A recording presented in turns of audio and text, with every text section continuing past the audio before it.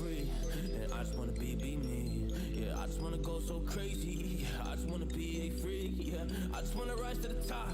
Yeah, I just wanna go reach the peak. So I've been really well focused on success. Hey, y'all will see. Yeah, you'll see that I will get it. Cause I'm really focused, man. I make it with the rap and I just follow my path. I just follow my passion. To me, this is what's precious. Yeah, in my soul, man, I can feel it. So every single verse, man, I just gotta go and kill it, man. I gotta be the kid. I could be the guy taking you wild. I could be the villain, but good as a kid. Lately, I'm painting my path on my way. Yeah, I got no time that I can waste. So I've been sitting in the space. Yeah, making rest every day, man. You know that I go insane. Yeah, I hit you with a bullet to the brain. Let us stop first if we going, you going insane.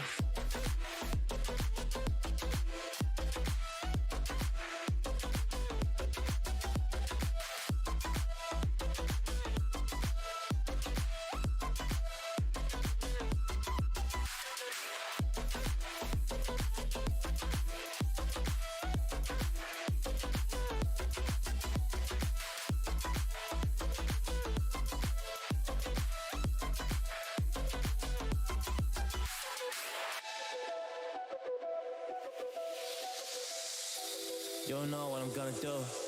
You don't know what is next. And I'm loving the fact, truly it's making me blessed. Cause I work on my team, no snakes in the grass. And we have been trusting the wind because of the work that we did in the past. Because of the work that we did in the past. When we went to hours, we barely got rest. So I get the realm and we didn't finesse. So I got the feelings that we might be next. Cause when we go in, we win in the match. When we go in, we win in the match. So that's how we do, cause we be the best. We be the best, best. Yeah, we be the best. Whoa. Yeah, we be the best, best.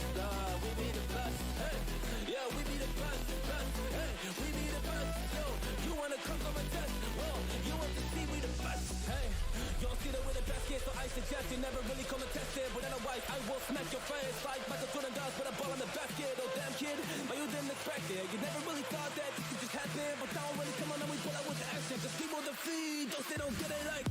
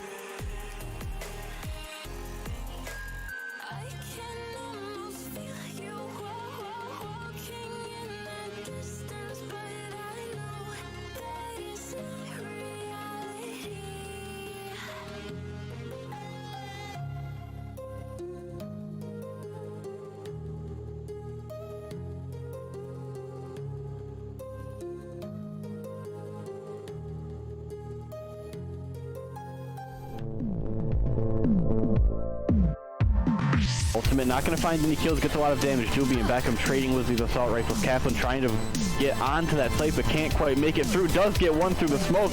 Blast going to trade it back. Kaplan with the third through the stun. The diffuser still going down. Can he find them in time? He can! He's for Kaplan!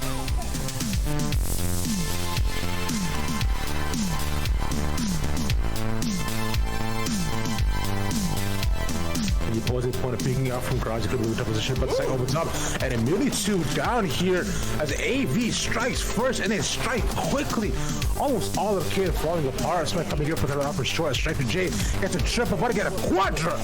And top shot, and now you have to deal with 3 more. You get one through the smoke, a triple kill no less. Is he able to find it? No, through the smoke. He's able to find a second one. That's a quad kill.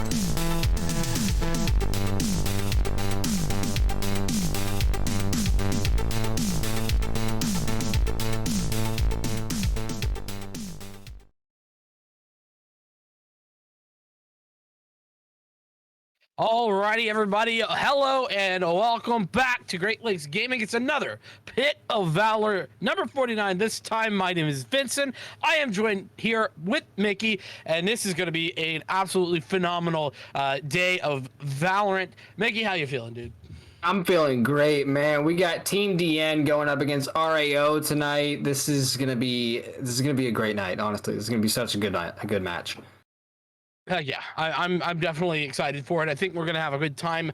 We got 64 teams back. Last week we were only at 32, and now we're back up full house today. And I think we have a full house total. Bunch of teams signed up, which means that it's always awesome because this is my opportunity. I always talk about it, but this is my opportunity to like get my eyes onto the next upcoming team, because whoever starts to do well in the Pit of Valor, they tend to start to play in bigger and more prestigious events, and then they kind of improve from there, and it's really fun to watch and see how they go. So it's kind of my eye into the upcoming tier 3 rosters and their move and journey into tier 2.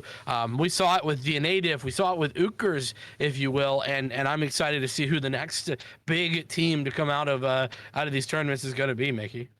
Oh, me too, for sure. I mean, tonight we got some great teams, but in the past we've seen some crazy teams come out of here, and they've done some nutty things. And I think Pit of Valor is kind of like one of those, not to blow our own horn, but we're kind of like an incubator. We take those kind of baby teams that are doing, they're doing good and they have some solid potential.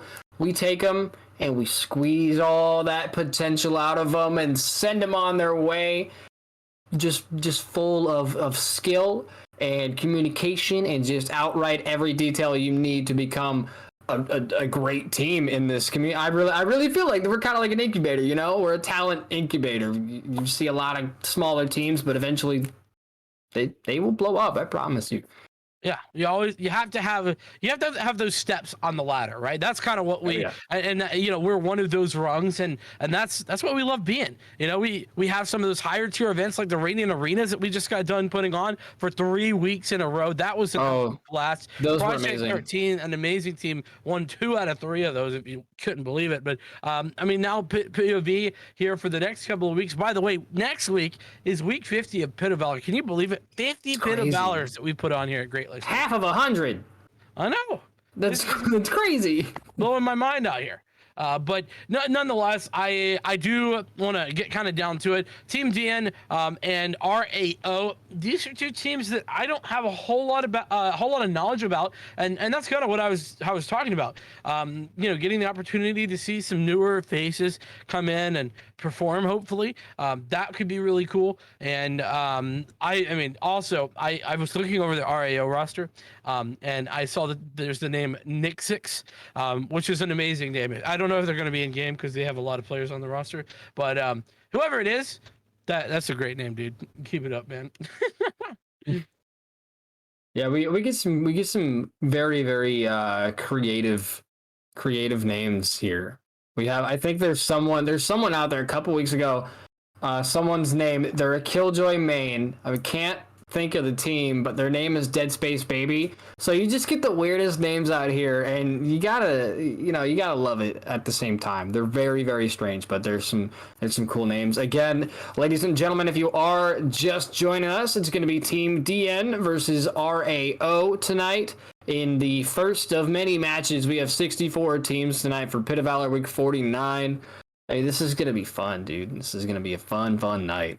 Yeah. No, we don't have any information on the map just yet, so you have to excuse us whilst we wait on that one. Our apologies, as we're getting that set up just now. But I kind of wanted your opinion. It looks like we're going to go to Ascent, and I've seen a lot of KO on Ascent whenever we see Ascent pulled out. What are your thoughts of the KO so far? Under we've had a couple of weeks with them, a couple of weeks of competitive play, and I'll be honest, I felt like it's been hit or miss. What do you think?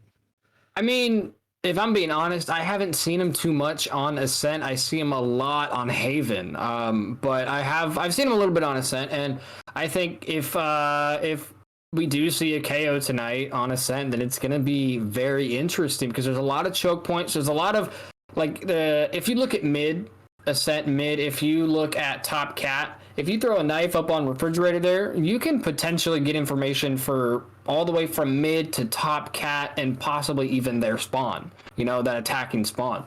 So just right there, with that knife radius being so huge, you're going to get a lot of information. Same if you throw your knife towards tree room or even tiles at mid link.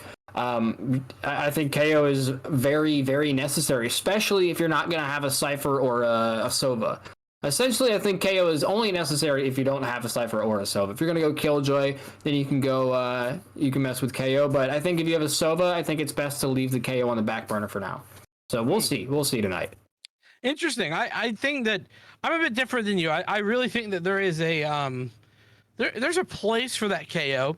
Even with a Sova on your team. But what I think that the more difficult thing is trying to utilize that suppression, sort of in the right timings. I haven't really seen it used to deny diffusal utility as often. I think that could be a really cool usage of it, right? Like especially over an I think you just discovered a new meta. I haven't even thought about that. I think you just discovered something new. Well, I mean, I'm sure people have thought of that before me, but yeah, I really haven't seen that come often. And I think part of the reality is that's freaking hard to do, right? You know what I mean? Like, I don't want to try and undersell that. Like, I understand it's hard, guys. Like, it's not just do it for it. Like, I get that, but at the same time, I do think that there's kind of areas of his kit that we just have not seen the most come out of it just yet. I think the flash drives are really solid. I also think that the fragment, that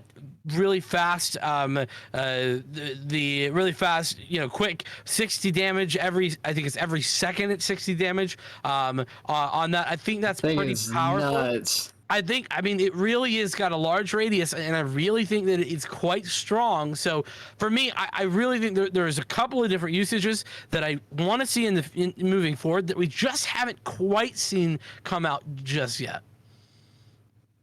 Yeah, I mean, if you're looking like you're talking about the fragment, I mean, all in all, I think KO in general needs to be nerfed just slightly. His flash drive, the radius on the flash drive is a little too OP at the moment. I mean, you throw it mid, like I said earlier, you have the potential of tagging someone in their spawn. It's a massive circle. So if they were to tone that down a little bit, I think we'd be okay. And then the fragment, honestly, it does do a very large amount of damage, but I think that's fitting because of the size of the actual pool for the fragment. It's not that big. It's not a huge radius, so I think the damage is okay on that.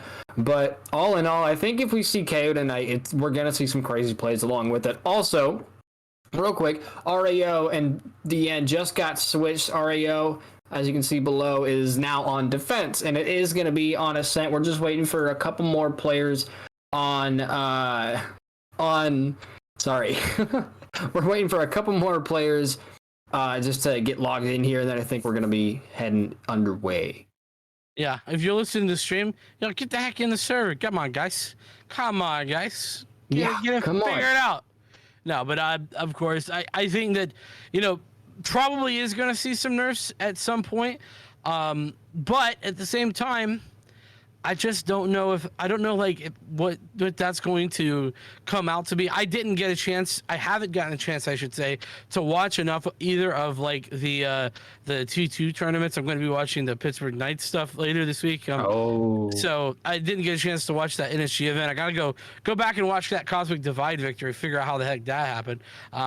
But yeah, I haven't gotten to see enough. So I'm really hoping that we're going to see some more stuff here, and some some iteration, right? There's a lot of times where I think teams are really afraid to go out and do their own thing, right? Like they don't want to do the wrong thing. They're a bit meta locked, if you will, or at least what the perception of the meta is. And that's okay. Like you can do that, but you don't have to do that. It's not the end all be all. And I think it'd be really cool if we saw some teams get a bit spicy, get cute with it and just try something brand new and figure out something different that nobody else is doing. I mean, that, if you recall, that's what like immediately in the blink of an eye turned Astra and Viper into the meta just a little while ago. Yeah, I mean, that's the thing about this game is that there are certain ways to play certain agents, but all in all, there's no one way to win a match.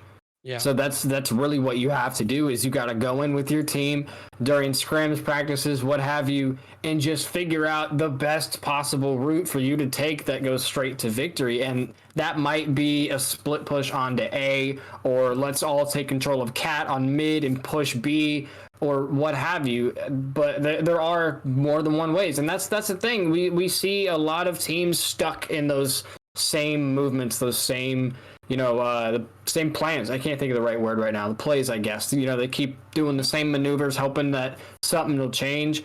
But unfortunately, the definition of insanity is doing the same thing over and over again and expecting a different result. So hopefully tonight we're going to see a lot of different things that are going to work out for both these teams. I mean, I think these teams have a fair chance each, as long as they can get their their comms are on point, their rotations are golden, things like that. As long as they can show up tonight, I think both teams are going to have a fair shot at map number 1 here. So. Yeah, absolutely. I mean, we come in a bit blind to this one. I got RAO. Yeah. They've got the honestly, they just got it based on the name diff here. Just better names. Sorry, guys over at Team DN. Like when I have no information, like it's just I gotta go with what I got, and well, name diff is what I've got. But we're getting ready to get underway here at the Pit of Valor, and it's gonna be a sin as we've been discussing. As we get right into that agent selection, so we're going to see really quickly whether or not that KO discussion is going to come to fruition.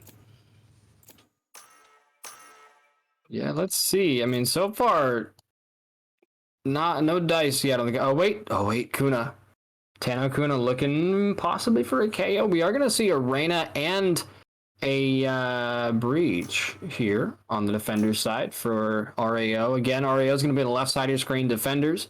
Right side of your screen is Team DN on attack. Looks like all of DN is going to get locked in. Now we're just waiting for Redbarg and Tano Kuna for RAO. I mean, I'm surprised we've only seen Jonesy lock in a Sova. It's very surprising to see just one Sova so far.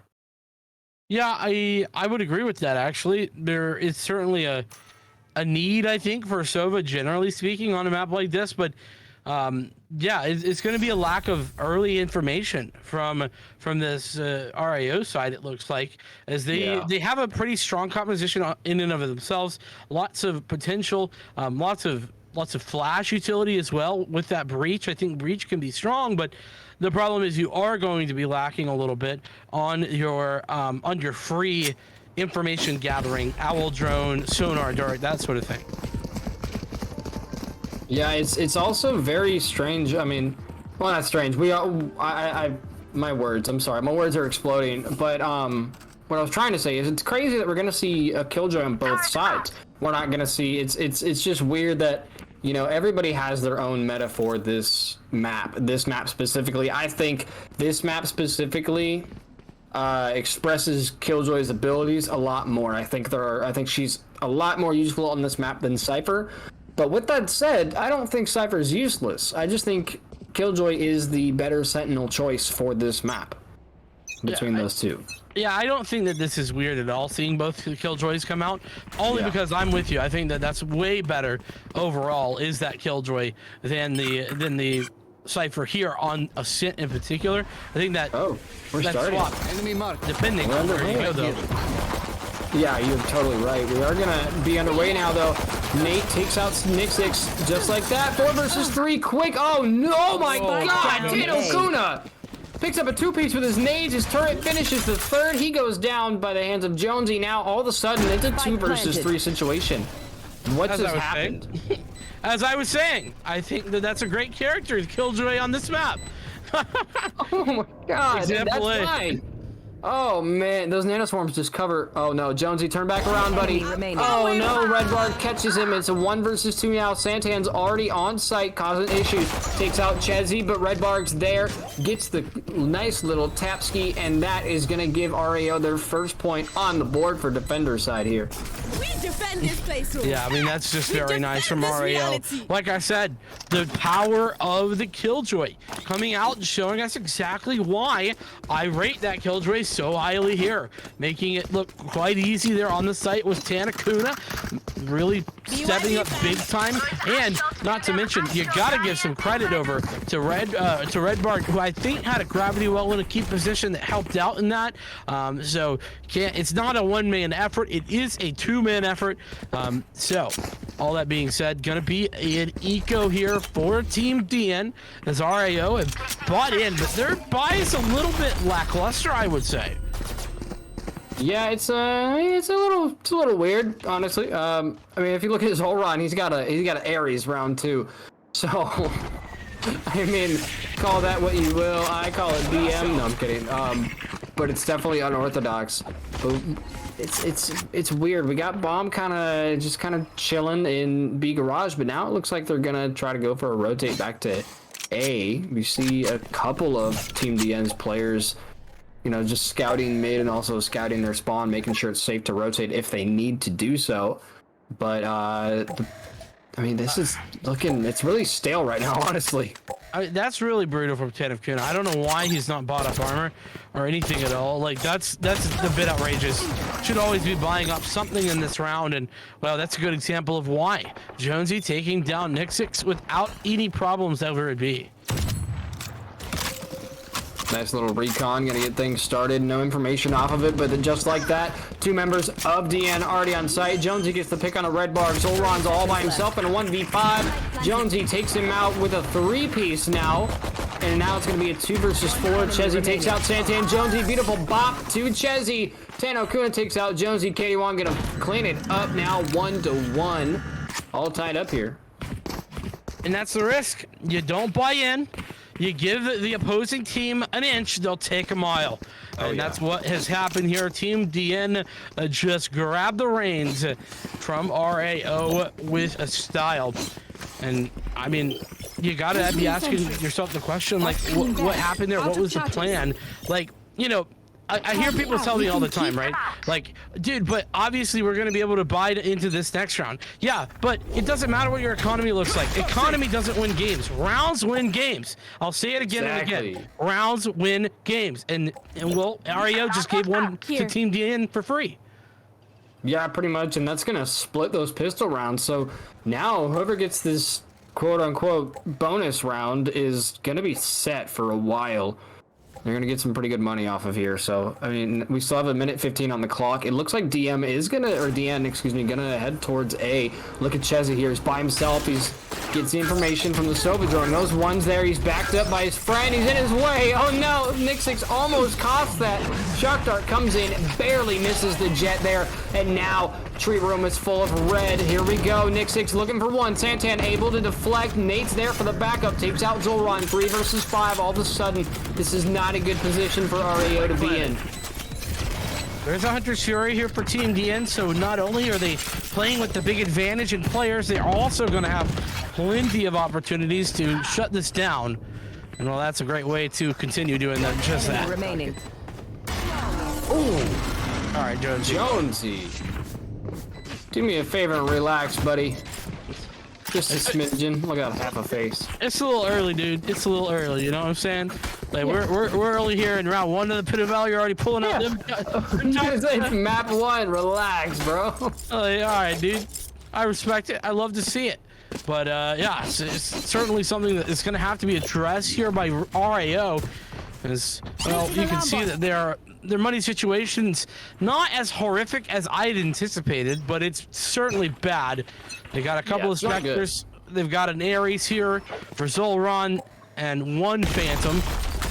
So I will give credit where credit's due. These fault lines have been just indomitable from that breach. Nyx knows how to breach, man. Again, neither of us have ever seen these teams before. And this is a perfect time for us to get our eyes out there and see who's up and coming, like you were talking about on the pre-show. I mean, this is the perfect time. And I think Nyx right now, Nyx is showing off pretty well, as is the Sova for DN.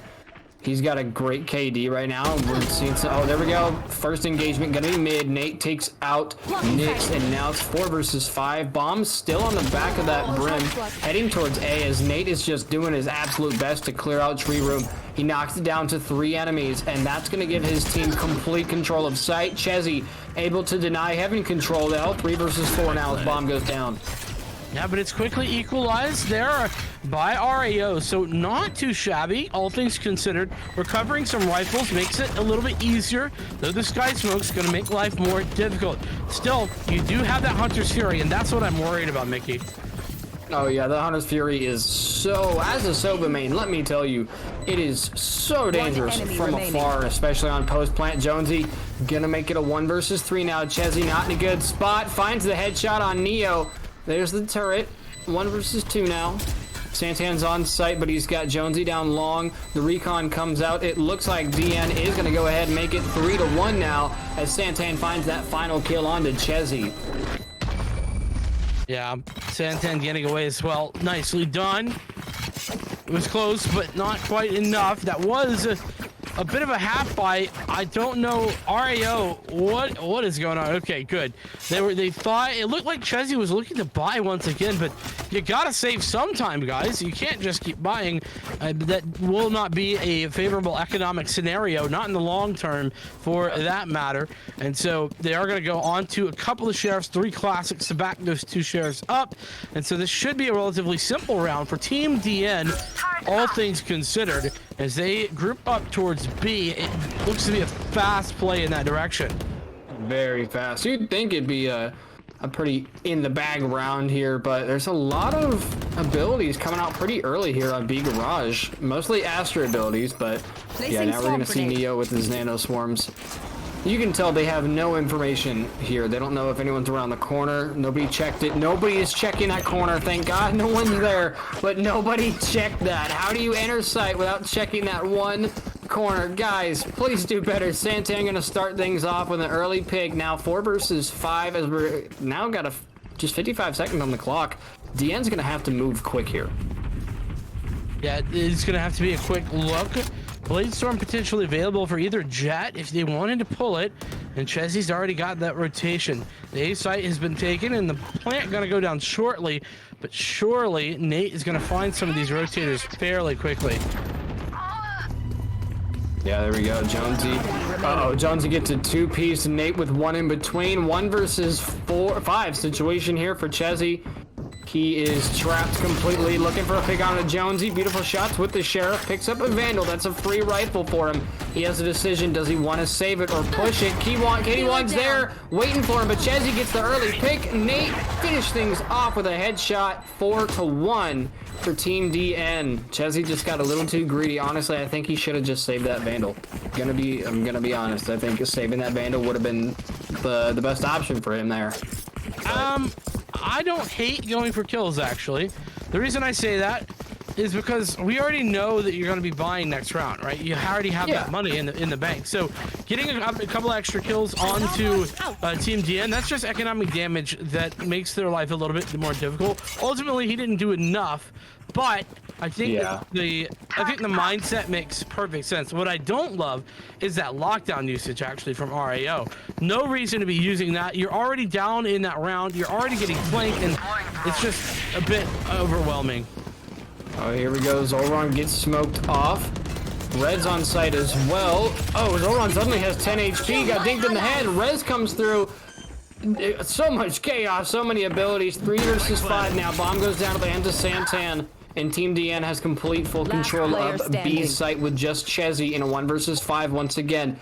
Has a market location, but oh, nice, beautiful pick on Santan. Looking for another one on Jonesy. Picks off a wallbang headshot onto Neo, but Nate once again with another 3-piece. Gonna clean him up. 5-1 now. Team DN just looking better and better as this game moves along. It's just, I mean, the frustration here for RAO is that they have some good ideas, but at the same time, you got 2 people going, you know, and X, right? Like, yeah. Oh wow, they do. Yeah. With 6 rounds in, like, and whilst I will give credit where it's due, Nick Six has been doing a phenomenal job at placing his utility on that breach. I just haven't seen anything else, and at one point or another, you're gonna have to step up and start getting some kills in that fragging department. But Nate, Bladestorm out, he's on site already. Yeah, he is, but Kenny, there we go, blasts the right click in the face of Chezzy, and that's gonna give DN the room they need to play on the site, but Nick's caught in the middle of a tree by Santan. Tano, by the way, taking out Neo all the way at mid with that Marshall. Now it's a 3 versus 3. A lot of damage across the board. Zoran gets taken out by Nate with the Bladestorm there. Beautiful shots from Nate again. 2 versus 3 now. Bomb has been planted on a site. Tano Kuna not doing too hot on health. Looking for, okay. Not really sure where that was supposed to go, but it went somewhere. Red Bar takes out Santan. 2 versus 2 now. 12 HP from Nate. And not much from Tano. They're right in front of each other. Oh no! Nate spots him, but not able to land it. There we go. The right click fails, but the shots come through. Red Barg makes it a 1 versus 1. Now it's Jonesy versus Red Barg. Silva versus Astra. Is anything able to be done by either side here? Jonesy's just trying to buy time. That's all he needs to do, and that's what he's done. Red Barg not able to defuse, and DN gonna take it 6-1 now. Yeah. Oh man. Didn't even use the Hunter's Fury. Honestly, I would have preferred just using that Hunter's Fury to confirm it, but whatever. He just, you know, takes the swing with the Owl Drone. Fair enough. Yeah. I guess. I mean, and it worked. The Owl Drone didn't get him off bomb, but it was able to give him a little bit more information. He could tell that he was still, in fact, defusing, and that let Jonesy go ahead and swing for that last kill, and it worked. It's a free peek, basically, and that's fair enough, right? RAO though, in a really tough spot here long term, and nice taps from Nate that open up once again here towards B. Just barely missing Nyx. Nyx, turn right, buddy. There we go. Katie finally takes him out. That was scary, mate. Chezzy putting down shots, actually tagging quite a bit of damage through onto the DN team. Now it's 5 versus 2. Chezzy and Market, I mean, his teammates with him behind him, but there we go. Is able to take out Nate. That's going to give a 1-man. That's going to turn that 3-man advantage now to only 2. So that makes if they can just turn these into 1v1s, there we go. Santan takes out Chezzy. It's Tano Kuna in a 1 versus 4 by himself with 9 HP in a dream. The Sova Dart comes in. They got the information. Santan capitalizes. 7-1 now, still in favor of Team DN. RAO's they gotta show up here. Within the next couple rounds, they have to start playing. I mean, yeah, that's the problem. They're just not in this game right now. Just not in this game, and I just don't see how you can get into this game when you're having such a troubled start there on the fragging department. In addition to that, I've not been particularly impressed with the ultimate usage. You got 4 of them online here if you're RAO, and so this is your time. This is your moment. You're down bad here. You need to do something. Maybe use that Cosmic Divide. Give yourself an advantage. Try and use the Empress to get onto the scoreboard if you're Zolron, but ultimately Tanakuma going down already, and this is just they're playing deathmatch, Mickey. Oh man, Red Bar just kind of walked into that smoke. Nate, what is... Really? And now it's Nick Six all by himself. Look at this. Look at the positioning. Nate already knows exactly where he's going to be, and he predicts it perfectly. 7-1. Team deathmatch, that's what I'm saying. I mean, it really Team DN, more like Team DM. Yeah, BM. True. for bowel movement. No. You go a lot of ways with that. Oh, now, yeah. now 5 ultimates here on the board. RAO, they got weapons this time out. Solron seems to be a big fan of this Ares, but I don't know if that's really the right weapon to be using, considering it's not been successful in any of his 8 prior deaths. I was gonna say he's got it, but it hasn't worked for him yet, so don't know why he's got it, but there we go. Nate, the first one on site, despite the Hunter's Fury coming in from Jonesy. I believe that came out. I thought I heard it. Maybe not. Yes, but there we go. Okay, two go down for RAO. Now it's Zolron heading towards the tree. Katie's on site. They have site control for DN. Look at Nate with the Blade Storm looking for Zolron. There he is. Beautiful third headshot. That is going to make it a 1 versus 5 for Nyx. Not good positioning here for him for the breach.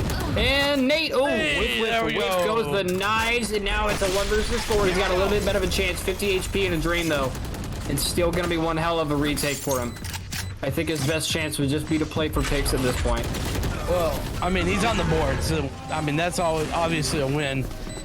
Yeah. But unfortunately, as I said at the very beginning of this round, rounds win games, and right now the rounds differential is pretty solid.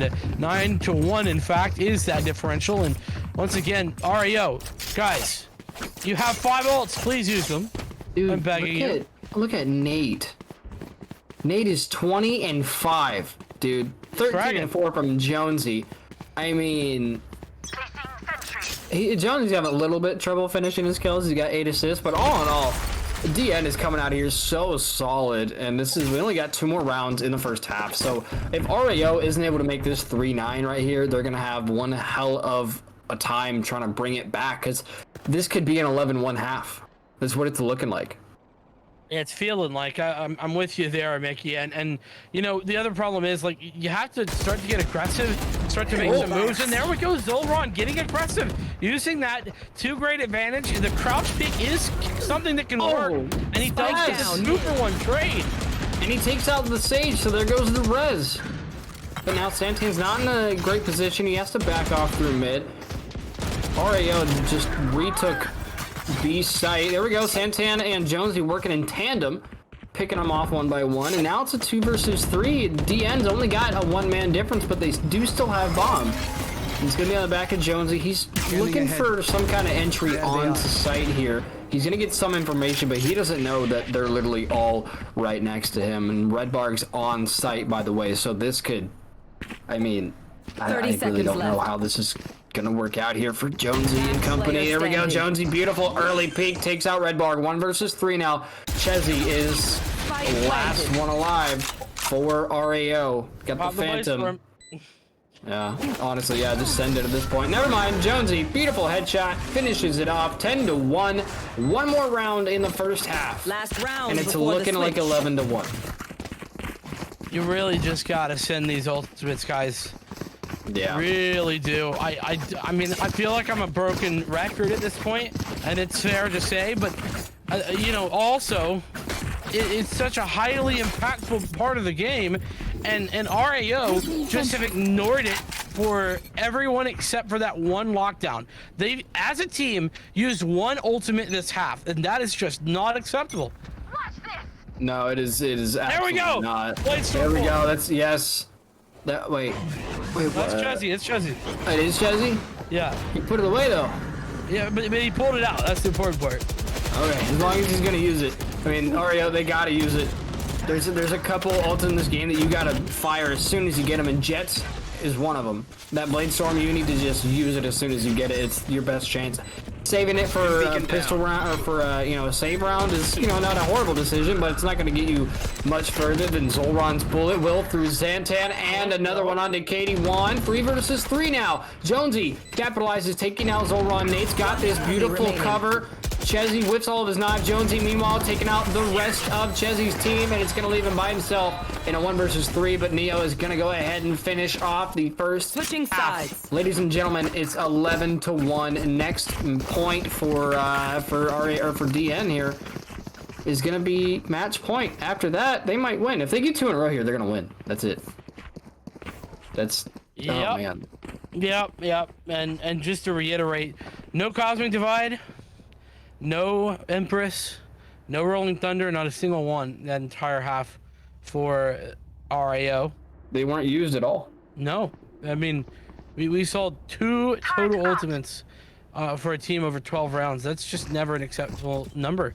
And I mean, that's not the sole reason that they lost. I'm talking about it a lot, but those are sort of your tools in your toolkit, right? To kind of to get yourself out of a rut. Well, okay. Nate, not in any sort of rut. He's got cracks. At least one, yeah, but he does go down here. Red Varg gonna start things off. I mean, if you look at initiators like Sova and Breach, they are on the same team. They need to be working together. They need to be working in tandem together, because those are the guys that go in and grab the kills, as are the duelists. Santan starting things off, quick little 2-piece, and now it's a 1 versus 4. Tano Kuna not in a good position. Santan picks up a 3-piece off of her, and 12-1. We're in match point now. Match point. I mean, REO is just... It's a stomp at this point. It is a stomp. Yeah, it's really hard to point individual things out here at this point that are going wrong for RAO. It's really a team difference for Team DN. And listen, props to them. That's what the Pit of Valor is all about. I want to reiterate here that whilst we do sometimes have these one-sided matchups in the opening stages of the Pit of Valor, the Pit of Valor is open to anyone. Anybody can pull up and play. You and your friends on Diamond, Plat, like come in here, get some real tournament experience, right? Like it's gonna be tough. You're gonna come up against Free entry Team too. DN. Oh, yeah, exactly. Like don't get me wrong. You're gonna run up against good teams, but it's experience, and that experience is worth its weight in gold. Oh, Red Varg. Oh, Nate. Mid. Look at the flank from Nate with the Odin. Start things off big. It's a 2-piece. Buddy's going to get traded out nice and quick. Tano also takes out Katie. Now it's a 3 versus 3. Bomb is still down a long, but okay, no, Jet did pick it up, but it doesn't matter. I think, is that Chezzy? Smoke's down. He's by himself. Yeah, that's Chezzy. That's for sure. Yeah, it's Chezzy all by himself. 29 HP. Spike on his back. So that gives him a little bit, it gives him a little bit, but nothing crazy to work with. And I think that might be game, honestly. He's got his ability, so this isn't impossible, but Santan is going to go ahead and peek that corner nice and quick. Headshot to finish it off. 13-1 as Team DN stomp RAO right off the board. That is going to be our first map on Ascent. Vincent, that was unfortunate for RAO, I gotta say. Yeah, tough luck, guys. Real tough luck. I mean, it's a tough draw for sure. Beyond that, man, RAO, they had some things to work on there. I hope they watch back the VOD and they listen to what we were talking about. There's definitely some good things to take away from that. I mean, listen, the breach utility was really solid, I thought, positioning wise. I thought Chezzy had some good positions to get aggressive, as did Zolron once he started hitting shots. It was a real slow start for him, but there was some good points, but ultimately Team DN just way better when it came down to the usage of their abilities, of their ultimates, and ultimately their guns. And so it's Team DN taking the victory there, 13-1. All that being said, though, it's not over just yet. We got much more action to come with here in the Pit of Valor. It's going to be round 2 coming up as soon as possible. We'll be back here in just a couple of minutes, so don't you go anywhere.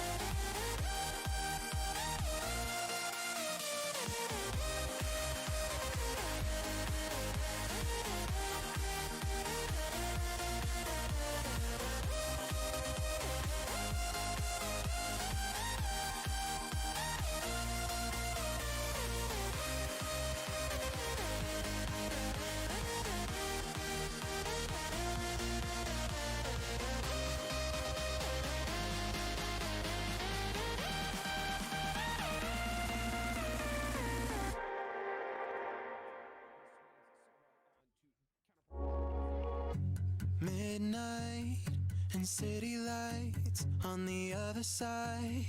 You're calling me up at the same time. I'm in the daylight. You're calling to say hi, but your words they cry. If there's something that you need to say, I know it ain't easy living inside your brain for sure. You keep telling me that it's all okay, but I know, yeah, your silence speaks so loud. Your silence speaks so loud.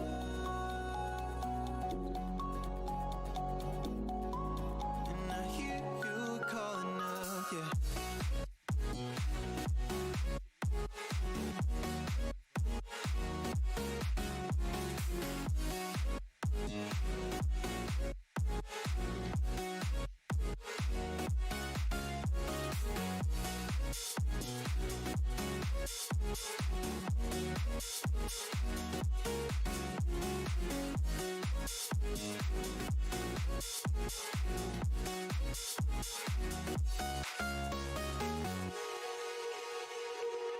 We're talking about nothing. Then you said something under your breath. I can't take it. I know what you're thinking. I wish I could fix this, yeah. If there's something that you need to say, I know it ain't easy living inside your brain for sure. You keep telling me that it's all okay, but I know, yeah, your silence speaks so loud.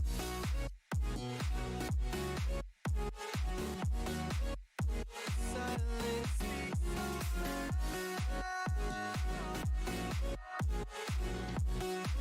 And I hear you calling out.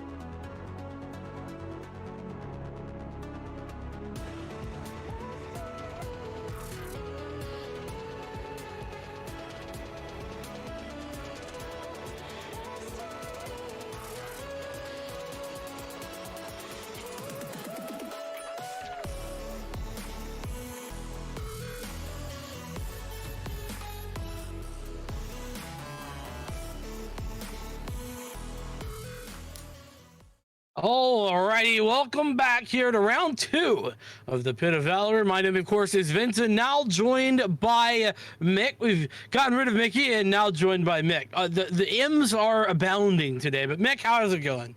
I'm doing great, man. I'm sufficing, after a long day of work, I'm ready to sit here and cast some Valor, see what games we got going on, and see what kind of follow-up we got from the likes of DN. After that impressive performance I just watched finish out there on Ascent. Yeah, well, I mean, that's certainly one way to put it, man. This poor guy's got absolutely trounced all over by Team DN, but this time we have a squad that probably going to put up a little bit more of a fight here. We have Rise Gaming. This is actually a team hailing from the Latin American region, if I'm not mistaken. They, I think, mostly from Mexico, but I'll have to double fact check that, to be honest with you. But Mura, Easy Nap, Rowancy, and then Pelicito. M5 as well. That's the squad, if I'm remembering correctly. I think that is a Hispanic squad, and I'm excited to see what they can bring. I haven't gotten to watch them myself. I've heard a little bit about them, and so coming up against Team DN, who we obviously know just put on a bit of a incredible performance there on Ascent. They're moving to a bit of a different map, though. That's called Split. What are you feeling about that one?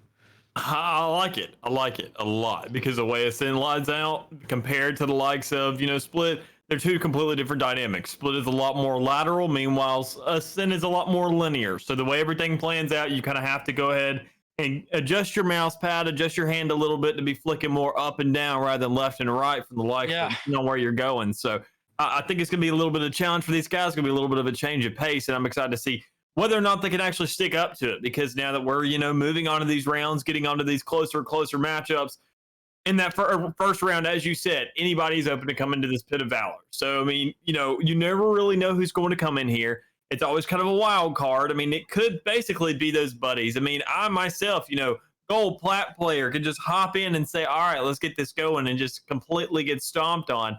But, I mean, that's what separates the boys from the men in this league, is once you finally get to those later rounds and start differentiating yourself from the others. And that's where I'm excited to see what can really be brought to the table here. Yeah, I mean, maybe you and I are going to come in here next week and put together our team of casters, and we're going to dominate, definitely. No, definitely not bad at the video game, us commentators. There's definitely not a reason that we just talk about the game. Don't look into that. It's fine.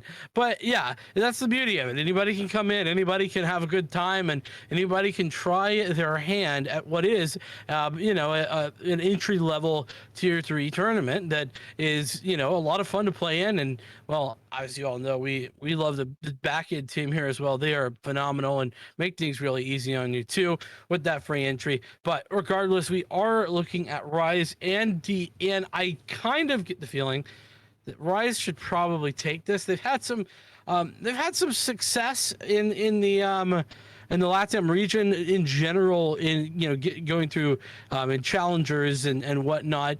But it's kind of hard to compare and contrast, I guess, is what I'm trying to get at. Just because I don't know all of the teams, and so it would be unfair of me to try and compare teams that I'm not familiar with to teams that we are more familiar with at the very least. So I think that this is going to be a good proving ground, right? And not to mention, I'm interested to see if there's any stylization differences here. We talked about especially during Reykjavik, there was a huge difference in Brazilian teams in particular, not necessarily in all of the LATAM teams. In fact, the LATAM teams that got through were a little bit different than any of the other teams that were in that region. But now coming in here, I don't know if this Rise team has had experience playing in any NA Cups or anything, but I do think that it could be really cool if they have a very different style than we're used to seeing, whether that be maybe either aggressive or just passive or in general different strategy. I'm excited for it. I think there's lots of options here, and I'm always happy to see more different play come out here in Valorant. It's so early in the game's life cycle, Mick.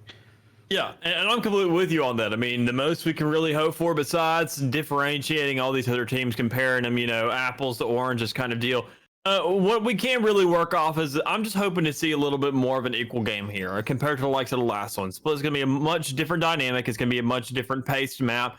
And even then, as you said, with the dynamic brought from each kind of region we got, that could be exactly what needs to be brought to the table. And DN may be the only team here today, if they do end up winning, having the pleasure to kind of have that little curveball thrown at them to give themselves a different flow and different pace of game to be more well prepared for the next time. Being they will now have this kind of, rare experience, as it looks like we're not going. Could this be a glitch? Yeah, I don't know. I think. I mean, I'm gonna go. Let's just say let's go with it until we've been told otherwise. It's definitely interesting. I guess maybe that was wrong. We might be headed here towards Haven. But you know, an interesting point of contention here. Santan was on this Brimstone the last time out, and so I didn't really talk about it a lot because, well, let's just say it was 13-1. So the Brimstone didn't really have a high impact on who won the game and who didn't win the game. But now I think that's definitely a possibility as we see an Astra pulled out on the other side here. And this is a very interesting composition that Rise are running. I mean, they're running Sky Raze plus a Jet, and then they got the Astra and KO. Yeah, very, very aggressive from the likes of the guys over there on Rise. And personally, I really enjoy it. I mean, from what we've seen from those Latin American regions, I think it's been a lot different from NA. We've kind of been seen as a very aggressive type of players. And I mean, this whole time, I don't exactly want to compare, with our regions to others, but it just, at the end of the day, they're here to compete under this kind of NA demographic, this kind of area, if need be, if that's the experience you're looking for. And I think this is going to be a great opportunity, especially with the lineup they got coming into it being a lot more aggressive than what we've typically seen from any other team in this league. Should be good, should be fun, should be interesting. And like you said, this is a very different composition. You really don't have any, I mean, it's kind of weird, right? You don't have any easy information gathering other than KO. And I guess you could argue Sky. So maybe that will be enough to offset the lack of a Sova here for Rise. But the lack of a Sova is definitely interesting. We've seen teams playing without a Sova more often than I'm personally comfortable with. I think Sova's still amazing as a character and as an agent. You almost certainly need him. But right now, it's not the case. And even more interesting, DN has a Killjoy. I think that really comes down to the pacing and knowing these guys, they knew that they were going to start on attack. So I think they want to run with that momentum, get the kind of composition we're looking at, and find themselves onto a side as fast as possible. And we kind of already see them slipping up here in the start. Last player standing. I mean, slip and everyone else falls, apparently. I don't know. They got hit with like the... I'm not sure. Maybe they were playing Mario Kart. They got hit with the blue shell or something. Like, what the heck happened, dude? Team DN as soon as they get that opening pick, like everyone from Rise swings, and then everyone from Rise wins their gunfight. So it's just left into this Killjoy who's trying to find out what happens. It's Nio. I'm gonna struggle with that all game. But trust me, 3v1. He's already found that first. M5 goes down. Low HP here for the race as well. Big car right there.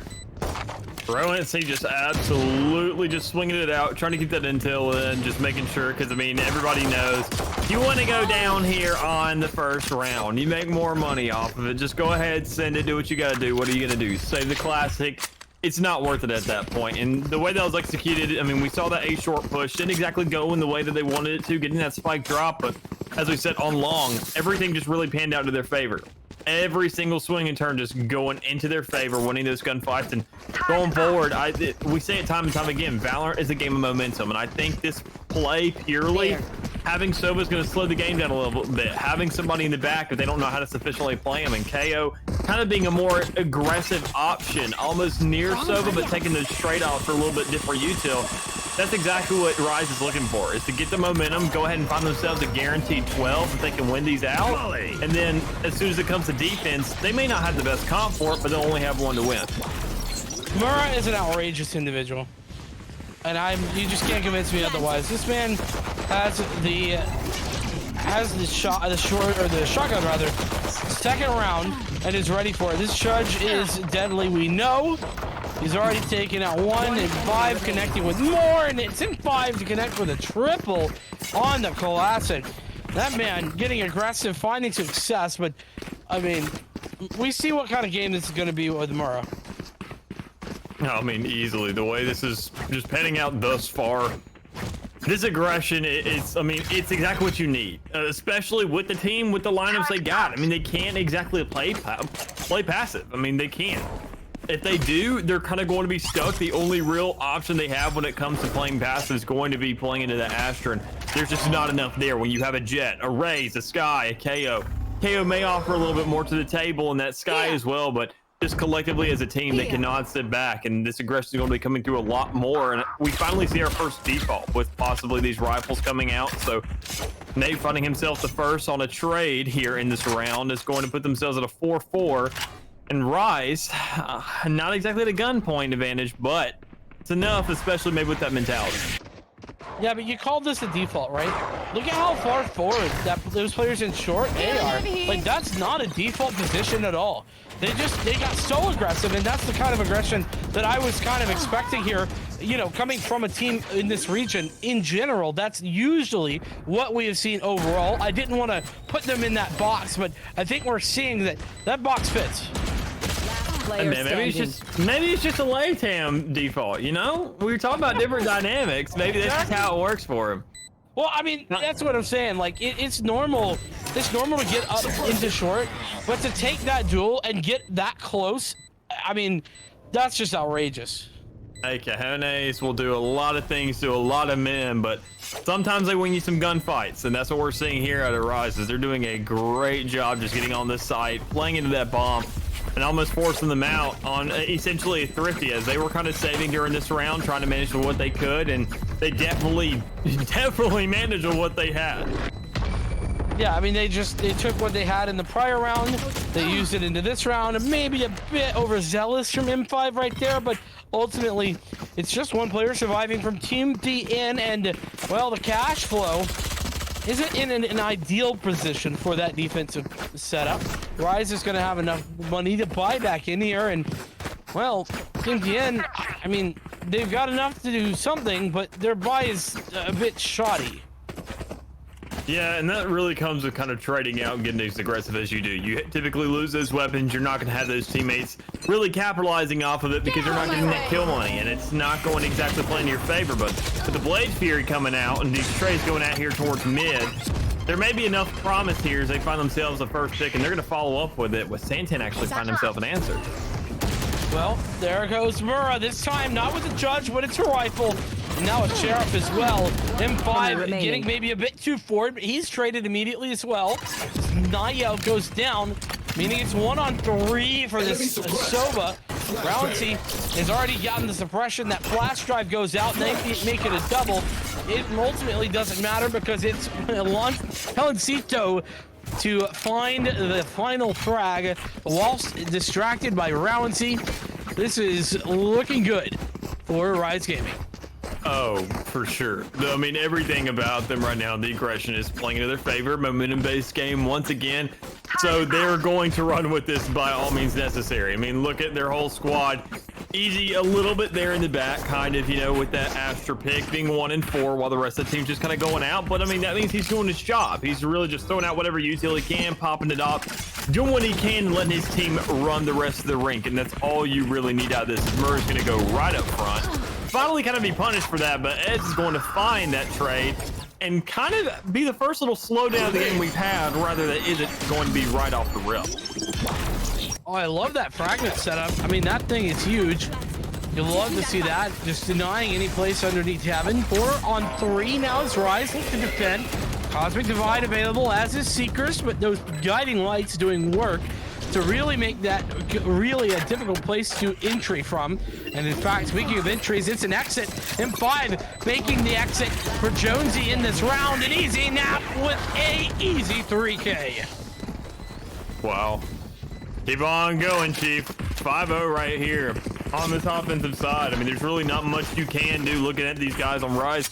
Essentially, we have the side of DN just blinking, and next thing you know, they have a knife in their chest or they have a bullet hole through them, and it's a rough thing to counter. You have to go ahead and prep for this in the pre-stage. You have to go ahead and make sure and kind of think of all ideals, and if you don't go ahead and think about that in the pistol round, when you're given a little bit more time, you have to come up with it a little bit quicker, as we see them kind of having to scramble whatever thoughts they can right now along with their buys, because they're still not sitting too hot on that money. No, not whatsoever. The Seekers are coming out, and they're successful taking Nate, at least for the time being. Cosmic Divide as well. taken out. Or rather, the Showstopper could follow suit, but it's going to be held off for just a moment. That Blade Storm has been fought, but it's shut down. Now comes the Showstopper. Roundsy comes in for good. He's got one, but not much more. As Jonesy finds two with the Sheriff, making this look quite simple. The Showstopper doesn't connect with anything, and now the lockdown's available for Team DN, but M5 has something to say, and Santan falls to pieces. They're lined up. Oh! M5 has frags. Okay, M5. I mean, you didn't exactly have to essentially do that. I mean, the rest of your team was still on that side, but I mean, you go off this, setting that 11-3 KD ratio up there and just be vibing, because I mean, we're now sitting at a 6-0 lead. It's halfway through the round, and that's a heck way of a kind of statement to make a quarter way through the match. I mean, that's just pretty. That's just pretty. Yep. Talk about aggression, right? Who's getting tagged with an Alotron and W King? Like, who's doing that? M5's doing that. Yeah. Molly. Oh, right here. This is kind of where a little bit of an answer is going to have to come through. And for Santan to be that one guy, that's the most stressful part, being that Brim pick. Because as you see, just not too much of an answer there. We got the Hunter's Fury trying to come through. Able to find actually Easy Nap there. So Jonesy with one. But the plant's still going to go down for the side of Rise Gaming as they're in a 2-2 situation. But I mean, with the way everybody's been fragging out, then 5's still alive. He can go ahead and get 3. So bring a man back to life. He'll get you once more. No command available. Is this the Blade Storm? M5 says, who needs Blade Storms? But maybe you should have thought about it, because Nayo has that connection. And oh, what has happened? The Sova dip right there by Jonesy, getting the sonar in the right spot to swat out that player through the wall. It's finally Team DN getting on the board. That's exactly what they needed. I mean, it's a little bit too obvious at this point. When you're down 6, you need to make sure to get something on the board. You have to go ahead and get these rifles, especially in a round like this where you can follow it up a little bit. You can buy your teammates if need be for the next one. You're not having to allocate those resources just yet. It's a perfect little sitting for them. But I mean, Rise, they are sitting so much better. They just bought these rifles this round. They've completely refreshed their econ, as well as they had themselves a little bit of fluff room in a net for the next one as well if need be. So I think they have to find themselves an alternative route here, but it doesn't look like they're going to go for that, because C, once again, is the move. Well, I guess now you use the Blade Storm. You'd use it to great effect. You open up onto the player on site. There goes that push. That's a nice guiding light. No, it does blind a teammate. Still, I mean, that's a bit of a guess through that smoke. 2 blades left. He doesn't need him. He only needs 1. Now he knows where at least one more player is. And 5 on a rampage has connected on a couple. One enemy remaining. And he's, well, denied by Roundsy. Santan, the sole survivor. Beacon here. And ironically, he was playing at this site just a few moments ago. He's now following it up. Taking an alternative route at that, going for the flank there, trying to find himself one or the other, and he doesn't manage himself to get 2, but it's not going to be enough because you got 3 more left with that. Him being the only one to find kills that round, but kind of with a little bit of a sneakiness behind it, that's a little bit concerning when to shoot the DN. I mean, you have to go for those sneaky plays. You really just want to trade on these sites. You want to win those gunfights, but when you have to go ahead and kind of allocate a rat into the team, vote a man out, and say, all right, you need to go for an alternative solution, you're kind of dwindling down your options a little bit. And we see kind of the Rise is only expanding there so much more. They can really choose whatever site because they've hit C the past couple. You're going to see right here, there's a little bit of a setup for it. They being all by herself over on this A site. So when the switch finally comes through, it seems like Rise may actually put themselves in their own demise if they do actually run into this util and get a little poppier there. Tough to find. M5 dash again.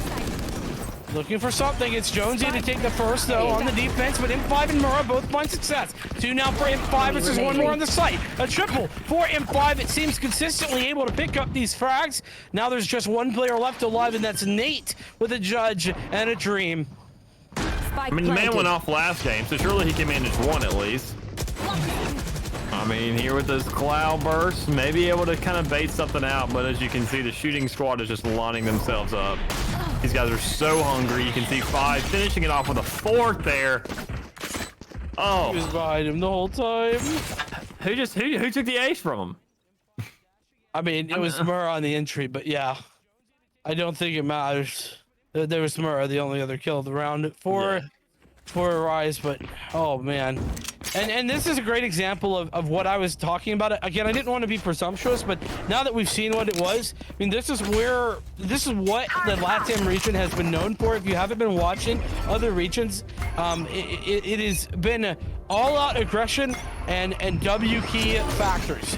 And well, Rise just going so quickly, they're running over Team DN and making it look quite simple, if I'm being honest with you. Just looking how everything's just continuing the same exact fashion as it has been. I mean, look at this push on the side. KJ's going to go ahead and dip towards Heaven because she can't go for that retake by herself, and Ruins is going to grab a pick over there on the edge. DM is already down 2 men, so Rise already has that advantage in a 4v3 situation. Jonesy sits there and exposes himself a little bit and gets traded out. And just in a one-way trade, that is. It's the Santan Falls. I mean, they already have this Killjoy read. They know she was near this site, and this is basically a free round for the side of Rise, but they can't give it up. No charges left. Well, you know, and here's the thing that Rise are doing so well, right? They're taking advantage of the fact that Team DN clearly don't know how to play against this sort of pace. Yeah. I mean, I would be surprised if Team DN have ever played against a team this fast, because they haven't. Like, I want to put it into perspective here. Team DN or rather, Rise have not done a single round where they have just sat back and defaulted. The one round that they did is the round that made such a big deal about how aggressive their default was. And they still won that relatively fast. Every single round here, the spike is already planted with a minute left on the clock. And here it is once again, Murrah aggressive down into the sewers, and the Cosmic Divide announces their arrival. There it is, man. Already on this site. Molly going down and the M5 pushing himself into Heaven. And I'm kind of with you on that. I don't feel like they know exactly how to react to it, how to play into it, as we see 3 of the likes of these guys fall. Actually, let me correct myself. The whole entire team. There's really not much you can do, and the only situation you really can run into something like this is when you have a bunch of Smurfs 5-stacking, just absolutely ego playing against a whole bunch of silvers. You know what I'm saying? It's like that's the only place you can really run into this kind of stuff. I mean, I totally get what you're saying, but there's a lot of things that Team DN could be doing here that they're not. Let's just talk about what they should be doing in this scenario. Number 1, where's the Sage at? Where has the Sage been playing? Is this Sage still playing B? That's utterly unacceptable. They've been getting absolutely just rotated to hell on the every single outskirt of the map. And the Sage is still nowhere to be found. You need to be using those slow orbs much more effectively. You need to be using things like this lockdown, which is coming in now, but it's too little too late. Especially when you got that Jet making the plant and just able to get that free little escape out once you get that spike down. As soon as you hear that, it's not going to be enough, especially when you know Jet's on that site. You know how these guys are playing thus far. They're going to go for the quickest option available, and that's going to be the one allocated to them. And just looking at this setup right now, you have to play into that window, and we see Nate finally having a little bit of a read here to give themselves the advantage. Ooh, Nate with that double rounds. He does fall. The defuse still going on. Is it going to be denied? Yeah, it is. Easy Nap able to connect, and M5 does something better. M5 with more, but the defense still pulls out the victory because Nayo does pick up that defuse. It's a hero defuse at the last moment in time. And well, Team DN rather get a round, but it's just a round. And sitting at this half, man, this is rough. I mean, these are the pistol rounds right here. You have to go ahead and shut Rise down. Obviously, they're going to force the next one. And hell, they're probably going to play equally offensive. They got better guns and force themselves in that second round. So you have to find a way to win this. You need to go ahead and capitalize on that dub for the round and find a way to follow it up. Because, I mean, for that win to be right there at the end of the half, there really is no follow-up. Everything resets regardless. And now seeing these guys on defense, I'm really excited to see what can be brought to the table because, I mean, this aggression isn't going to match. As we can see, they're setting up on these sites. They're actually finding themselves standing still for once. Blocking sight. What? Standing still? Unheard of. Unheard of. Looks like a site is just going to be a retake site. which is pretty standard, I would say. The Dries allow that plant to go down. Nate is in the prime position, but, well, excuse me, Fragment coming down to do some big damage. Doesn't actually find a kill, though. Probably a bit off on that one, but still. No charges. Retake can come in very shortly. That it most definitely can. It just has to be executed. And the way the student lineups are going, Astra finally making a move. The push is coming through towards hell. We're going to find ourselves one, but easy, not the best entry, but there is going to be enough follow-up from the rest of his guys to really get on this side. One enemy remaining. Oh, well, enough. And, just barely enough, I would say. Jonesy picking up that frag when it's most necessary, getting the trades. And that's 3 now on the board here for Team DN as Rise are forced to eco for the first time in the astral plane ever. I should do. It's round 1, and that's not even. That's really because you're forced to. Everybody is. Well, that's the only time. No. I mean, they haven't ecoed all game yet. Yeah. Like even first half. No, I'm talking about just like generally talking that first round, like last first half pistol round. That's the only time they really had anything cheap in their hands to play with. You're right about that for sure. Well, Nate, he does tend to like that Ares, you know? I mean, gotta give him props. This time it's working, unlike what we saw on Ascent, though that was on the other team. It was unsuccessful. Oh, M5. Oh. Don't give M5 a chance like that, guys. Gotta make sure to flash his entry, smoke it, anything. Give yourselves a little bit of an edge here, and Nate may actually find one for his whole team if he can find that pick, but just like a little bit of hits here on Annuency. And Easy getting that trade out. That's going to be the whole, basically, other half of the freaking field open for the likes of Rise. That was a an aggressive re-swing from Easy, if you will. There we go. 0 point coming through. Doesn't connect onto anyone, so now they know it's safe, but there's M5. He has the opportunity for his shot. This time it's missed, though. He's able to get out. Santan connects onto Mura on the opposing side, and it's just a 1-for-1 trade as Rouncy does trade out. Low health for both of these players, as the spike still has yet to be planted. This is where, I mean, Nia really has something for him. He's sitting there with that Vandal in his hand, is also can find himself one shot off. With KO having 30 health, that's going to be a one-tap regardless. But with the spike being down, the flank coming through, I think KO just has the better read right here. Playing so slow when you least expect it for the side of these guys. Yeah. And Christ, man. I mean, like, that's just an unacceptable loss right there. Yeah, like, I agree. I understand that you want to be careful there if you're Nio, but there's careful and then there's overkill. You have to commit to the spike at some point. And Nio never committed it at all and just got timed out for no reason. Good read, obviously, from Rounds. You got to give credit where it's due, but that's just DN giving a round away for free.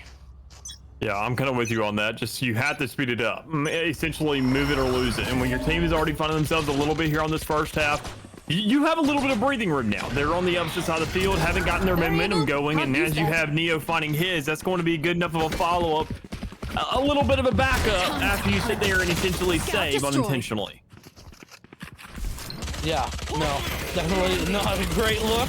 Guiding light there from Pelencito. It's not good enough to get any kills, but does do a little bit of damage. Right, still down a player, but Pelencito, he ain't done, not just yet. Finds a timing, swings through the Astra Nebula, finds another, oh, nice headshot. Coming back for more, not quite connecting, and Guiding light this time. Doesn't connect, does not do its job. 3-on-2.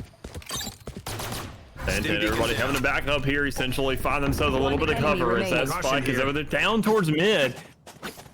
Easy being the only one left alive, man. And DN finally found themselves something. Don't get me wrong, Easy's definitely capable of doing something here, but by himself, that's the only issue. Being the Astra pick, Jonesy set up right here is probably going to be the end of the round once he gets his pick.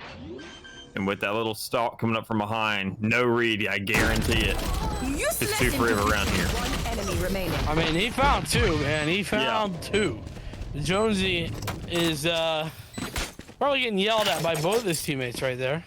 Thinking, dude, why didn't you shoot him? Come on. Well, patience is a virtue because, I mean, even though he waited out for those two guys to die, they've also waited out 11 rounds and held on enough to get themselves 4. So when we think about the big picture of everything, there is enough for them to play with because Rise, they now have these sheriffs. They're still buying on eco, essentially.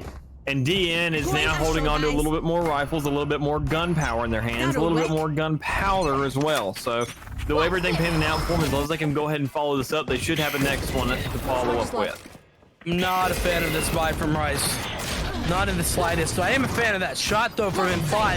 And Pelencito comes up with more. Not connecting on the follow-up. Right clicks trying to bound. But once again, they missed their mark. Seekers are out. Easy Nap connects with another. And that's an eco win. Oh, my What God. am I watching? They just pushed the entire Team DN into their spawn. This just ain't fair, dude. That's how you do it, though. I mean, if we're being completely honest, that's how you do it. And we don't see it really executed well enough to really have an example, and that's the one for you right there. Go ahead. You have nothing to lose, really. I mean, you can play for those picks, you can play for those angles, but they're going to hold them better with the arsenals they have in their hands. See, but that's just it, Mick. They did have something to lose. They used 3 ults. They also had bought in to the extent to which they couldn't buy in the next round. They had forced buy, essentially, even though they'd kept some money alive. It was an outrageous play. I mean, with the round differential, though, they have plenty of a net behind them. True. And they don't even get punished for that. Okay, there we go. Now the punishment's coming in. Slowly but surely. Just a little bit of a lag on it. Yeah, sometimes it takes some time. Long distance, Pelencito, man, that's not going to work out in your favor. It's not most of the time. Santen, despite being down low. Player standing. Oh, and a pick. That was clean from the likes of Murrow, but there has to be 4 more to follow up with it. And with Planted. 2 out of the 4 of these guys kind of having half health, being 2-tap, there is some room for negotiation here with the other one going down, Katie being the next, so he'll not be able to follow up. Nate, what are you doing, my guy? Enemy remaining. Murrah? Oh no, Murrah! Oh my God! Murrah, you madman! I turn away for just one moment, and that man's at 3 kills, and he just picks up the ace to close this out. Mick, how have Team DN let this happen? I think they were just riding a high, and they were just too high to really register what's going on, man. I think that's what it comes down to. I mean, when you're facing Rise, you get those first couple rounds, you're not really too adjusted to it. I wouldn't have expected any of this. I would have probably put my keyboard, I would have gone and grabbed a drink, something to eat, some kind of snack, something to just tide me over for the time being, because there's nobody's really done something like this. Mate. Yeah, and followed up like that, especially after you said that force coming through and then the follow-up on top of that when essentially everything is kind of out the gate. Rise, let me go ahead and tell y'all, they do not give a damn. They don't care how much money they got to work with. They could be slums poor for all they care. They will try and find and manage something. As long as they get one of you, they do play that thrifty game well, picking up a gun, following up with it, making sure that manpower comes in eventually. And that alone, that was, I mean, for the second half, essentially insane for it to go ahead and give up 4 before you find yourself 2. It's scrappy gameplay is what it is. Yeah. I mean, and I love to see it. I'm very happy that we have a team like Rise coming in here to the Pit of Valor. This is really cool to see. I hope we get more teams like this coming through because this is a style that North America is not ready for. They don't know how to deal with it. A lot of teams don't, I think. And I think Rise is going to find a lot of success. On the back of this, I think there's a possibility that if they don't get like out-aimed by anybody, I think they could go all the way with that sort of style. Now, it's very much a feast or famine. I mean, it's very difficult to come to fruition with that all the time. But I mean, they seem to be on point today. If they continue hitting the shots like that, then I don't see why not. That they can't be, a favorite here for the grand finals. I'm really impressed with them. I think that, I mean, realistically, what more could you have asked for this Rise team coming out? I mean, Imp5, what a great showing. He was 26-9 over the course of there, and Mura not. I mean, well, actually, relatively far behind at 17-12. But that's just from the stats page. I mean, if you look at the game itself, I mean, Mura clearly had some massive impact. Not to mention that one on 5 at the very end. Yeah, and that's all it really comes down to. I mean, every single team doing essentially what they could. And as we were looking at these guys, those big players finding those big, large kills, I mean, Mur only found himself 1 ace. But throughout that game, he still found himself in the second top position, right behind the likes of M5, who's grabbing himself, 3Ks, 4Ks throughout the whole match. So, I mean, it makes sense the place that they were put into. Jonesy right there being at the top for the other side of the field for DN. Having himself somewhat of a show and getting those scrappy kills here and there to stay in the game. But if you don't have the rest of your team following up, I mean, even then, Easy Nap even caught up himself, grabbing himself the 4th overall leader spot after a really, really rough couple of first rounds. So, I mean, with that just shows really what you got to bring to the table as a unit, and just essentially with your setups, your retaliations, because as you said earlier, there just wasn't enough from DM when they were on that defensive side. Yeah, definitely was not. And well, DN, unfortunately, we say goodbye to you guys. And well, I mean, maybe hello to a new dawn, a new day as Rise Gaming come to take over the pit of VALOR. We'll have to see if that continues, though. Lots more games to come. So don't go anywhere. We'll be back here with more VALOR in action in just a few minutes.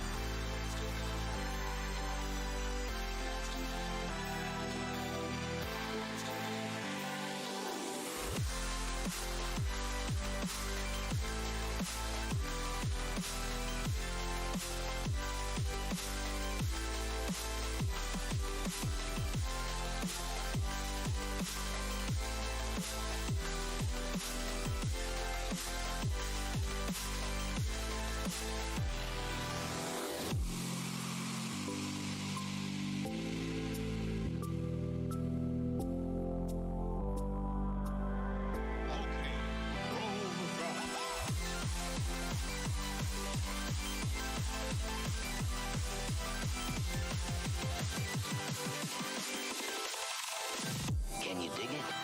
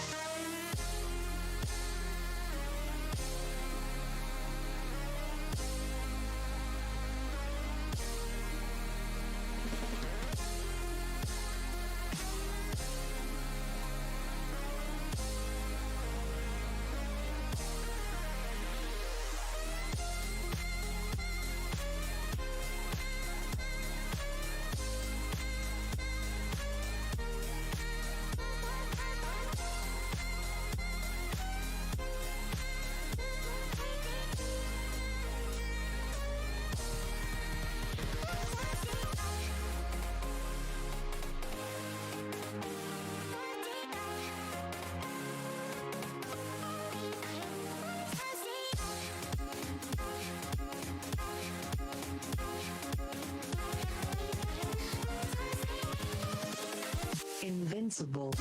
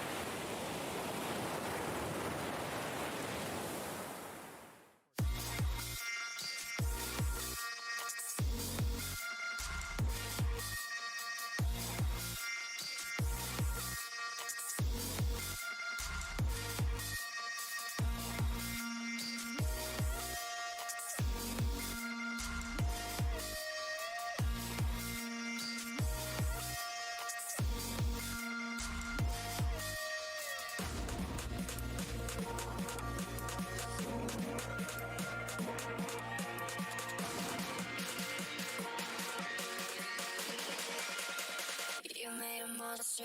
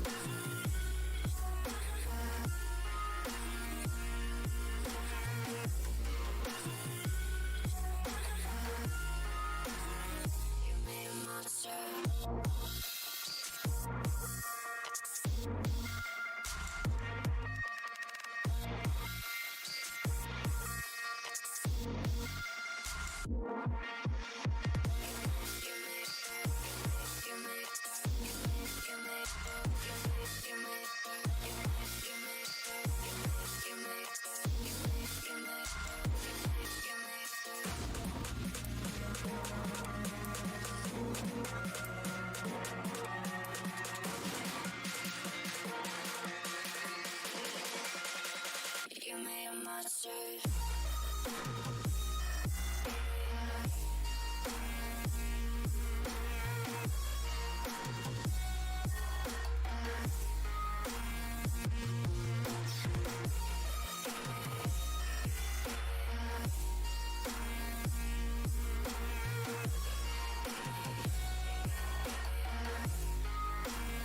You made a monster.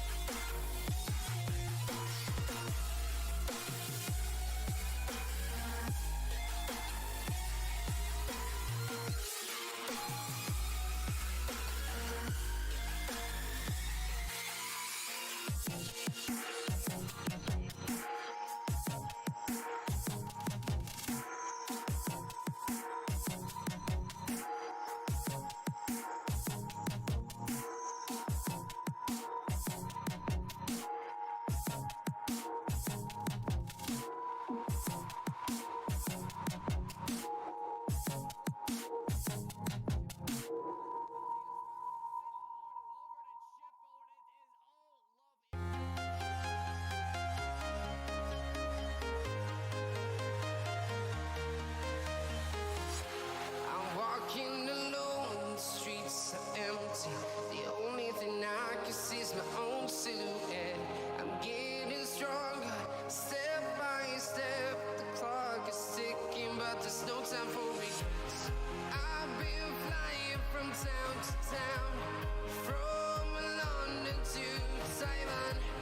I've been all around the globe trying to protect your soul. We are heroes.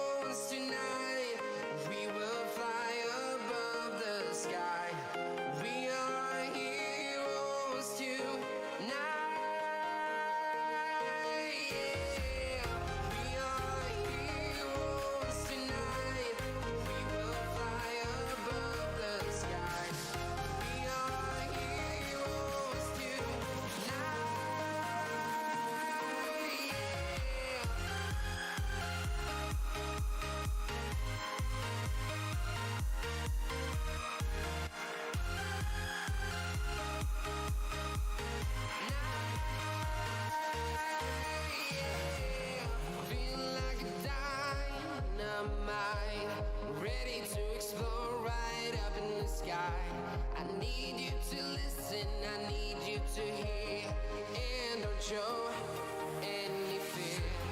I've been flying from town to town, from London to Taiwan. I've been all around the globe trying to protect your soul.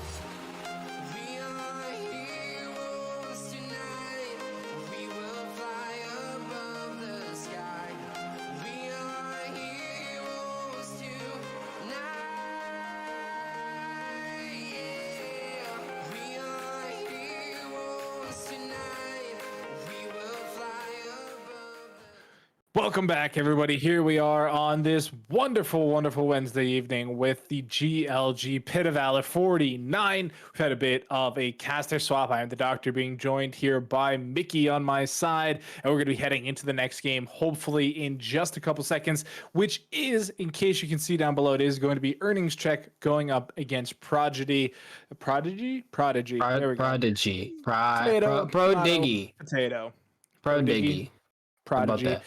But Dig. yeah, we're getting our pick and ban phase already, Mickey. Are we really already? Wow. Correct. Okay. I mean, here we go. Oh, I think are we landing on Ascent? Yes, we are. And does Prodigy's seem going to to be true. start things off with defending. So that's going to be. So I'm going to be Doc. I don't know if you've seen either of these teams. I personally have not.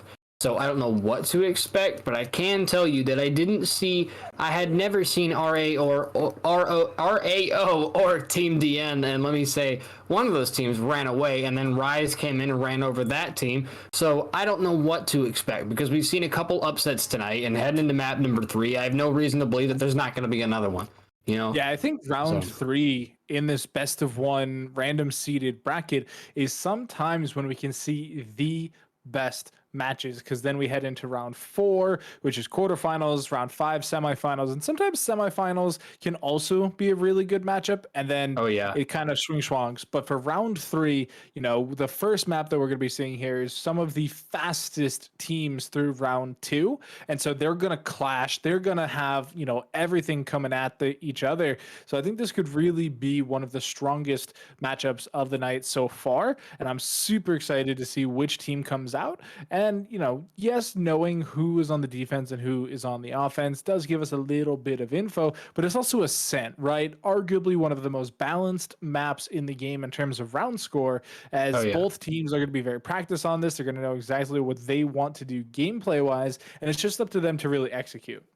Oh, yeah. Ascent is one of those maps that, I mean, if you don't have Ascent as one of your picks, then it means you don't know how to play Valorant. I'm sorry, but this map is not hard to figure out. You have 2 doors on either site. Other than that, it's pretty straightforward. You got 2 sites and then mid, and those are your dominant points. This map is very, very easy. Out of how many do we have in the game now? 6? Out of all the maps in the game, this is probably the one that you're going to be able to pick up on nice and quick, because you got, I mean, granted, you have a bunch of angles that, you know, you can't cover from everywhere, but as you play it, you're going to learn, just playing this over and over again, you're going to learn the map, you're going to learn exactly what you need to do, so it's that much easier coming in here with a full stack of 5 guys that know exactly how this map works. Yeah, and even if you're not hitting it every single time in solo queue, if you are a competitive tournament player, somebody who is entering pretty much every tournament of the week, which there are a couple of them, you're going to be playing Ascent. Even if you're not practicing it intentionally, you're going to be playing it quite a lot. And like you said, the selection of agents that we are going to be bringing into this map are pretty standardized at this point, so we're going to be well equipped to know exactly what is coming against us, right? Like, you're definitely expecting Astras, you're expecting Omens, potentially, maybe Killjoy, Cypher, potentially, maybe a Viper. It is possible. And obviously, a Sova is going to be locked in as well on both sides. Almost 100% chance. That agent is just, there's no alternative. Oh, yeah, exactly. I mean, Sova, when it comes to recon, you have a couple of agents that do recon, but nobody quite like Sova, obviously. You have KO and Cypher with their camera and their dagger, but Sova's got a whole bow. And the difference between him and everyone else is that his is more like Cypher's. If you're going to compare 2 of them, it's going to be Sova's Recon Dart and Cypher's camera. They are the most similar because when you scan that area, it doesn't just scan them once and be like, hey, there's a person somewhere over there. You know, that's what KO's Dart does. With Sova and Cypher, you get a precise location and you get that much more information to deal with. And it's just so much more smooth if you have a Sova on your team, especially if that Sova is like Hiko or Viper or someone. So I mean, I'm hoping to see some crazy Sova plays tonight for sure. Yeah, I'm excited to see another agent that you just mentioned there, actually, KO, really taking the scene over by storm. You know, so many great things, the variable pop flashes, the silence effectively with the knife throw. It's bringing open a lot of windows for people to just, you know, jump on through. And it is really interesting to see how it plays into things like the jet op, because even though it's not a smoke, if you do get a nice knife off and you can disable that tailwind, it makes that single peek a little bit scarier. You lose out on a big facet of that kind of one and done maneuverability that we're so used to seeing with the jet, that is basically what's the word, deterrable with smokes, because even if she has a smoke, she can still fire on through it. Yeah. Is that what you're looking for? Undisputable? Yeah, that works too. But either way, predictions are live, chat. Make sure you're clicking. Who's gonna take map number 3 tonight? Again, it's gonna be, the team names are slipping my brain and there's nothing on my screen. I'm sorry. Prodigy versus was it E-Check? Earnings check. Earnings check. Thank you. I'm gonna write those down. Everything's fine. We're live. Anything could happen. It's fine. Prodigy versus E-Check again. I believe Prodigy is going to be on the defensive side. Yes. Correct. Yes, Prodigy is going to be defensive side. I've really liked these compositions that we're seeing come out here. Almost identical. The only difference here is going to be the Killjoy for the Cypher, and that honestly has been a tale as old as time here on Ascent since these agents have been implemented, because there was there was that period where Killjoy was just simply broken because she had unlimited range on her bots. She could put her ultimate basically on any pixel she could reach, so there was no reason not to pick Killjoy over the Cypher. Now that she's been brought back in line with the rest of the cast, it is a comfort decision on who you actually want to be playing, and it all comes down to what does that team think they get the most value out of ability-wise, and so almost always it's Cypher on one team and Killjoy on the other. Yeah, it's very rare. Earlier we did see on this same map we saw 2 Killjoys, but that's very rare that you're gonna see 2 teams take the same Sentinel, because 9 times out of 10, like you said, they are both, you know, they're both Sentinels, Cypher and Killjoy. They're both very similar to each other, but at the end of the day, Cypher is going to be the guy that you can run around the map with, because he's got that camera, he's got a little bit more information to deal with. Whereas, like you said, with Killjoy, she's got range on her bots now. She can only leave a certain amount of area. So that's going to be something else that kind of is going to tie that Killjoy to site, which makes them so difficult to attack B site. B site specifically is so hard to get in with a Killjoy setup there. It's awful. It's horrible. One thing that I think is kind of undervalued in the Cypher matchup, as we do see some shots being traded back and forth, is on offense, specifically on Ascent, it is very easy to get flanks off, right? Like, there's a lot of different angles to check. You see people get flanked all the time, and that is where those tripwires can come in proactively. We don't see any currently on the map, but it can do a really good job at preventing a simple backdoor, right? Like, you just throw it up there, you keep your back secured, because you know as soon as it breaks, you can make the call out, as long as Cypher stays alive, that is, and you don't have to really put that much attention behind you. Yeah, Cypher's a very he's a malleable character. You know, he's not. You don't have to play sitting still with him. That's how he's designed. We don't have to. Here we go. Horror. There we go. Gonna start things up. Quick headshot on the Curtis. Kill is there for the refrag, and it looks like Horror's got one more in market, but Jason's gonna take him out nice and quick. Now it's a 3 versus 4. Bomb on the back of E-Check as they're sprinting towards B site. They got 10 seconds on the clock, or towards A site, excuse me. There we go. They are going to be able to get that plant down thanks to Derek Murda. Bomb is now planted on A site. Troll's in a perfect position, not able to cut it though. 06 going to take him out. Now it's 2 versus 4, Doc. just like that, we're into an odd number situation here for earnings check. They have one frag, but can they get any more? Vandalize here, sitting in the corner. They know exactly where he is. Can they get the shot, though? They are going to get a full flash. Vanatize, one gets two. Brings it down into a 2v1. There's only one number remaining.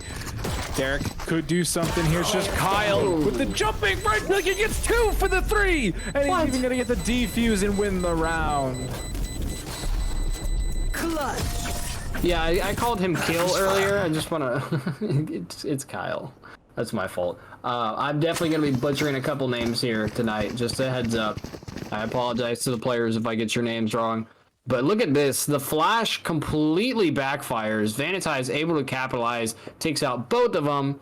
And then now it's just him and Kyle, or him and Derek versus Kyle. And Kyle's just bunny hopping around, picks up a 3-piece with a classic. And that was all she wrote for round number 1 as Prodigy going to go ahead and take the first point there. Yeah, it was looking really scary for a minute there as Earning Check was able to get a bunch of quick frags. But yeah, thankfully, they were able to hold off in the end. And so they do have this upgraded weaponry. You can hear a sheriff on the side of Earnings Check, though. It is going to be in the hands of Horror, looking to live up to the namesake, but is kind of beating out for that LMG that hasn't been purchased just yet. Yeah, we've seen Jets with their LMGs. I love it. The Phoenix for Prodigy, his name's really bother me. Do we have a sub name for that, or is that actually his name? I think 06 works. I'm glad to call him 06. I just. Oh no. Cover going out. Dirty Doc. 45 on the clock. Oh yeah, you gotta love it. I mean, we're here to have fun, you know. It's you know, we got fun and games and business. Ritual starts things off, taking out Lukey. And now it's Vanitize, just making sure he clears that corner. Kyle's sitting there waiting, takes out Horror. There we go, looking for another through the smoke. No one's home, but now E-Check is gonna take full control of a site. Here comes the Aldrone for some recon, and now we're gonna see Prodigy sprawling across a heaven here, trying to get any presence on site. Jason gets a quick, beautiful 3-piece. 06 goes down. It's a 1 versus 2. Jason and Curris on site. Curris gonna go for the defuse. Jason covering that angle. Ritual's having trouble with the turret, and just like that, Jason with a beautiful 4K gonna solidify the second round on the board for Prodigy. Pretty expensive round for them as well, though. They lose 3 members, which means heading into this bonus round, they're going to be a little short. You can see that Lukey just goes right for the operator, though. I don't know if that's exactly ideal when you have 2 members that are going to be on sheriffs. I mean, this is the rifle round for Earnings Check. They have enough to full buy here, and so I guess like don't hold back. Okay, there we go. Like, the operator could win the round, but... I personally don't think it's worth it this early. You know, especially... I mean, he's not exactly top fragging over here. Lukey, are you okay? Oh, he's waiting for that Sova dart. That's what he's waiting for.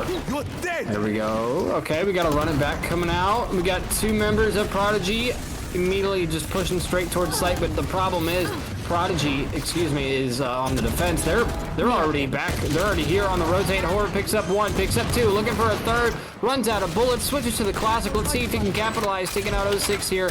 I don't think he's going to be able to. Spike has been planted, though. Derek's there for the backup. 06 goes down, but Kyle gets the trade. Now it's a 1 versus 4 situation for Kyle. He's got a Sheriff and a Dream. Looking for any kind of shots information. No. Ritual is going to get the wallbang onto him. And just like that, Prodigy going to make it a quick 2, or it's Earnings Check going to make it 2-1 now. Yeah, pretty much expected, like we were saying. It was their rifle round. You can see here that the little bit of restraint seen from Prodigy there. Prodigy? I mean, Prodiggy. That word is, yeah, that word is killing. We decided pre-show was going to be Prodiggy. The little bit of restraint they showed, and they have 200 credits across 5 people. It's exactly like that Always Sunny in Philadelphia skit where D's asking the boys, how do 3 grown men only have $50 between them? And just like that, Lukey earns himself some credits. I never watched Always Sunny in Philadelphia. I'm sorry. My friends tried to get me into it, and I just I don't know. I love Danny DeVito, but it wasn't really my stuff. But look at all the red at top mid here. It's just all of E-Check just trying to get any kind of information to deal with here. I mean, it looks like they're trying to head towards A, but they're 2 men down, and they have a minute on the clock. Derek still got bomb on his back, so they have that covered. It's just whether or not, where are they going to go? That's the question. They are still thinking about it. They at least still have the spike, which makes life a lot easier for them. And they know that the operator was near the B site, so they're trying to avoid that as pretty much all costs. They do have smokes available with Derek and the cyber cages, but they don't really want to risk it either way. So we're going to hear them picking up that ultimate orb. 30 seconds Doesn't left. quite unlock the neural theft just yet. Yeah, not quite, but Derek does have that ult, so that might, I mean, if he really wanted to, he could pull a fast one on them, but I mean, I think at this point, yeah, they're completely out of time. There's no room for them. There's no time for them to go anywhere. So the best thing they can do is just to save those rifles for the next round, because I mean, they're going to be hurting. They're going to be hurting on this next one, as it's now going to switch up to 3-1. That is very unfortunate. It's just odd. I can't say how often I see a full save on the 4th round. I mean, it makes sense since they were able to keep 3 rifles and they now have another full rifle buy here for the 3rd round in a row.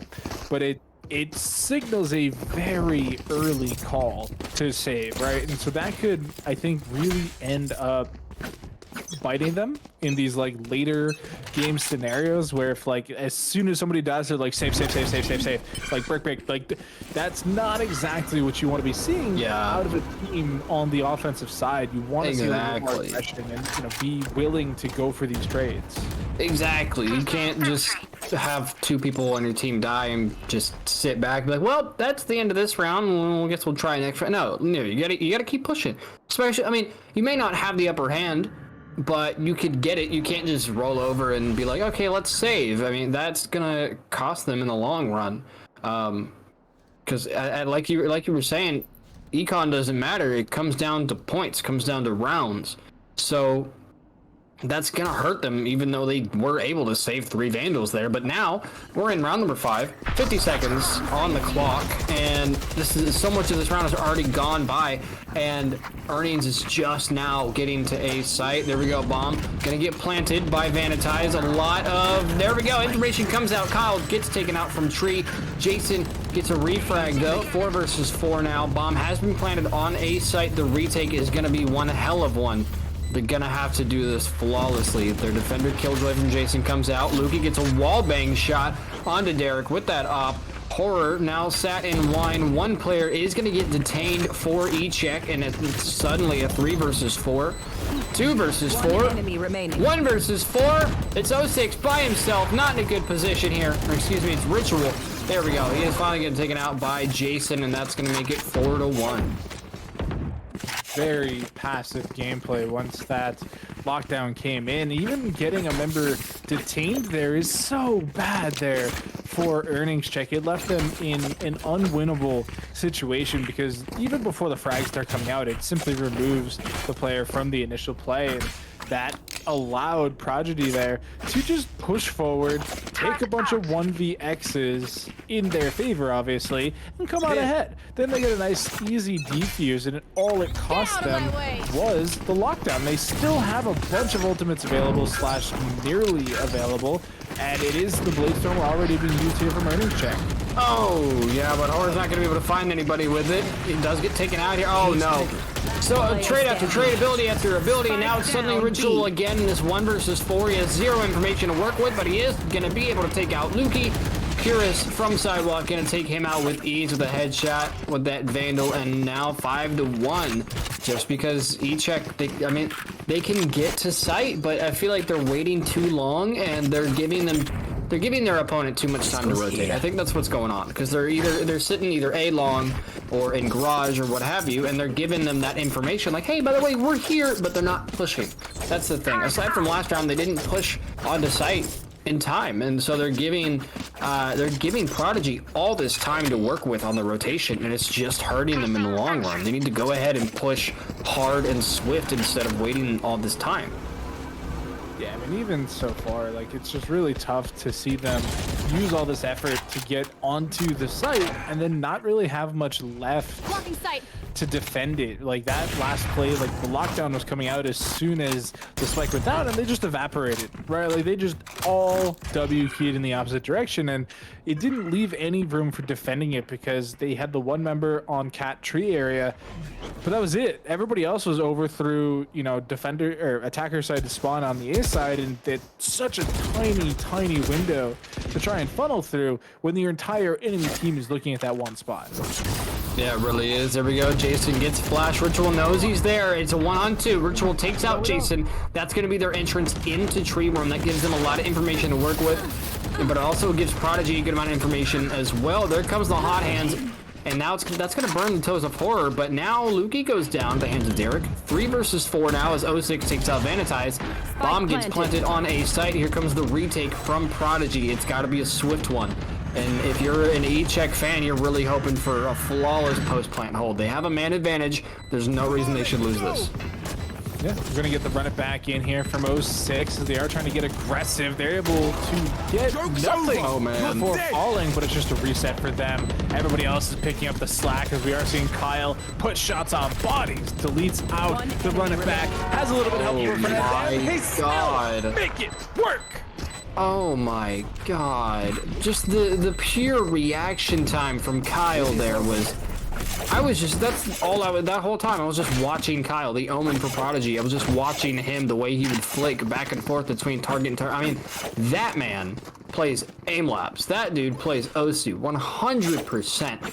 Just the pure reaction time from Kyle. He's 8-3. Jason's up there 9-3. Prodigy is just coming out so strong. That's going to be their 4th in a row. So E-Check has got to, I mean, they got to buckle down here. They really do. It's certainly not the round to do it, though, as we are seeing them go for a bit of a save. One more time, half armor and Sheriffs is all they have for their name, except for that one, the Spectre, but not great. You got Sheriff full armor, so... Look at 06 getting aggressive here. There we go. That's going to give him a... Oh, he didn't capitalize on it. He flashes 2 of them, but he didn't pull in quick enough, so he's not able to get anybody there. But now Ritual and Horror are both going to go down. That's a 2-man disadvantage now for earnings. So Prodigy immediately got the main advantage. Oh, yeah. This is just a This whole round sloppy. is a disadvantage. Yeah, honestly, Jason going to make it even more so. Now it's a 1 versus 5. It's Derek with Bomb on his back for earnings, looking for 1. Nope. Purist gonna go ahead and take him out nice and quick. 7-1.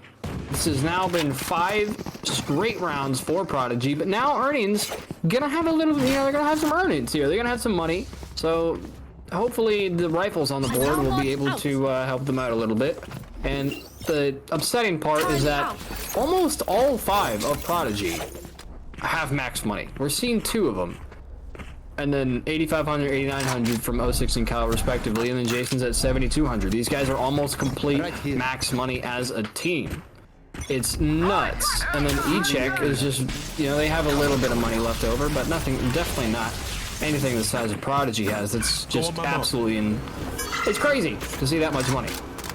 Lukey is just literally full send this round. They popped the Blade Storm, they bought a Judge, they dropped the Operator.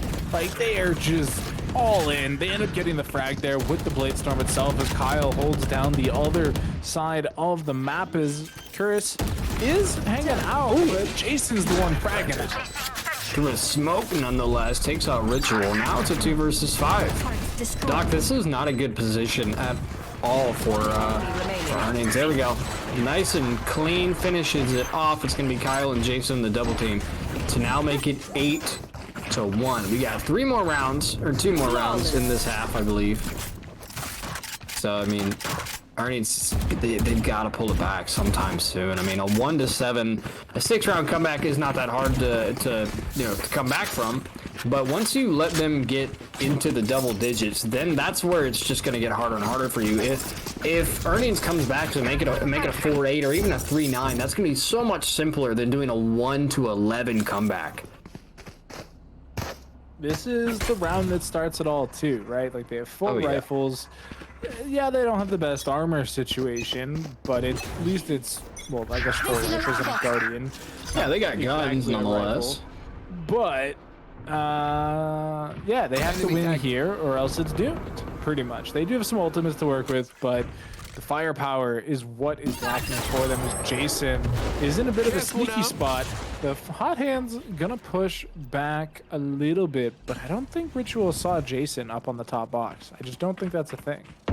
Oh, yeah, no, they didn't. There we go. Horror peeks it. Nice, quick little line of headshot. He gets tanked down to a lot of health. Definitely single digits here. Kyle gonna pick off Ritual. And Horror's now alone on... Oh, my goodness. The Hunter's Fury. He might get a kill here.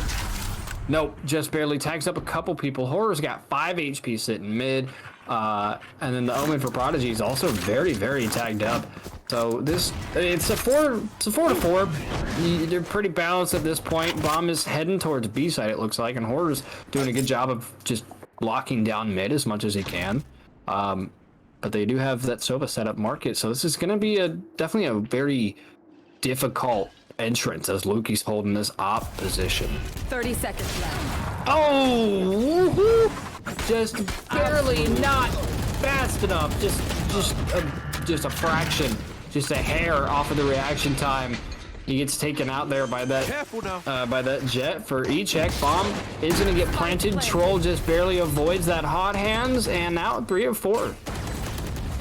Yes, this is a very doable hold here from Earnings Check. They have the life lead, they have the player lead, they have now at least even weapons, if not superior. 06 though, starting off strong, but the there we go. And Earnings Check finally gets a round on the board in front of the first. Finally, it's now 8-2. Earnings Check getting their first round in the past 6 rounds. That's 6 rounds straight from Prodigy. 6 rounds and only 2 from E-Check in this first half. I mean, they got to get these next 2.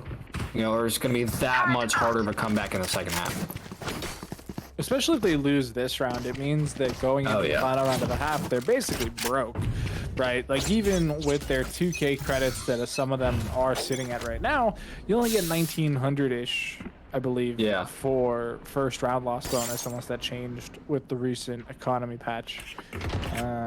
Actually, it might have. Oh, I'm still relearning it. Either way, not great is their chances. I'll say that. Come on, let's go! I'm also still learning the whole money adjustment. It's very strange, but I like it all together. But here we go. Ritual's going to start things off with an early tree push. Good thing he was in his ult there because that Nano Swarm just tanked him down to 1 HP. Gonna get sent back. Now Kyle is on the offensive, trying to push towards tree room. He has the information. He definitely hears footsteps. Ritual and Horror make their way through tree. They also have 2 coming down from long. Bomb is still up on the back of that Omen from Earnings. He's going to go ahead and plant it. That's going to be Derek planting now. Horror is holding tree. Jason might peek this, but the problem is there's 3 of them. Lukey's there. Not able to get a single one. Kyle takes out Horror, but he goes down to the hands of Troll. Jason with a quick refrag. 3 versus 4 now. Jason pushing the smoke, but he's got an Omen there. Takes out Derek. 06 to Ritual. Phoenix on Phoenix violence. Vanatize going to take out Jason. Looking for a second. No. 06 going to shut him down. And now it's going to be 9-2 on the board in favor of Prodigy as we're heading into the last round of the first half. Let's take a look at those economies. It can't be last round before the switch. Oh, no, it can't. Oh, man. I mean, terrible. Yeah, they could buy question mark. They could still get SMGs with some light armor. We have 3 of them that can buy Vandals with light armor. 2 of them have full armor. So It comes down to, do I absolutely need this this Phoenix Flash? You know, when you start sacrificing utility for your eco, that's when you realize, hey, maybe we should turn this game around so I can buy all of my eco. And we're gonna go ahead and start off the final round here with Vanitize getting a quick headshot onto Lukey. 06 refrags onto Troll. 4 versus 4 now, Doc. Doable, no longer doable, as it is made into a 4v3. Yes, the HP bars are quite high for everybody. Derek just gets annihilated with the spike, though. Jason coming up big, even swaps out to the new rifle, but 06 has the backup. And now we're heading into a swap. It is switching 10 sides to 2. Prodigy living up to the namesake, making it to double digits in the first half, and are looking to end very quickly. That is very, very unfortunate for the side of Echek. I mean, that's an 8-round delta. I just honestly, it's kind of the way the pattern is kind of funny. Prodigy won 2, then they won 6 in a row, and then they won 2 more, with Echek breaking them up once. So it's 2 to 10, 8-round gap coming in the second half. Echek, I mean, they have to be on point for this attack. They just or for the defending, they absolutely have to be on point, or else they're gonna suffer big time. And I don't know if they're gonna be able to come back if they keep dropping here. I mean, it's already 8-round gap, so it's gonna be tough enough.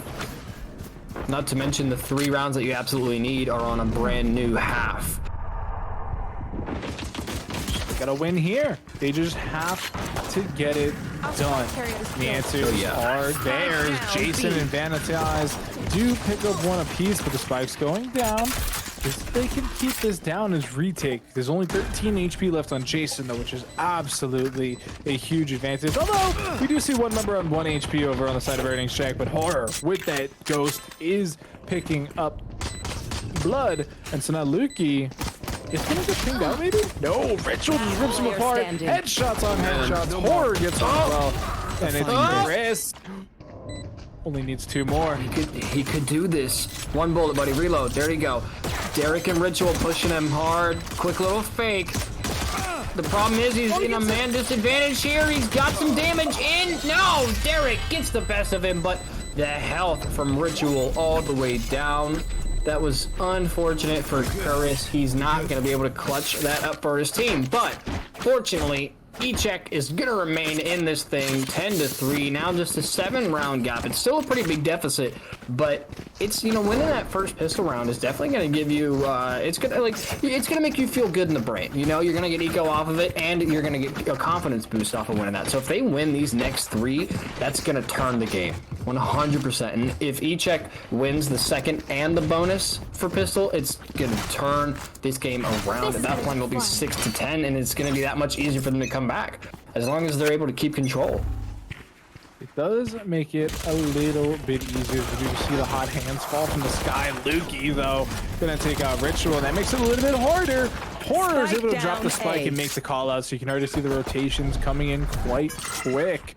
But we're seeing Prodigy just kind of hanging out. They collected their orb. Now they're just gonna get out. Chris is not doing good on health at all. Dude is very low. Lukey's just about half health as well. So Prodigy's, I mean, they're not only they're a man down, but their health is definitely also taking a hit here. So it's going to be that much harder for them to get any kind of ground here. And Derek is doing such a good job of holding this angle, making sure nobody gets out on the site. But here's Troll with the beautiful Sova Dart. Gets destroyed, but it still gives them information. It lets them know that someone, at least one person, is down long. Derek gonna spot 06. The shock darts are coming out. Everybody on Prodigy's low health. There's the double shock dart from Troll. Gets a 2-piece, makes it 3 onto Jason. Now it's a 1 versus 3. Lukey's on site. He doesn't have bomb. He's got 6 bullets, 56 HP, and a dream as he finally is gonna spot 2 in tree room. But Vanitize is gonna come from heaven.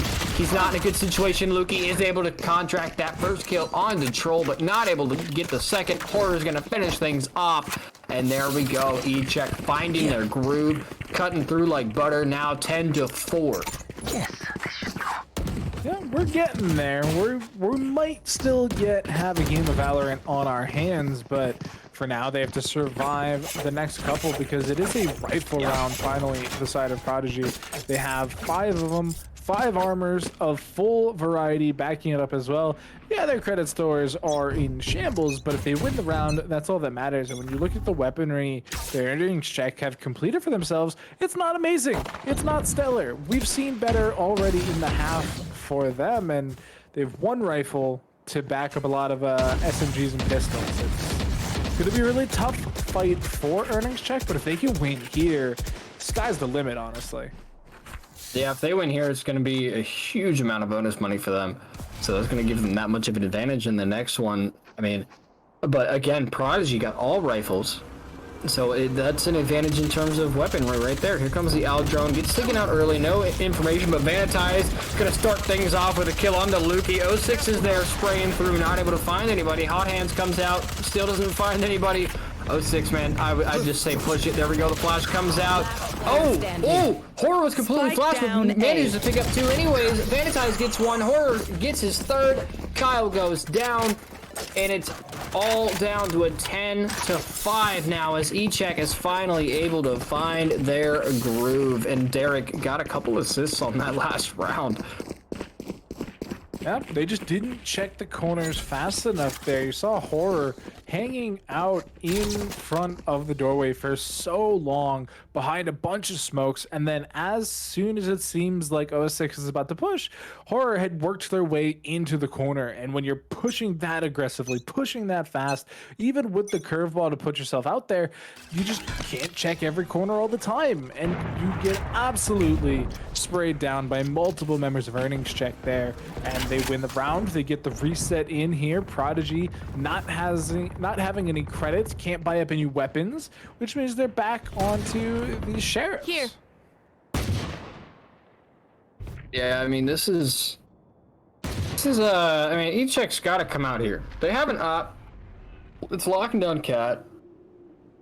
So if they're not able to use this op correctly here and get some picks, do some damage with some econ, I think they're going to be in trouble. Oh, the wall bangs from Troll. I don't think he tagged anybody up on that. He might have tagged Omen, honestly. I think he might have hit Kyle there. Lukey gets exposed and dropped just as quick. Troll with the Odin. Jason's in position outside of market. Ritual's on stairs, rotating the site. There's one more in market. Jason, you got a guy to your left and he doesn't even know it. Troll picks off another one. Vanitize picks off Kyle. Jason's in a perfect position to do some major damage. Gets 1. Can't find the second. At least not yet. He's now in a 1 versus 4 situation. He's got all of his abilities, but he's also got all of the enemies surrounding him. Peeks into the wrong corner. Horror's there, ready and waiting with an op, and that's gonna give earnings check their 6th point now.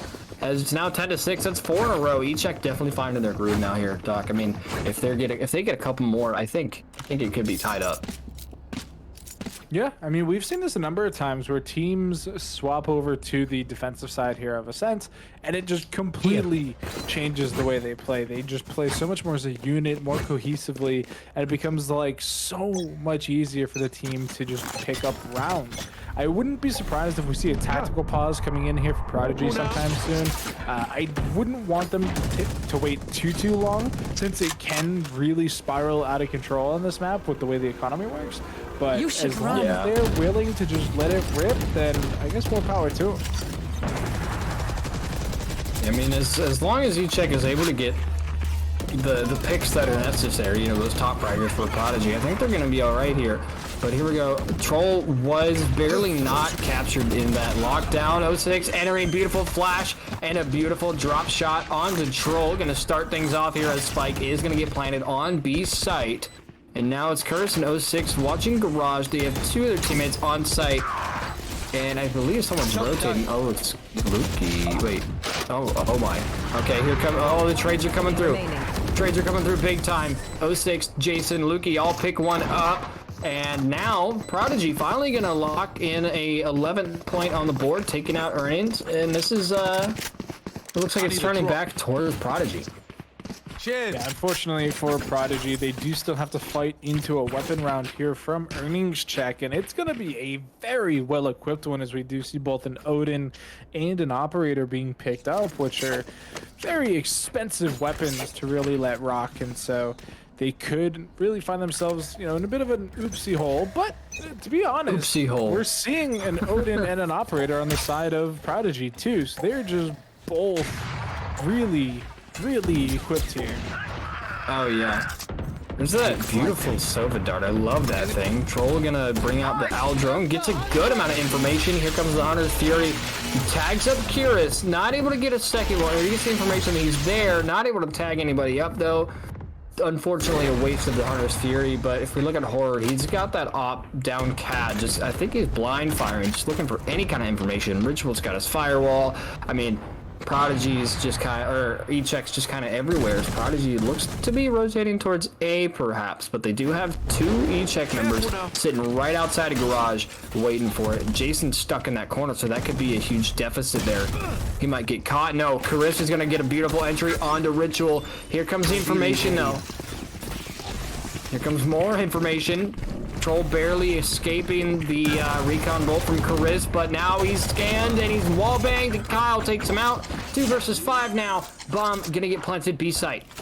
That was super scary, in all honesty. They lined up so perfectly that the Odin could have just ripped them to pieces, but they end up coming out ahead somehow, get the spike planted. Now it's 5v2. This round will put them on map point. There's simply no shot that the remaining members of Earning Check can turn this around. They're just going to hold these angles, try and keep the weapons in their hand, carry something into the round, because like I said at the very beginning, they spent a lot of money to get that Operator, to get that Odin. They lost at least one of them so far. The Operator could still be lost. There's still a lot of time left. It is going to take out Jason. But now you know where the Operator is, so I wouldn't put money on them keeping it. He's going to get caught. 17 HP. He's got one right in front of him. He doesn't know. Oh, no. Horror goes down, and he also loses that op, but Derek is able to stay alive with that Vandal, so that's going to give E-Check just a little bit of help with that. And Horror is able to buy a new op anyway, so it doesn't really matter. But the thing is, do you really want to go all out on match point with an op, or do you want to split up that money and get your team some good armor, some good guns, you know? Because with an op, you can buy 2 Vandals for the price of 1 op. You can get a Vandal and a Bulldog at least, you know? So do you really want to risk that and just use all that money on an op, or do you want to split it up a little bit? But it looks like they're going to go ahead and just keep that op. They're still able to buy, so it's not going to be a huge deficit for them. But now look at the angle here. Horror's got no information so far, but he's been doing okay with the op. We've seen a couple kills, nothing too crazy from him, but let's see if he can change it up a little bit. 12-6 is the score. Minute 15 on the clock. Bomb headed towards B, it's looking like. Looking a little bit rough out there for both sides. We do have the Blade Storm active here for Lukey. Has the Operator in the back pocket as well, so we're going to see them go up high, but Derek hiding behind that generator, not in any real danger just yet, but we're down under a minute, 5v5 still, so either team really could take this, and I'm concerned if Prodigy take this to time, they haven't looked quite explosive enough to really do a lot. Horror's just getting absolutely shredded through this wall though. They know exactly where he is, gonna try and use that Cloudburst. Oh, Jason up close personal with the Odin. He wasn't ready for him, or he was, but Horror wasn't quick enough, just barely. Jason's gonna take him out. 12-6 still, 25 seconds on the clock. E-Check, all they have to do is play time. Prodigy, I don't know if they're going to be able to actually get on site quick enough, but they're going to try anyways. Vanitai is just watching them all run by him, but he doesn't know because there's a smoke there. He's able to pick off Kyle, and that's the one that matters because that's Bomb. But 06 going to go ahead and pick it up as Chris and Lukey get one apiece. Bomb finally going to go down with 3 seconds to spare. 12-6 is the score. Will it be 13-6 to end it, or will E-Check come back? Vanitai goes down. Troll gets one for himself, but gets taken out immediately. And now it's Ritual in a 1 versus 3 situation. Bomb is planted. He's got nothing but that flame wall and a Dream. And an Odin. Okay. Going up. He really just needs to get healed up here. No, my goodness. Okay, Lukey, a little bit of a sloppy ending to that one, but Lukey's gonna find him, and that's gonna be 13-6 on map number 2, going to Team Prodigy. What a fantastic map there, Doc. Real quick, I just want to say that was, I mean, overall, E-Check had a pretty good performance. They weren't, during that first half, they were kind of useless, but the second half, they brought it back. They weren't amazing by any means, but they kept it, they kept their heads about them. They were able to put up a fight in that second half, and I think that gave them a little bit of a better chance, but unfortunately, at the end of the day, it just wasn't enough. Doc, do you have anything for me about that last match? Yeah, I mean, it was a bit one-sided in the first half, but largely you do have to remember that at the very least, they made it to round 3, right? They didn't lose earlier on, like some of these other people on Twitter, maybe saying some spicy words about the GLG tournament, mince. But they do have, something to back them up on. They made it to round 3. I'm hoping they had a lot of fun because that means that they'll be back hungrier than ever, coming back next week, potentially making it even further than they did this week and just leveling up overall. So really, really great stuff from both teams tonight. We are going to be seeing Prodigy move on to round 4, where we will find out their next matchup in just a couple minutes. But with that, we are going to be taking a short break. So stay tuned, everybody, and we'll be back in just a minute.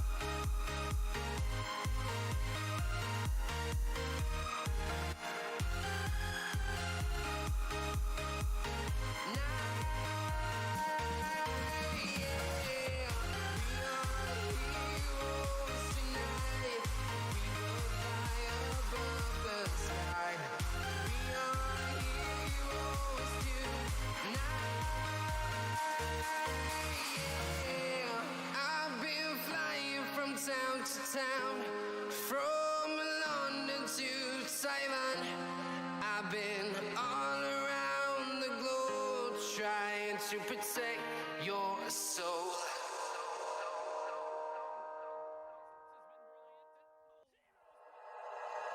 Like you, be strong to hold the powers of the sun.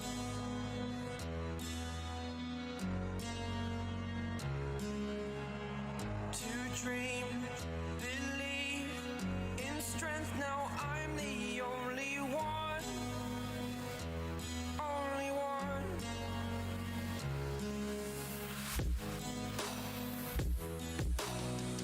I was an ordinary boy until I broke the rules. My life destroyed, life destroyed. Until I walk awake, scream my mind, I shout, the ground shakes. How much can I take? My mind will break. Will it break? Can I take? Can I be your superhero?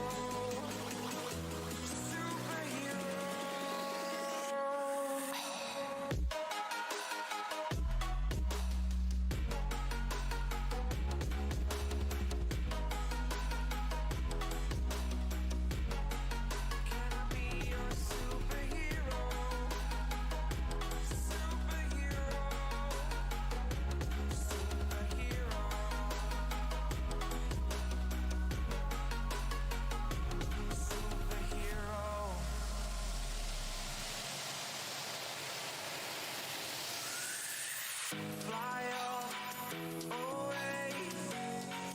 It's the first time of today. Today. To dream, believe. You are the strength, you're all I need.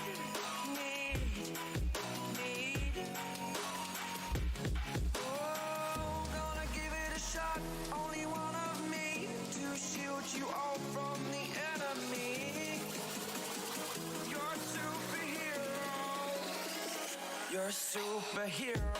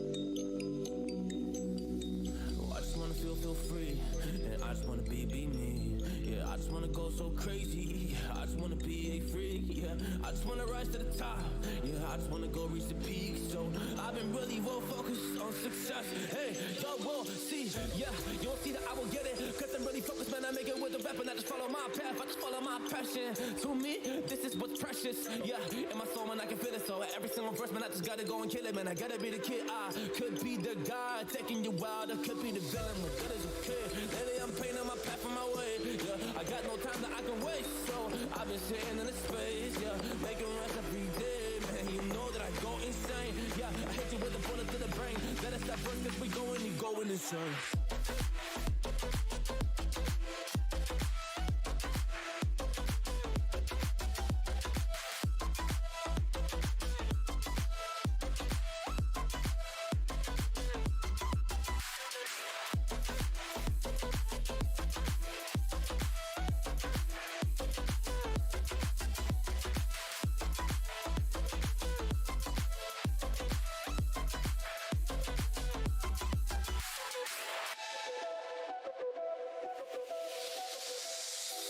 You don't know what I'm gonna do.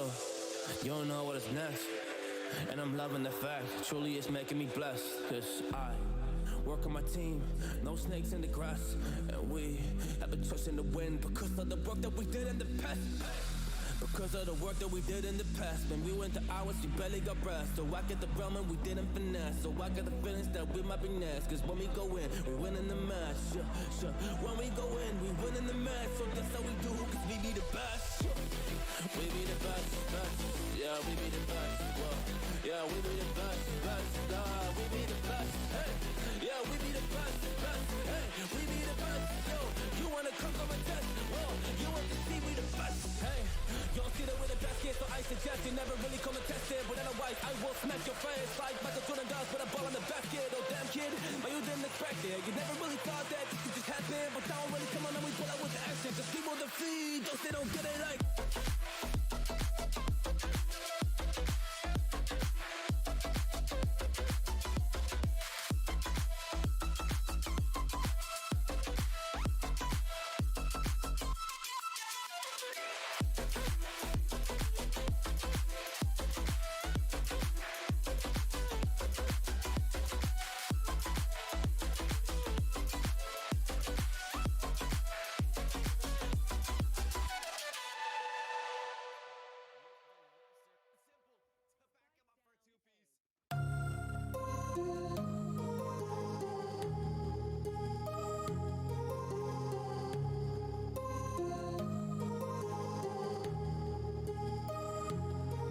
My heart rages around like an ocean in my head because there are so many things that I left unsaid.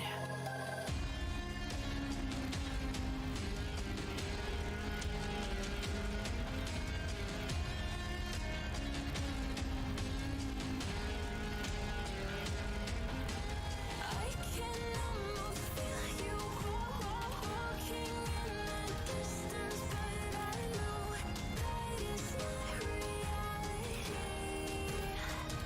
If you are echoing around inside these parallel dimensions all alone, know I'll find you in my dreams.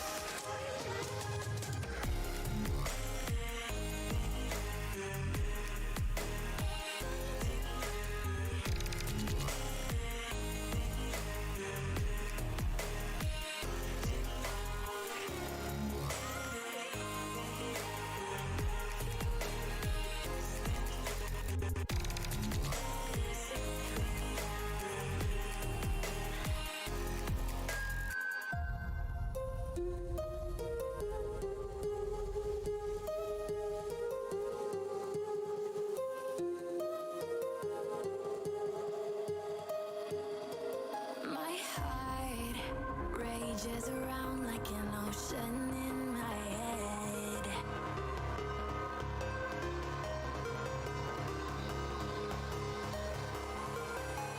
I can almost feel you walking in the distance, but I know that it's not reality. If you are echoing around inside these parallel dimensions all alone, know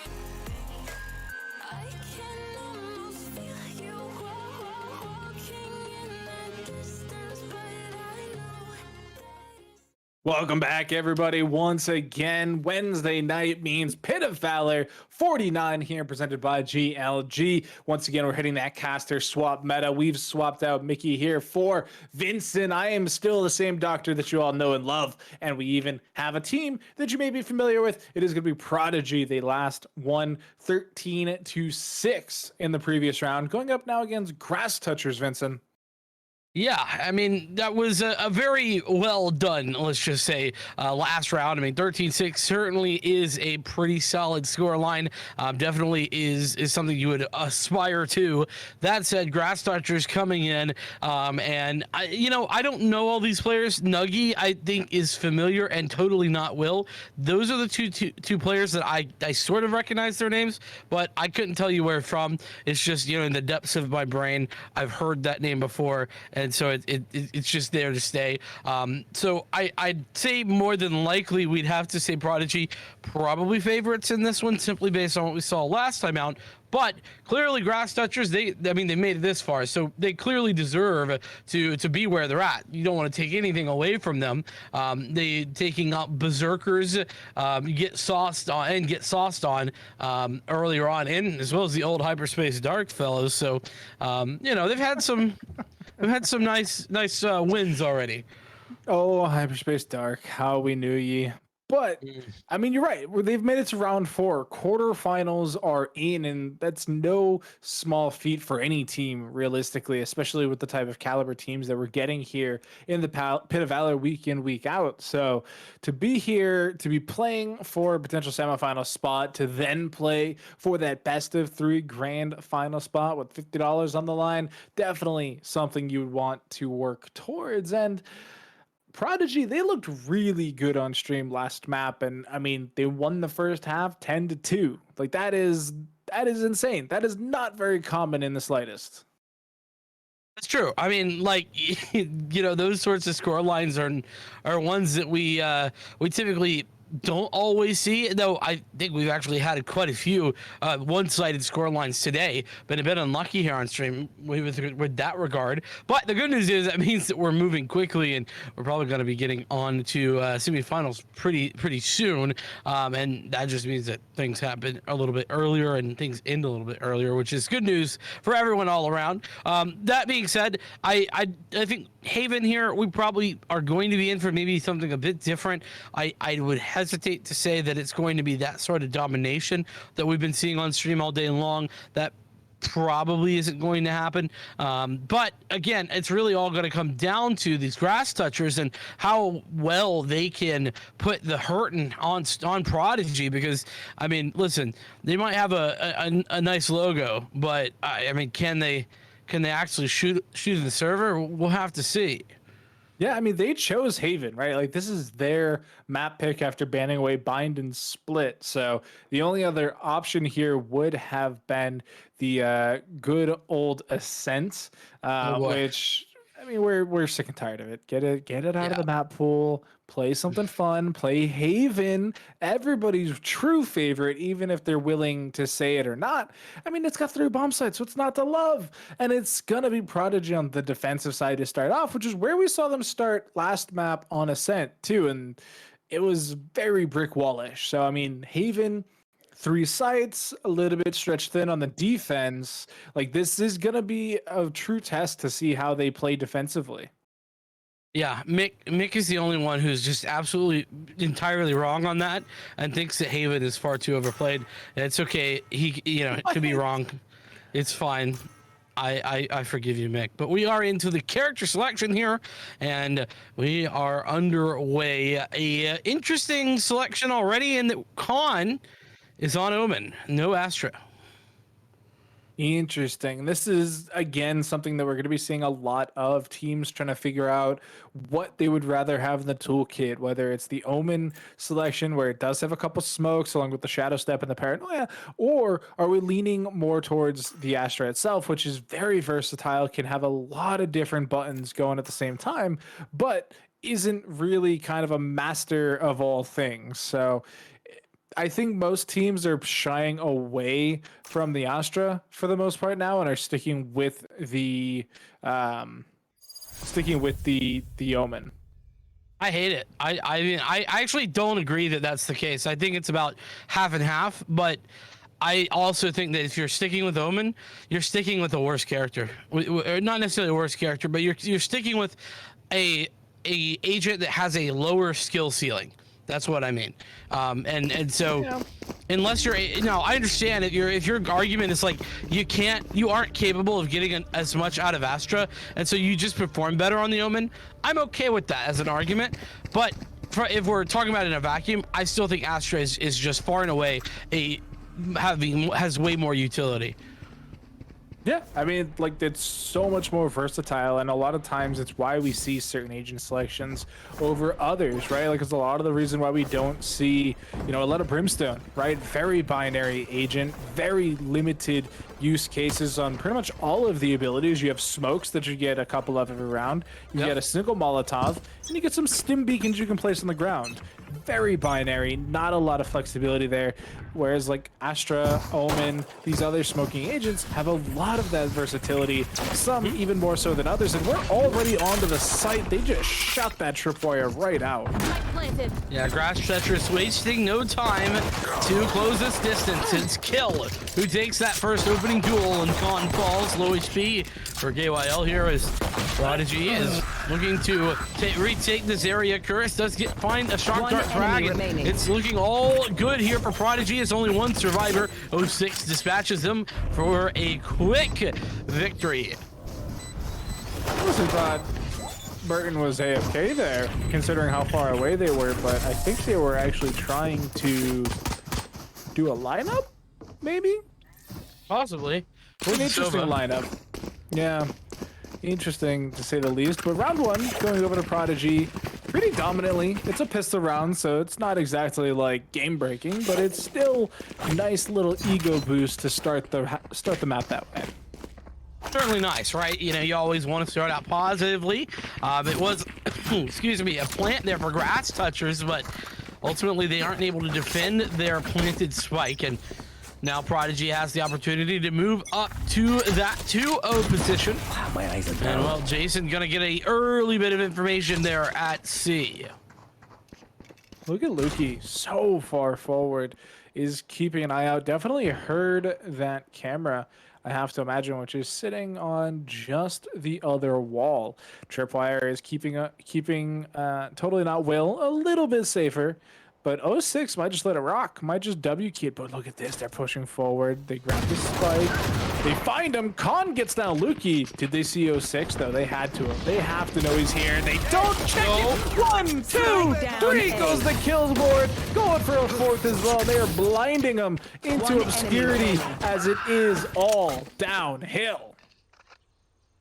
Tough look there. And they're just not ready for 06 in that position. Nice break control, I will say. And it's sort of deja vu, if you will, as Burton is still the last to survive.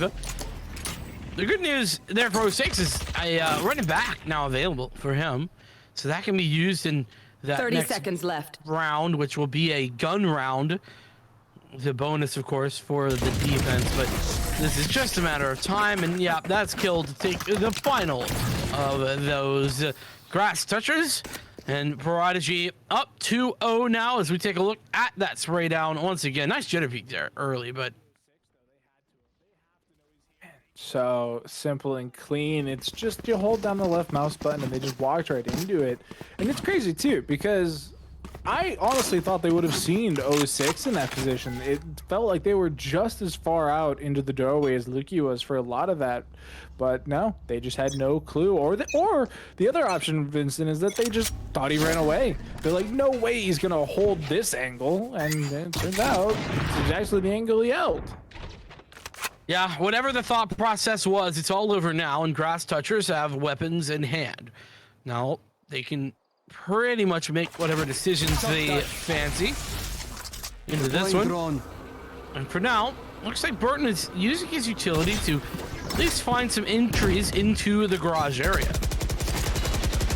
Able to find two. I don't think that's what Jason was going for there. Definitely wanted more upper protection, But hey, we take what we can get. He's going to be staying safe for now as the spike is now making its rotation here over to the A side, going for this split. There's somebody super deep here on short that they may not expect, but nobody's watching long. Nobody's really in a position for long either. I love that lineup from the hot hands. I'm Blue doing a great job, but this Current's on the site who's able to connect with 2 before the trades come in. 06 still in contention as well. Using that flame wall in order to get some healing. Running back still potentially available, but rather than use that running back, it's Burton to take the frag and the rest of those players to get out of sight. Burton is still on here at B. Nice find here. Khan is in trouble, and he's getting taken down by Jason. The spike plant denied. No time on the clock. This running back successful. And that's now 1-on-3. Burton, the sole survivor, and he doesn't have any time to play with, and it's all over. Very unfortunate round to lose there. And they had the right idea. They lost the push onto A. They had to make some sort of other decision making, so they go for the rotation. It's the right call. They just, once they got to that site, they didn't clear all their corners. That's one of the downsides to using that shadow step in such a way, right? Like, yes, it gets you onto the site so that you don't get caught in a spray down trying to cross that open alleyway, but you also can't see if somebody's in said alleyway. You just get into the site, you make a ton of noise, and it just allows somebody to walk up on you and catch you while you're trying to plant the spike. Yeah, it certainly does open yourself up to those sorts of plays. Well, speaking of plays, Lukey's making one here at A. Nobody's going to be the recipient of this operator because his push is towards C, but still, Grass Touchers making a move. The push is successful, and then Blue takes Jason, but 06 is successful even more so. Now 3 on the board as he uses the hot hands to get some heals. Curveballs go out, and they aren't going to find anyone else. There's just 2 players left alive here for Grass Touchers.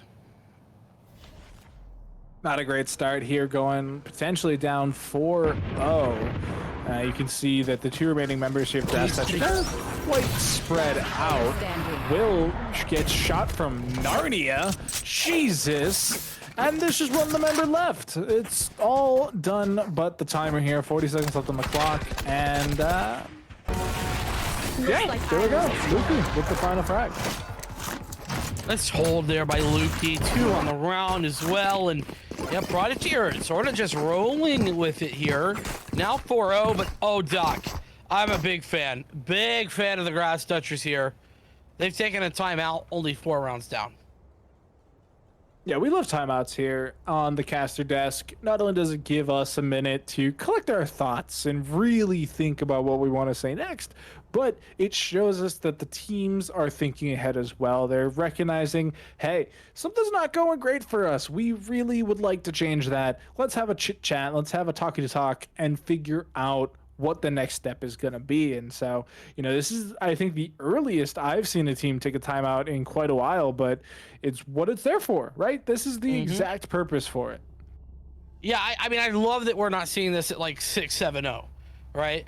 Like, it's not too little too late, but it does feel like you're missing a lot of the potential if you wait that long. And so with Grass Touchers just kind of committing to this early, I think that is a positive overall for their setups, for exactly how they want to put things together, as it looks like we're going to get just back underway here in a moment. But as to what they do, I think it's a bit of a more difficult question. Right now, they're just kind of losing as they take the site, so their takes need to be a little bit more coordinated, need to be trading better into those sites. And that's if they can even get to the sites for the most part. It seems to have stalled them out quite well for at least a couple rounds here. Why is the spike leading? Question mark ping. As the spike finally makes it into the cubby there, but by and large, that is not who you want to be having that spike as the initiator. Lukey's going to be forced off the top box here with that paranoia, but Spike could just die here. It has to shadow step away. It has to double shadow step away. That is literally every ability used. Khan has nothing.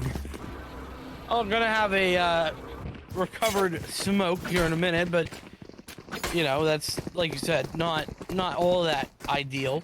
4v4 still. Neural Theft available if Prodigy can find a position to use it. Speaking of positioning, it's a nice position from Jason, who tries to take some shots through that smoke. Ultimately, no one goes down, though Yape takes some damage. And Prodigy have to look for this retake on A. Getting there as the spike's down. Numbers are dead even. We do have a Neural Theft available on the side of Prodigy. But do they want to use it? Jason's up in heaven position. They do need to start getting some kind of leeway, though, as the spike is ticking away. Jason's going to get one. Blue gets another. Jason gets a second one as Chris kicks down 3. Now it's just the one member left here for Grass Touchers. Totally is going to be able to get one before falling. Expensive round for Prodigy, but they don't care. It's 5-0 for them. It is over. I'll say, you know, I mentioned this earlier, right? And it's one of those like very dumb moments, things that like casters say, but I really like this one. You know, rounds win games, and like you say, Prodigy is not bothered. They got cast for days. They won the round. That means that it's still a you know, a 0 on the opposing side, and beyond that, Grass Toucher is still you know, down and out. What would maybe put them over the edge though is one of these 4 ultimates that they have coming up. There's a Blade Storm here, as is the Hunter's Fury, Neural Theft, and From the Shadows. Get out of my so, way! Grass Touchers can certainly turn the tides, as that is a Blade Storm out already. Does check out one knife, not gonna be quite successful. Spike Definitely down. not gonna be successful there, as Lukey takes out 2 members, one with a gun, one with a knife. Turns out you can't win any kind of fights against this Jet player, and they're continuing to push the envelope. They have the spike. They don't need to do anything. They just need to hang back, hang out with the bullet chips, but it is a complete onslaught. 5v2, 5v1. And Will, the only one left, they know exactly where he is, and it's a 4K for Lukey. 4 kills with 3 guns. Yep. Madness. Blades up. Shotgun, shorty. That goes there. I mean, come on, man. This guy is outrageous. And, well, the scoreline is getting more and more outrageous as the rounds go on. What's even worse is that Burton and Blue have 3 kills apiece, and that's the top of the scoreboard here for Grass Touchers. They're not even in these rounds. I mean, putting it into perspective here, 06 has 10 kills, and that's more than the entire Grass Toucher side. Yeah, 2 players having as many kills as the enemy has rounds, but until that point, Blue's now up to 5 frags. There we go. We do have the teleport. Big play here. Lukey completely trapped there in the spot and just gets completely run down by Yape. Burton coming up here with the spike, and I think this should be a pretty donezo round. I don't see a way for these 2 members of Prodigy to really get a lot done here. Spike planted. It's gonna be tough, but I mean, considering Jason's position, they kind of are gonna be forced to go for this. Yeah, first kill goes Jason's way. There's 1 player underneath heaven, and that's a nice find. Jason's got a second. Paranoia comes out, then that's a kill from KYL. Everything coming up clutch here for Prodigy. Just how does the well, first of all, can somebody defuse? I understand we're trying to give you gotta get the op, you know? Well, yeah, but they were also trying to play like, you know, shenanigans with the ultimate orb points there as well, because it does give them the ultimate for Kyle now. But Jesus, Bing Bong, Bingly Bong is just, Jason is such an animal. 3K ends it with a little bit of flair from Kyle, but Jason was playing Killjoy last map, and I mean, granted, like Vincent, like let's go. Cypher, Killjoy, like those players can play both interchangeably, it seems, but still, like it's so different to watch it actually happen. Teams playing multiple characters like this. Yeah, it definitely is impressive, and you know, that Cypher does give you the opportunity to play a bit more passively, play more of that lurk role, but, well, no lurking here, not for the time being, at least not for Grass Touchers, because they're already pushed all the way out here onto C. Lukey is in a bit of a tough spot before 06 comes to get some help, And that is even the score as the Hunter's Fury is committed from Curse. This is looking more doable than the last round. We all know how that went for the side of Prodigy. But it's a 5v4. They do have quite some lockdowns as here comes the run it back. Curveball goes out. 06 already getting on the board. Lukey's gonna fall. Curse falls. Kyle picks up another one. But with that failure, it is just gonna be this one member remaining, and Khan stands strong and takes a round finally for the Grass Touchers. They made it. They're on the board, baby. Let's have the battle. With one. That's exactly right. You know, you gotta break through that mold in order to get to a point where you can start coming back, start winning more rounds in a row.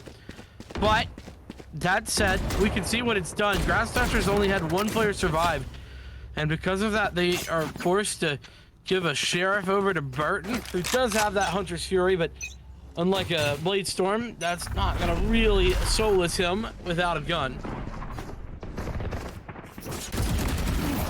Such a sick shot from Lukey.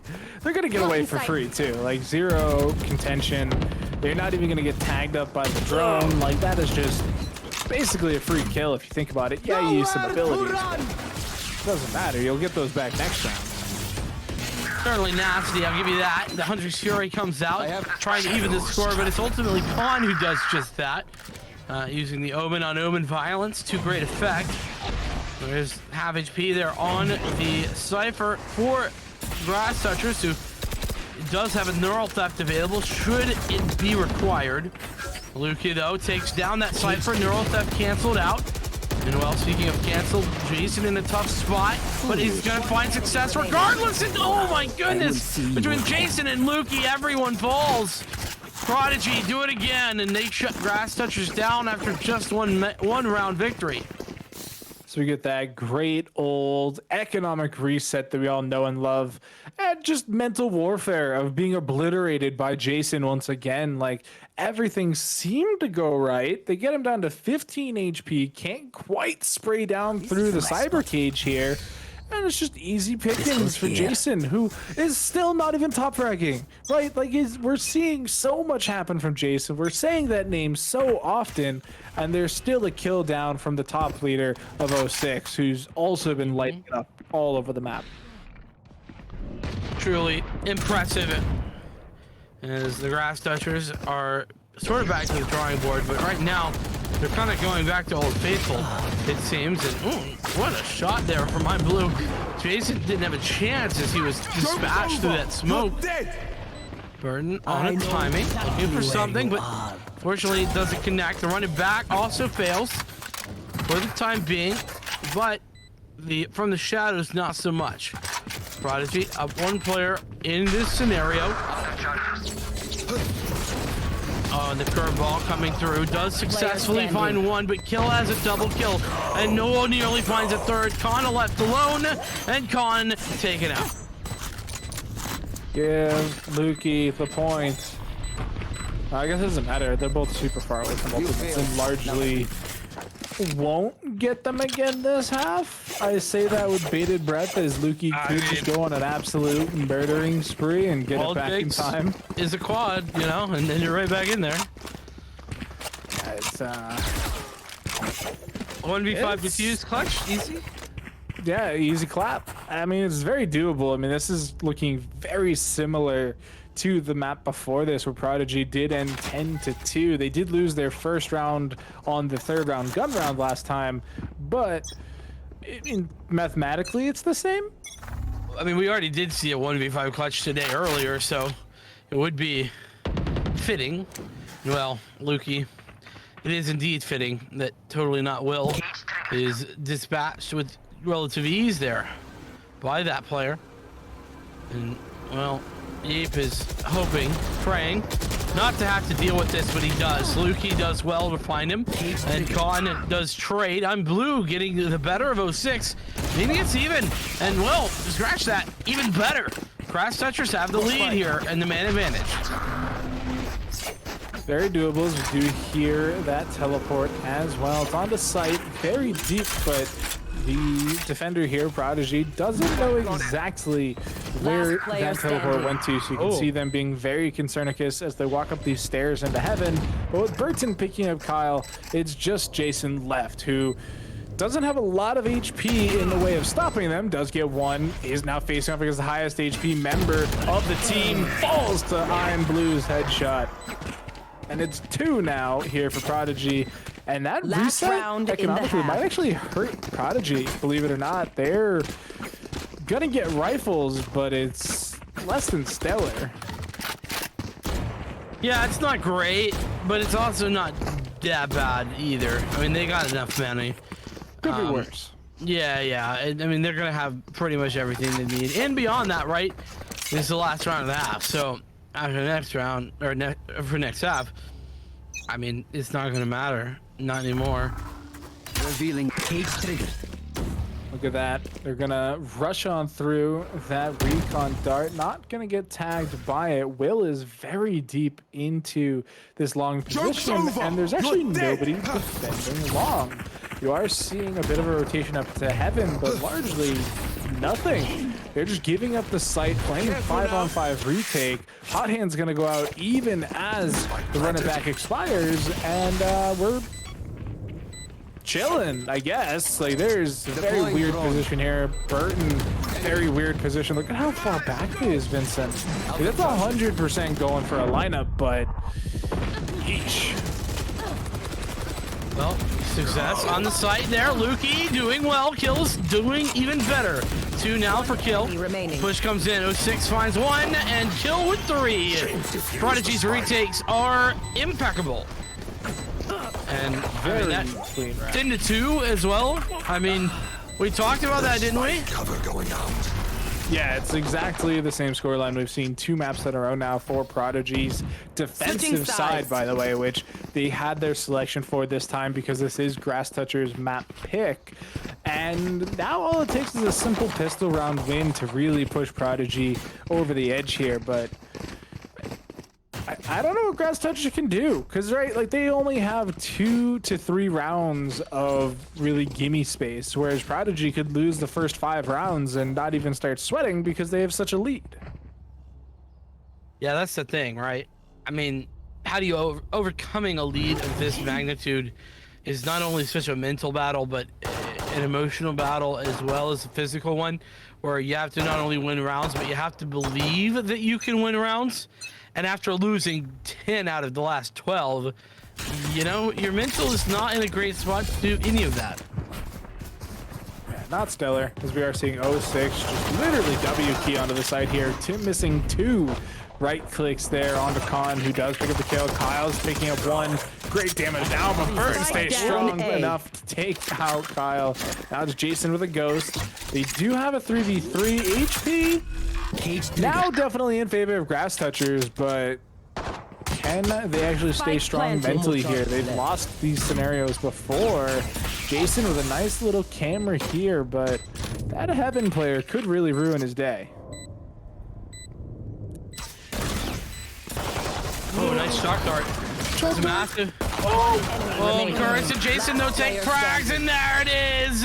Prodigy with the pistol. And Grass Touchers, well, I mean, they're probably going to be 6 feet under by this point in, well, I don't know, 5 minutes by the looks of it. That shock dart won the round. It did so much damage. So much. It literally brought them both to like 50%. And at that point, with ghosts in hand, it's so easy to just finish the kill. And there wasn't really much Grass Touchers could do. The timing was just so perfect from the side of Prodigy that sometimes you just gotta label it unlucky and go to the next round and try and bring it back. Yeah, for real. I say unlucky fair for this one is Prodigy. Grass here on the C. And they don't take any prisoners. Though, that said, Totally Not Will does find kill. In the meantime, it's a 1-player advantage and lots of damage to the Grass Touchers. Still relatively even player-wise, you know, 4v3, like, it's not great, but it's doable, as we do see a shock dart up and over interesting enough, going for the default plant spot after the plant is done, but now Chris in a great spot to really do something great. Flashbang still gets one before Blue takes him down, and now you got to fight against all these long-range members. Yeah, and that's what makes it dangerous as well. But Jason connected. Jason with 3. Oh, Jason showing how it's done. Point. Showing that he himself is a prodigy for this prodigy team. Finally taking the kill lead too, 18 to 15 of 06. So very stellar performance here, as we are going to see Jason just get aggressive, catches him with his hand out, able to get one and then the second one afterwards as well. The spray control, the ammo management on par, and now it's map point here for Prodigy, looking to secure themselves a semi-final spot in second map worthy of extreme pressures. We are going to get the Paranoia out here, trying to defend this B site. Trying, it being the operative word. Right now they're being successful, but how long is that going to last? Neural Theft available here. It's the only ultimate that's online, the Owl Drone. Going to move in, find some information, though it only sees one player, and that player falls back. So push here on to C is forthcoming. The dash from Lukey. And they actually gets tagged through with that spike down, with the tripwire rather, and that finds many a success here for Grass Touchers. They're left with 2 left alive at Prodigy, and this is not too shabby. No, this should be a 1 round for them, as Chris is down on the 9 HP and Jason not that much higher comparatively, especially now that he's at 0. So yeah, this should just try and do as much damage as possible. Just try and get a gun out of the hands there. But man, that was a bit of a washing that round. Yeah, it was. That said, Grass Touchers, they've had some success here and there. Not to take any credit away. It's not as if they've had no success at all, but this kind of feels the same. That was a bonus round here for Prodigy. They didn't have full weapons, whilst Grass Touchers did, and so now it seems to go the opposite direction.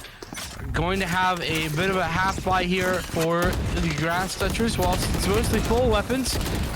And Grass Touchers fall immediately to 06, and now Chris as well finding success. Apis here on the site.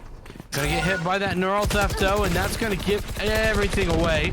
That's a Yapis survived surprisingly long, and he finds a kill as well. Spike down A. Gonna be able to trade out weapons on top of all of that. Now the Spike is in a very terrible position here for Prodigy. They could try and get something done here to try and get it back. They have lots of people in prime position. They even have the numbers advantage, and look at Jason. Jason is the key to everything right now. Super deep on the flank. You can see they're sniffing it out a little bit. Jason's not going to win the fight with Will, and that deletes a big chance at taking this round here, as we're going to see pushing on through. Headshots galore. Lukey not able to get Yapis. Will also takes down Chris, and that is a very good round there for Grass Touchers, 2 alive. Good to keep a couple of players alive there. That just bolsters the economy ever so much more. And Prodigy's economy, speaking of which, is in shambles. Gonna have to buy sheriffs and the Chico. And so that means that, well, they're probably not going to come out victorious. That said, we've seen it happen before. Yeah, we've seen it happen. So you always got to be careful and keep your mind in this one if you're Grass Touchers. It all it takes is a couple headshots, you give up a couple rifles, you give up some positioning, and all of a sudden things get out of hand, as we are going to see them pushing forward here into Garage. There's a tripwire there that could be a bit annoying, but we're going to see them actually hold off on this Paranoia. It goes out just now. Shadow Step aggressive, but it's just Jason, who lands the shot, by the way. Was trying to say hello. ultimately doesn't work out. Spike down, Totally Not C. Will has said hello and goodbye to 2 players. One enemy remaining. And that's a third for Totally Not Will. Lukey, there's 1 player left alive here, and Burton seems to be aware of his position, but fortunately for Burton, that spelled death and destruction as Lukey gets into the CC spawn area. They know where he is. They just gotta kill him. It's that simple. Unlike that, Blue takes the headshot, is going to be moving forward. And things are looking okay for Grass Touchers. Again, very similar thing happened last map for Prodigy, where once they swapped to this attacking side, things got a little bit rougher for them. They didn't quite have the same oomph that they have on the defensive side, and so they're taking their time. They got a full buy this time, so it's 5 rifles, but again, they only need 1. Any single mistake here from the Grass Toucher ends their night here in the Pit of Valor and, you know, sends them into the sign-up sheet for next week. Yeah, and that's the thing. That small... Joke's over! You're dead! Small, you know, lack of any sort of error, you know, being available here for the Grass Touchers is really what makes it so hard. This Prodigy used their run it back in order to get a forward position, but through that smoke, he finds success, as is Totally Not Will. So, planted. got that spike planted, does Lukey, but with 3 players left alive against 5, it's a tough one to hold. Definitely not a great look here, but they do have the numbers advantage. Grass Touchers down to a 4v1. It's just Jason. Right, you can't kill everybody, can you? They certainly try, but you ain't able to secure the 3K as they are gonna body shoot when you're down 6 rounds. Okay, I see you.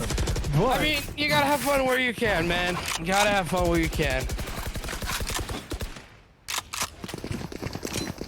yeah, okay. You gotta get some of the frustration out, right? Shake it off. Move into the next round, and it's just quote Taylor Swift Prodigy. You just quote Taylor Swift to me, Doc. Well, sure, we can go there. It wasn't the active thought, but I suppose my conscious might have pulled it off. Okay. Listen, if it was an active, I'll let it slide. I'll let it slide. She was in the Twitterverse recently, or specifically that, because I do believe there was a toxicity scandal somewhere in the esports world, and so that was brought up. You know, I just see. shake it off. Shake off the toxicity, just like we're shaking off heads as I'm Blue takes Jason's to the cleaners. Yeah, I mean, that is certainly a way to rattle your chain. Nice in there. Grass Touchers. Kind of everywhere else, Prodigy is playing this very passively. They are not looking to give too much of anything away. Seems like maybe they're clearly looking for picks, but they're also maybe just looking to, you know, wait out some utility, wait out something like one of the 5 ultimates that Grass Touchers have, maybe run it back, Hunter's Fury, and the such.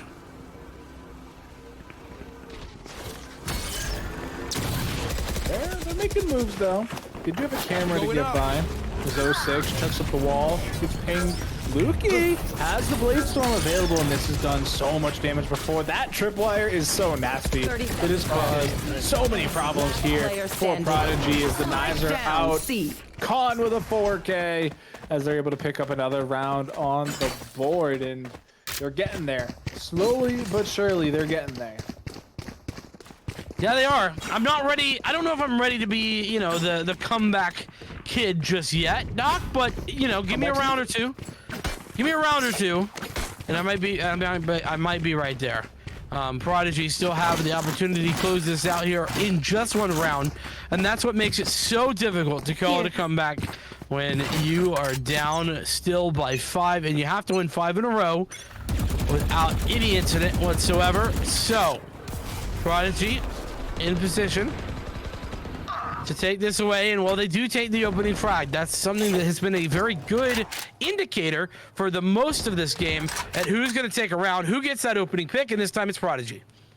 Yeah, they're playing much more defensively. They're not as aggro as they've been in the past. And what they've now done is they've consolidated the defense, right? You can see the rotations are coming over. There's nobody technically on that A side. They do have a tripwire there for posterity as well as the camera. But by and large, there's nobody that's going to shoot you in the face for showing up just yet. You are seeing some rotations through as Will makes it up into the heaven position with Blue using the run it back as a bit of a knowledge play. Not going to find anything, and in fact uses more than he gains, I would say. Well, but if you look what it has given away, the rotations for Prodigy, or rather for Grass Touchers, have come in massive fashion. 3 players now committed here towards the safe site. With 30 seconds left on the clock, it's actually been a bit of a ruse. 3 players pushed here onto C from Prodigy, and they should be able to get that spike planted within plenty of time, and indeed they do. Design Blue comes through the smoke. He finds the timing, making it second. That's going to be the attempt at the next, and oh man, 06 does well to find that answer. 3 on 3 though, as that Blade Storm for Grass Touchers is been popped. Calm does try. He is going to be able to pick up that defuse. No one able to touch him, and oh no, Prodigy, what have you done? Pros don't fake. It's as simple as that. If you get to the spike, you just hold the defuse button. Either you die or you defuse, but as long as you don't pull it off, you're a professional Valorant player. That's all I have to say on the matter, and no, I will not be extrapolating any further. Look at the economy on both teams. It's pretty okay, I would actually say. Yeah, we have a couple of members here on the side of Prodigy that could use a bit of an influx of cash, but for now, they have rifles, they have armor, they have everything they need to win this one round. Yeah, I mean, that's what happens when you have 3 players left alive, I guess. And I mean, reality being that situation that nearly never happens at all. And there goes that Hunter's Fury that I was talking about coming through, this time from Prodigy. Now it comes from Burton, and Burton's does better, because he's got 06 down, as does Totally Not Will, who finds aggression over there towards the A side of the map. And he takes down a player, is all on to 3. Prodigy is definitely shooketh here in the later half of this map as the neural theft. I feel like we just saw that. Must have been Jason's last round. But yeah, Prodigy, they're not looking great at all. They're definitely rapidly approaching an ATL, an all-time low, not Atlanta. So they gotta do something, Vincent. They gotta do something. Dig deep, take a shower. I don't know what, but they are running out of time to do it. 30 seconds left. That's the problem, right? Prodigy, they've had so many opportunities, and right now they've floundered all of them. They've just given them all away, and you have to hope that these 2 players will figure out a way to kind of make it 10 back seconds left to this level before the end of the contest, because like you say, I mean, it's just going to be a frustrating position to be in here. Oh, and it just goes from bad to worse. I thought Blue hit that. I thought Blue hit that flick. It is it's not looking good. It's running in the opposite direction of good, as we are seeing them now even play shenanigans with these purchases. I mean, they've had max loss bonus for quite a while now, so I mean, there's not really too much harm in buying a couple rifles here, since you know you're gonna have full buy next. But I got you, bruv. What do you do the round after that if you don't win, right? Like, you have to start thinking further than just the next round. That's true, but also I think at this point you give yourself as big of an opportunity in every round as you can. Is probably the mindset, and I can respect that. Yates misses a shot there onto a player walking up long. It's a fortunate miss if you are Prodigy, but a devastating one for Grass Touchers.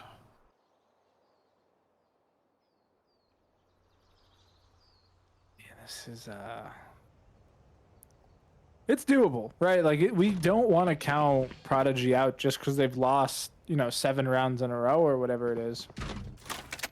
But they need something more than first blood, because they've had first blood a couple times now. It wasn't enough. They do get it again though, as Jason takes down Yape, who has been such a problem in these previous rounds. Will, though, very close and has been problematic as well themselves, but Spike's going down. They're giving it to 06, unlocking that run it back. That's so huge. That is massive play there. Indeed it is. One player disadvantage. This could be for all the marbles. On hands with Proctor ready, and there it goes in a moment. Blue. Joke's over. You're dead. Gets rid of it. No player in the corner. 2 underneath heaven, though, and Kyle with the first. Gonna have to be a nice win. Run it back. Going to go through, but it doesn't find any success at all. As the rest of this push comes in, there's only 2 players left, and Jason takes the first of them. Now only 1 left. It's Burton once again, and his Spike Sport ticked away. There's no winning this one. Burton's done. Burton's dusted, and Prodigy move on. And the fact that the flawless title denied them the thrifty is pretty good for them, right? They did it on a thrifty bonus. They also ended flawless, keeping all 5 members alive. And it was a hard fought battle there from the Grass Touchers, but just at the very finish line, Prodigy eke them out. That they do. And you know, it was frustrating to say the least. Prodigy on that attacker side, it felt like they had it or they were just about there so often. And they were just never able to close it out. I mean, 13-9, that's never going to tell the story of a 10-2 into a comeback that finally ends 13-9. I mean, the fact that, you know, Grass Touchers were in that game for so long, big props to them. I think they deserve a lot of credit for that comeback. Though I will say that I think Prodigy was making mistakes, and it was Grass Touchers taking advantage of those more than Grass Touchers just finding another random gear to go into. You know, so Prodigy, I think, need to really watch that back and ask the questions of, hey, why did we struggle to close that out so much? I mean, I'm Blue managed to just take that top spot away from both Lukey and Jason and 06 at the very end there. Had the highest combat score did I'm Blue, though I will say Jason did have the most frags. Yeah, and so that does secure Prodigy a semifinal spot. They're going to be the first team so far to secure that. And as we head into our break time chat, I do want to give you a little bit of GLG trivia tidbits. This is the 30th Pit of Valor in a row. We have been doing this nonstop every weekend, or every week, excuse me, every Wednesday since Christmas 2020. No and that is all stoppage. thanks. Yeah, no stopping. Not at all. The train continues. And I mean, that's all thanks to you, chat, showing up week after week, making sure that we actually have somebody to talk to instead of ourselves. And with that, yourself a pat on the back. With that, we're going to take it to a short break while we set up for the semifinal bout. So stay tuned, and we'll be right back.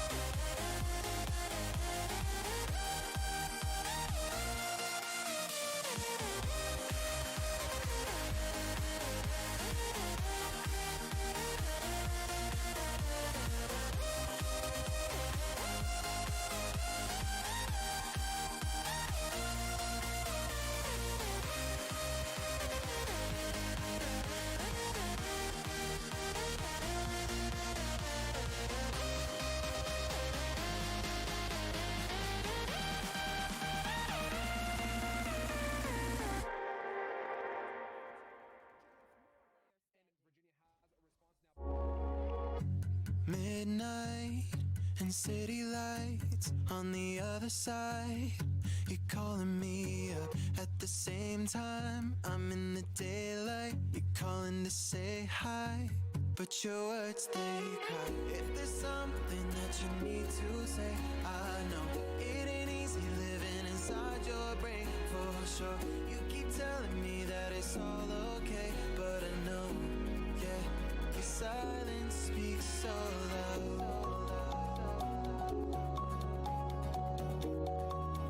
Your silence speaks so loud. And I hear you calling out, yeah.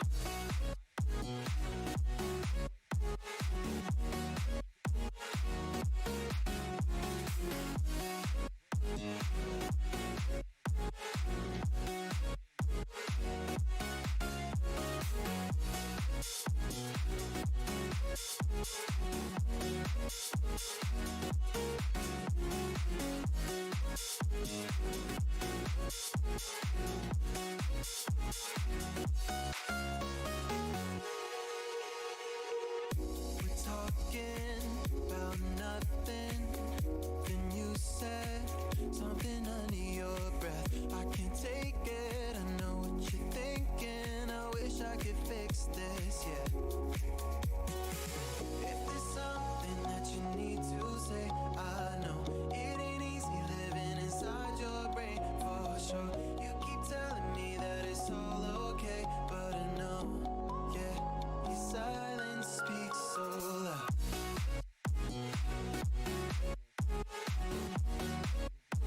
Silence speaks so loud.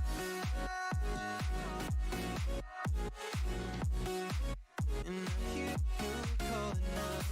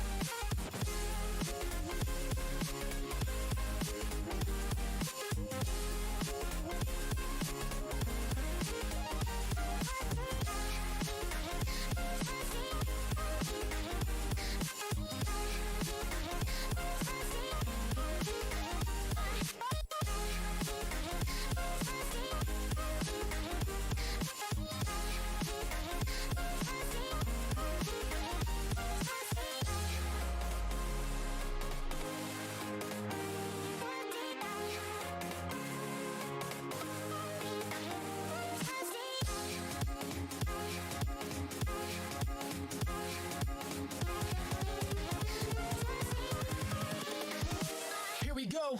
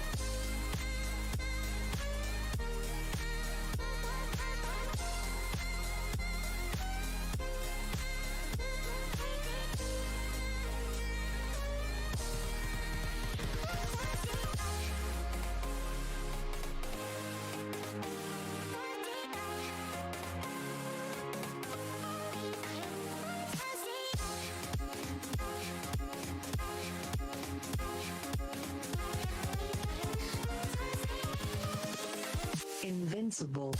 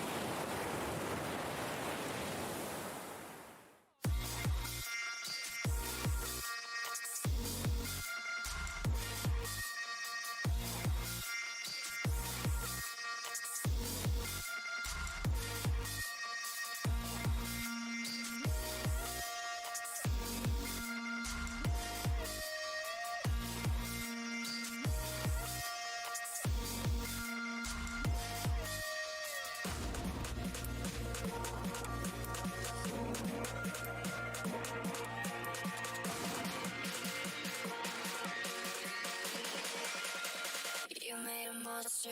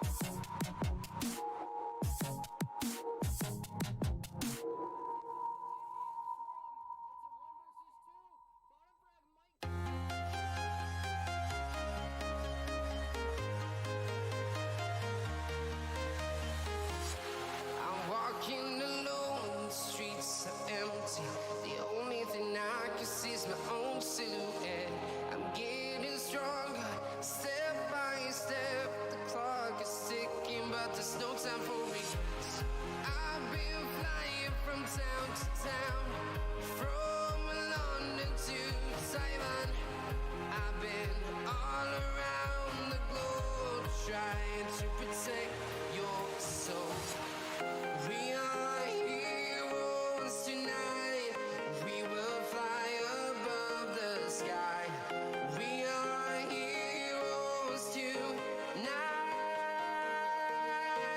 Yeah. We are heroes tonight. We will fly above the sky. We are heroes tonight.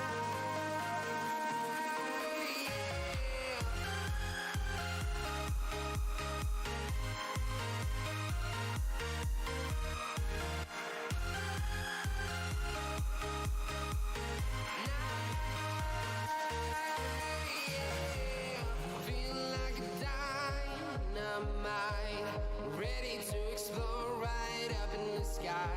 I need you to listen, I need you to hear, and don't show any fear. I've been flying from town to town, from London to Taiwan.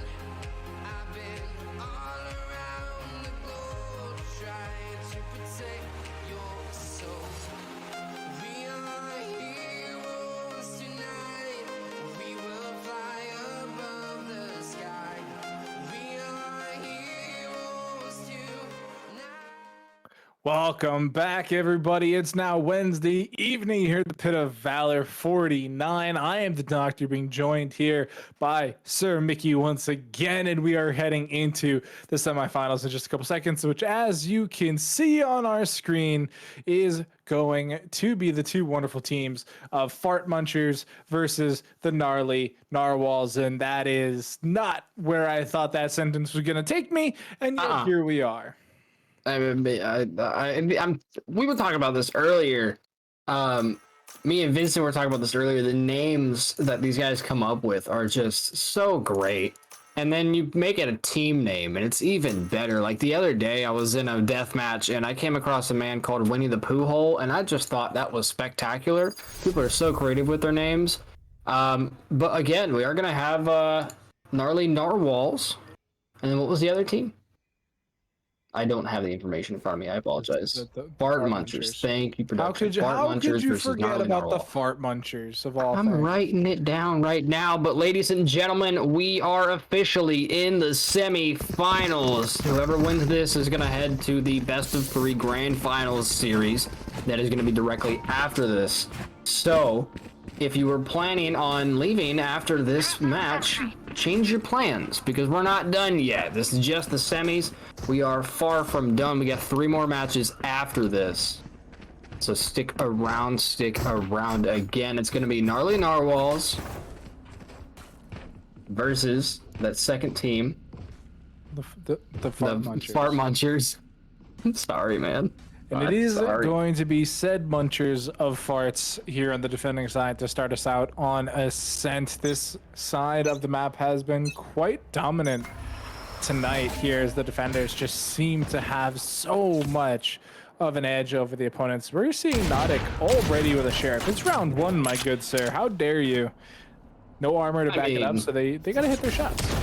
Yeah, if you got it, flaunt it, and there we go. Al's gonna get a little aggressive towards here. Sova Shock Dart's coming in, and it's gonna force Nautic off of that point. But on the other side of the map, Normalize takes out Frey Holtz, and that's gonna be a little bit of a rotate here from Gnarly Narwhals. Heading towards, they were heading towards Market. There we go. Normalize gets taken out by Nautic, and now it's a 4 versus 4. Shock Dart's out, gonna get a little bit of damage down. But Alec is coming on through here. Market finds the member onto the stairs. Nautic's trying to get something done here once again with that Sheriff, but the crispy one-tap through the wall. Oh my gosh, this is insane. Nine's gonna take down a Kim, and Xenox drops the spike, and now it's Exith trying to get something done. It's a 2v2. It's a 2v1 as Nine secures the 4K. Are you kidding me? 9 going big and proud for his team there. That's exactly what Fart Munchers needed. That was very, very impressive. And that's going to be round 1 in the hands of Fart Munchers. It's now, the score is now 1-0 heading into round number 2. Is Gnarly going to be able to pull back and capture the second pistol round, or will they have to wait for redemption in the shape of round number 3 for the for that eco round, or the eco boost. Yeah, things start getting a little bit spicy around there, as we've seen a couple times now. We saw last map when we saw Prodigy there in the quarterfinals. They won the bonus round there, and that skyrocketed them economically to be able to just do so much more as the game continued. So, I mean, that's definitely something to keep in the back of the mind here. Fartmuncher aggressive one more time. There we go. In 1-for-1, but it's still a 4-on-5. Yeah, it was a nice little trade from Nautica. There we go. Normalize takes out Wilford, and Milkshake gonna get a 2-piece here onto Exit and Normalize, and now it's suddenly a 2 versus 3.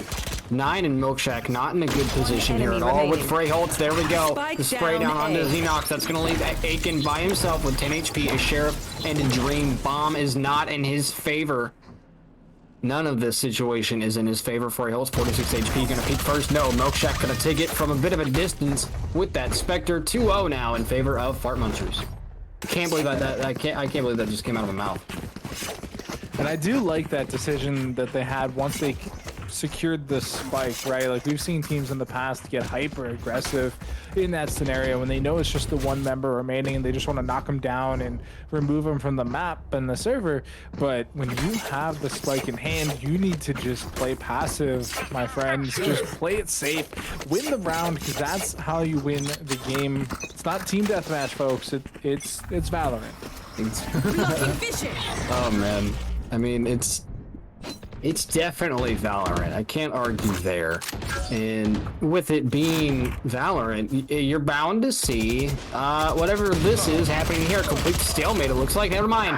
Freyholt's going to start it off, but the Exit is there for the quick trade. 4-4 now. Bomb's still down. Exit's going to be able to pick it up just barely as Nautic rounds that corner. Will Fortius, is going to take out Normalize. Leaves it to a 3 versus 4 now. Man advantage to Fartmunchers. Rifle advantage to Narwhals, it looks like, but I mean, Fartmunchers isn't completely broke. They got SMGs, but Gnarly's definitely got the upper hand with their ARs.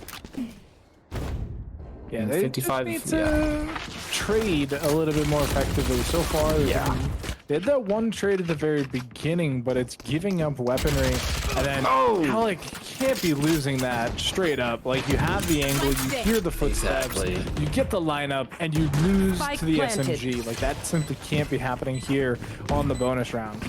Exactly. You have every upper hand. There's no reason you should have lost. That Exit is trapped behind triple here. It gets taken out for it. Wolf Fortius and 9 gonna clean it up. 3-0 now. Unfortunate for Gnarly Narwhals now losing 3 in a row. I mean, there's only so much they can do at this point on attack, and it's, you know, this map is a tough one. I gotta say, this is a little bit defender-sided. But in terms of attacking, Gnarly, it's just they gotta commit sooner. I think that's their problem. We were seeing that earlier, same map, different team. We were seeing, I can't remember who it was, but there was a team earlier that just kept, they didn't commit in time, and they were giving the defenders way too much time to rotate, and it's getting to the same case here. You see Gnarly heading towards A, but whether or not they solidify that A hold soon enough or not is that's the question, because that's going to drive the round. I think another thing they need to be a bit more decisive on is their trading patterns, right? Like, why is Alec there by themselves?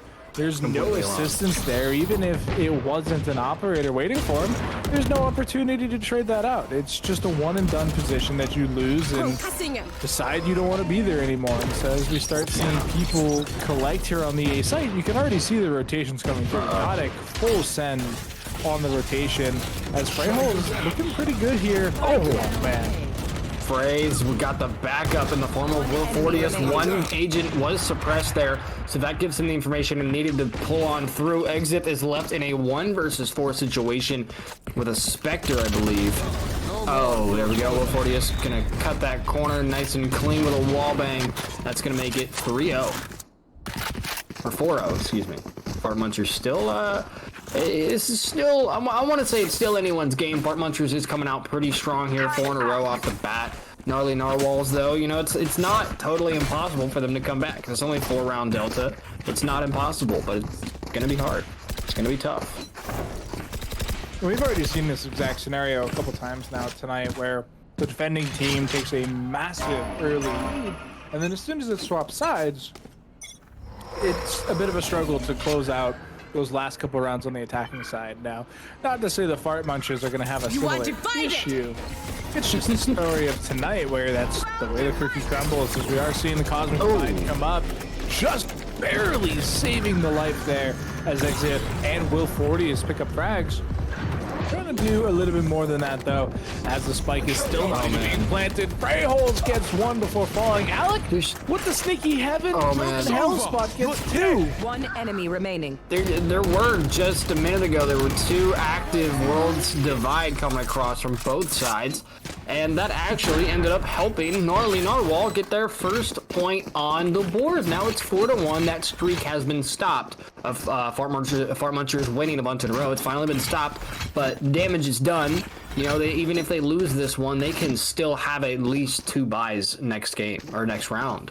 So Gnarly's got to keep on their toes. They have to keep this pressure on Fart Munchers in order to keep that economy down, because when it comes down to it, economy helps so much in these rounds, especially in these later rounds where the other team's already getting rifles and ops. We're going to see an op from Nautic, the Jet, for Fart Munchers, so let's see where that takes us.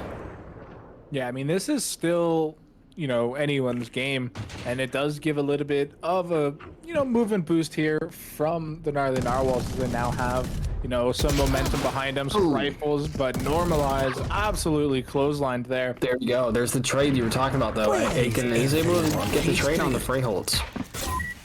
He's going to use the Neural Theft too, which they're not able to really punish too hard. They do get some knowledge about it, and they are slowly rotating with said knowledge, but everybody's moved on Fart Munchers. The knowledge is now obsolete. Yeah, the information just suddenly just completely useless. They didn't, Nautic, imagine he just randomly decided to shoot there. But unfortunately, they didn't use that information in time, and that's going to cost them, because now that they can act on it, there's no reason to. Everybody's moved. So we are going to see a bit of a rotation towards a site from Narwhals here. It's still a 4-4. Bomb's still up in the hands of that Astra on Narwhals. So at this point, it's the information game as we get 30 seconds on the clock now. And I am being informed that the names at the top of the scoreboard are actually backwards. It is actually Fart Munchers who are currently on the attacking side, which means they are indeed down 4-1, soon to be 5-1. Oh, well, thank you, chat, for letting us know that. Yeah, Fart Munchers is down 4-1. Gnarly Narwhal is in the lead. Oops, that's okay. We're live. Stuff happens. It's fine. Doing it live, by the way, folks, in case you are unaware. Shout out to the YouTube crowd. Leave a comment here to let us know that you are, in fact, on YouTube and not here in Twitch chat with us. But for now, here comes the hop down. Xenix gets one. Will 40 rips him apart, though. It looks like that. Alec closes the round, and it is Fart Munchers securing their second. There we go. Now we get the titles correct. Thank you for production for being on point with that. Again, real quick, I just want to give a shout out to our production team. We got Ryan producing and our boy Fade on observing. And these two are just cracked. I've worked with both of them so many times I couldn't even count. And every time they're just on point. If something is, you know, if something's wrong, they fix it immediately. If something's out of place, they readjust it, and they're just so great to work with. So shout out to you guys.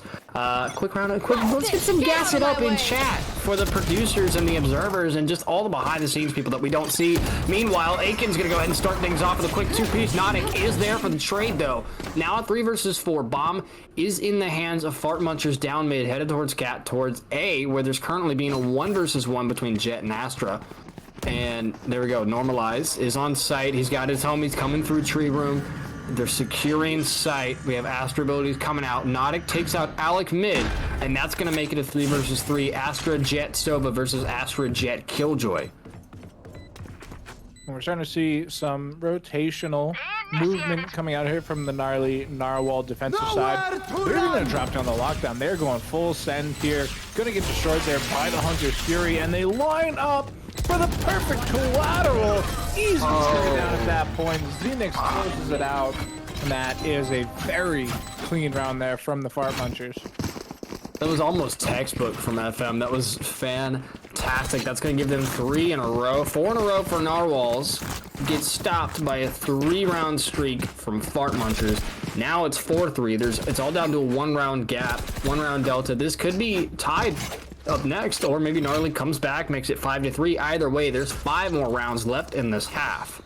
So that gives them plenty of time to bring it back, and that also gives the chat plenty of time to go ahead and do exclamation point GLG land in chat. That'll give you all of our information on our actual physical location that we're making in Rochester, New York. So get the information. It's not gaming in your mom's basement. It's gaming on 22 floors up in the sky. Exclamation point GLG land in chat gives you more information. Meanwhile, 1 versus 4 all of a sudden for 9, and he's not in a good position. They're going to go ahead and rotate all the way to B, and he's going to get taken out on A site. And ladies and gentlemen, it's all tied up 4-4 now.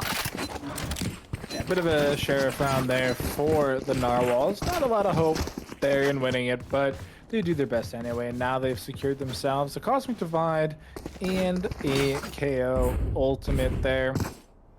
Pretty solid scoreline across both teams, both factions having very, how do I say this, equal KDAs across the board. No superstars making a name for themselves just yet. Just clean, concise gameplay. Huge knife. 5 hostiles suppressed. Oh, man. Absolutely stalls them out. Now it's all up to the gunplay. Can they click heads is the question. That is the question indeed. Nautic has his op. They have the information that normalizes in wine, but are they going to go? Is Fart Muncher's going to go for a rotate here? Aiken might be peeking this. I think he's just going for a camera angle. Here we go. Alec with the peek with the running back. Gets sent back almost immediately by Nautic with that wicked op shot. As my mouth is currently not wanting to work, it's fine. 4-4, a minute on the clock. 4-4 is the score. Xenox heading down Cat with bomb behind him towards top. Cat on the back of that Astra. Still, all 10 players are up. We got a couple damage dealt here and there, but nothing too crazy.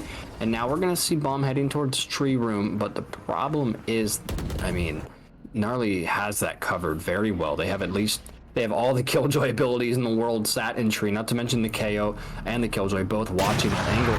Aiken gets taken out from long by Nautic, and once again, the lack of the trade coming in from Fart Munchers. No one was able to grab him off the site. Freyholtz picks up 2. 9's there for a 2-piece, gonna finish it off, taking out Normalize, and now it's 5-4 in favor of Gnarly Narwhals. Yeah, that was such an easy round to kind of metagame once that 5-man KO knife popped up. Like, that gave them just so much information, and then they never even believed in a rotation, right? Like, they had the one member hanging out in mid. It was just all Will Fortius looking down straight, and they never heard a cue. They never needed to change it up. They were able to just, stick with the game plan, stack up, make sure that they were going to be available for trades, and they made it happen. And so now they've taken the lead once again here away from the Fart Munchers as the Cosmic Divide is coming up. Another huge suppression out of Freyholtz. Alec gets the first blood, but Milkshake follows it up very quickly. And now Freyholtz comes through. They're gonna die, but at what cost? The cost of Fart Munchers just barely getting on site, but it doesn't matter. They're getting slaughtered like flies to something that slaughters flies. Now it's a 1 versus 1. Nautic versus Aiken. Bomb is down right in front of Nautic. He's got the perfect angle, but Aiken's gonna slip out of there like the snake he is. Going through those cipher cages. He knows exactly where Nautic is now. He definitely knows, but he's not quick enough on that reaction. Nautic is going to be able to take him out with that op, and they keep that op on the board in the game and in their hands. Now it's 6-4 in favor of the Narwhals, and Fart Munchers trailing behind. We got 2 more rounds in this half, so they could come back and tie it up, or we could see 8-4. We could see a 4-4, or maybe even a 5-7. We never know at this point. Yeah, it's definitely a really unfortunate round to lose there. The op versus the rifle there. We even use the Gnarl Theft on the side of Aiken, and you just die immediately afterwards because you looked away for a second. It's kind of heartbreaking as we are going to see. Oh, there's that one way. Just fold, normalized on half like a sheet of paper. Even able to get away with no damage. But that Astra one way down A long is just beautiful. It's just a smoke one way in general. You can do that with Breach. You can do that with Viper and Omen. So all 4 characters that have smokes. I mean, Jet really you could do it with too, but either way, Astra is probably your best option to do that with. Meanwhile, Fart Munchers is going to lose 2 members. It's going to leave them down to a 3 versus 5 as clock is currently ticking. We got a minute left. Xenox has bomb, but thing is he does have Astra there with, or he does have Phoenix there with him. Astra's mid, so he's got a little bit of backup, but Milkshake's watching CT pretty well. There's the flash from Phoenix. That's going to give them the opportunity to enter, but they're not actually going to take it for some reason. Here comes the Astra abilities down now. Xenox and Exit still trying to make their way out of garage. There they go. There we go. Xenox is able to get towards site. He just has to get on site and hold forward. That's all he has to do. His teammates are tagged up. It's essentially up to him. A lot of damage being dealt. There's the hot hands. Oh man, there's just so much happening now. Alec with 30 HP. Possibly going for the swing. No, Doc, this is so just flustered right now. Yeah, not a lot going for them as here comes the knife. It is going to get the suppression down on Alec, but you don't need suppressed abilities to get the shots on target. They trade out 2 for 1, but the numbers advantage is still with the Narwhals. Evens it right back up, though. Will Fortius takes it out ahead as Milkshake takes out Alec and wins the round. They win the half. 7 on the board. Only 1 round remaining. Come now, come on. Diffuse. Diffuse. They're good. They got plenty of time. 4 seconds. 4 whole seconds. You make me so anxious, dude. Last round before the switch. Oh man, now we're on the last round before the second half. We have 3 ultimates from Narwhals and almost 2 more. And then we also have 2 ults from Fart Munchers with Alec about to get his ult as well. And then Nautic and Freyholtz on Narwhals are actually, they're literally both 1 kill away from getting their ults. So I am wondering if the Astra ability is going to, if the Astra World's Edge is going to come into play on this last round, or if they just going to kind of wing it and not use it. I don't know. We'll find out in a moment there. Yeah, I think it is one of the harder abilities in the game to use effectively, just in its entirety. As we do see, the flash actually fell into the smoke, which made it completely nullified, unfortunately. But Freyholtz is gonna have to fight a Blade Storm in a couple seconds, which may or may not be ideal for them. Joke's over. I don't think they hit the doorway, so that is still open. Nautic out to run it back. Does get tagged up there by the Owl Drone. Can't quite hit the second shot as Normalized wins out of a Freyholtz. And here comes the Hunter's Fury. The site is under assault as these nanobites doing so much work to delay pressure. 9 just chilling in hell. Gonna get a second one before falling. And so that just leaves the heroes of Gnarly Narwhals. 2 remain. Will Fortius up in heaven here with this Odin. There we go. Did you get 1? Yeah. Nice trade though, and now it's Astra versus Astra, 1 versus 1. This is, oh man, it's Exit versus Milkshake. Exit is on bomb. He has bomb planted. Milkshake surfing out of heaven, not paying attention to where he's landing though, and that's going to be Exit taking advantage of that back flying towards him. And ladies and gentlemen, that is going to be the half. 7-5 as Fart Munchers are able to come back just a smidgen, but now they're going to be down by 2 as we're heading into the second half. These pistol rounds are going to mean everything. Yeah, this is really going to catapult one of the teams ahead in some sort of fashion, either in victory or in tying it up.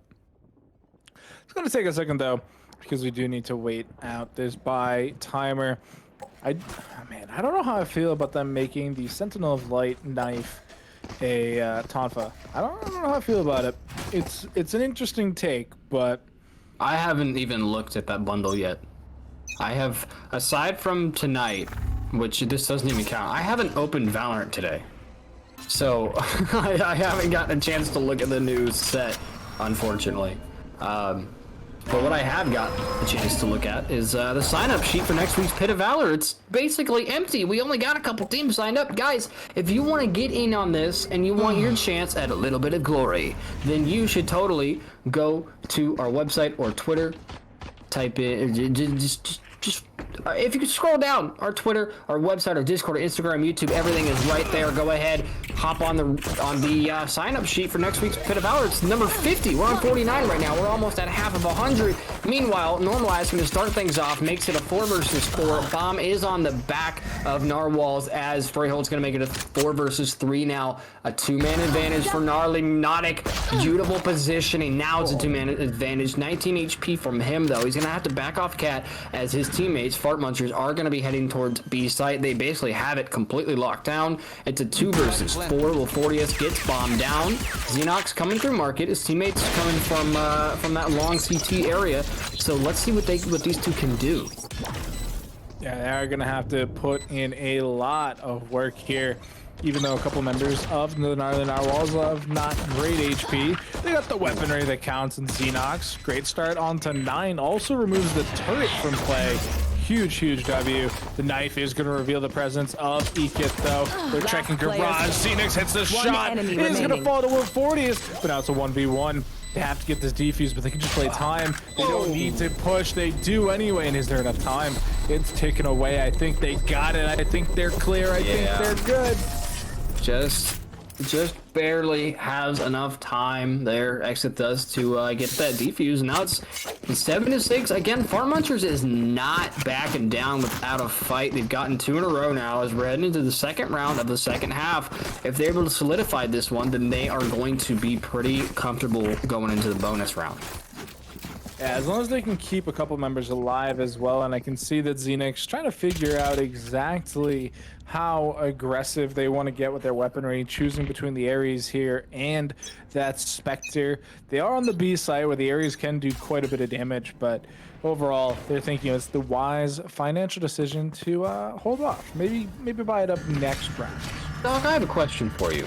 On the second round, if you win the first pistol round, do you buy on the second round? Yes. Okay, because I do not. I used to buy Vandal light shields on the second round. No, that's if I could. Yeah, that's very aggressive. But full armor it's at the point now. I mean, I don't even buy that. It's at the point now where like the biggest gun I'll buy is a Sheriff. You know, I'll stick with the Ghost or a Frenzy or a Classic on the first 2 rounds. I don't buy until we get into the second or until we get to the third round. That's just how I play. I've seen a couple people playing like that, but for the most part, these teams will, they'll come out here and they'll buy SMGs with full armors just in the second round. And I've always found that kind of weird. I understand it now, but as a player, I didn't really get the point of that because it's just, it's just money. You get it back if you win, but it comes down to more than that. Economy is much more than just the amount of money you get from a kill. It's saving, it's planting, it's diffusing. There we go. Xenox is located down that long area. Freyhold's going to get a little bit of information here. Nothing too crazy. Bomb is sat towards mid link. I think Frey is going to go ahead and grab it, but it looks like possibly an A rotate. It's still all 10 men on the board, but 20 seconds left. Fart Muncher, or excuse me, Gnarly Narwhals has to make a play here quick as Aiken takes out Nautic. 15 seconds on the clock. Bomb's got to go down now. You literally don't have time. Left. No time. Yeah, no time. So it is going to be 1 round here for the Munchers, but I mean, I think if you think about that round as a timeout, right? It's something we usually see all the time in Counter-Strike. You would see pistol timeouts is what some people call them, where they didn't buy. They just hung out on the default pistols.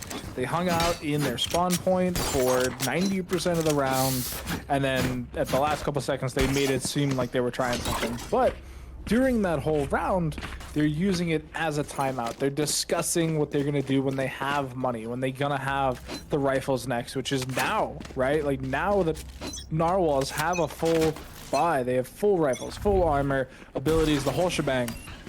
And they had that entire last round to talk about how they want to take the lead now. Yeah, I mean, those timeouts really come into play. You just give your team a moment to just gather your thoughts, figure out what you're doing wrong, and fix it. There we go. Aiken's getting a little bit of information, tags up that Silva a little bit, but gets tied down to 32 HP, so he's going to have to back off. Freyholt is stuck in the Cypher tripwire, but he's able to break free, and now it's a free-for-all for B side, it looks like. But the problem is, Wolfortius has bomb mid. He's got help in the name of Jet right there, but there we go. Aiken takes out Nautic, but Wolfortius is able to find that trade, backs up towards Cat, and now Alec gonna force bomb to be dropped mid as Xenox is going off on site as well. Freyholt's gonna take him out. Now it's 3 versus 2 after trades on trades at B site. 45 seconds on the clock. Bomb down right outside of market, and 2 members of Fart Munchers are watching it like hawks, like vultures waiting. Oh, look at the positioning from 9.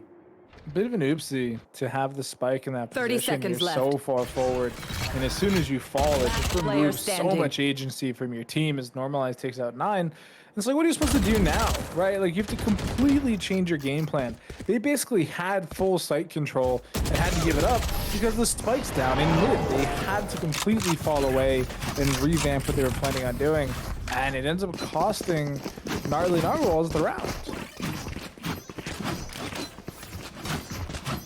Yeah, unfortunately, and here we go. We got another timeout, and I mean, all in all, both teams are coming out pretty strong. This is 8-7. I mean, this was just 7-4, I believe, a moment ago, and now you know, Fart Munchers have come back a little bit, and they're up by 1, looking to hold on to that, but they got to get used to their new positioning on defense. I think it's hurting them a little bit in this. Yeah, but all in all, both these teams are coming out pretty strong. Yeah, I mean, this is the closest game we've had tonight. 8-7, the scoreline here. And it's going to take a team to really evolve in this second half to try and come out ahead and really push the envelope, because right now we're seeing some simple mistakes out of both teams that we really shouldn't be seeing at this stage of the game. And it's costing them a lot in terms of map pressure, map aggressiveness, and now in terms of economy.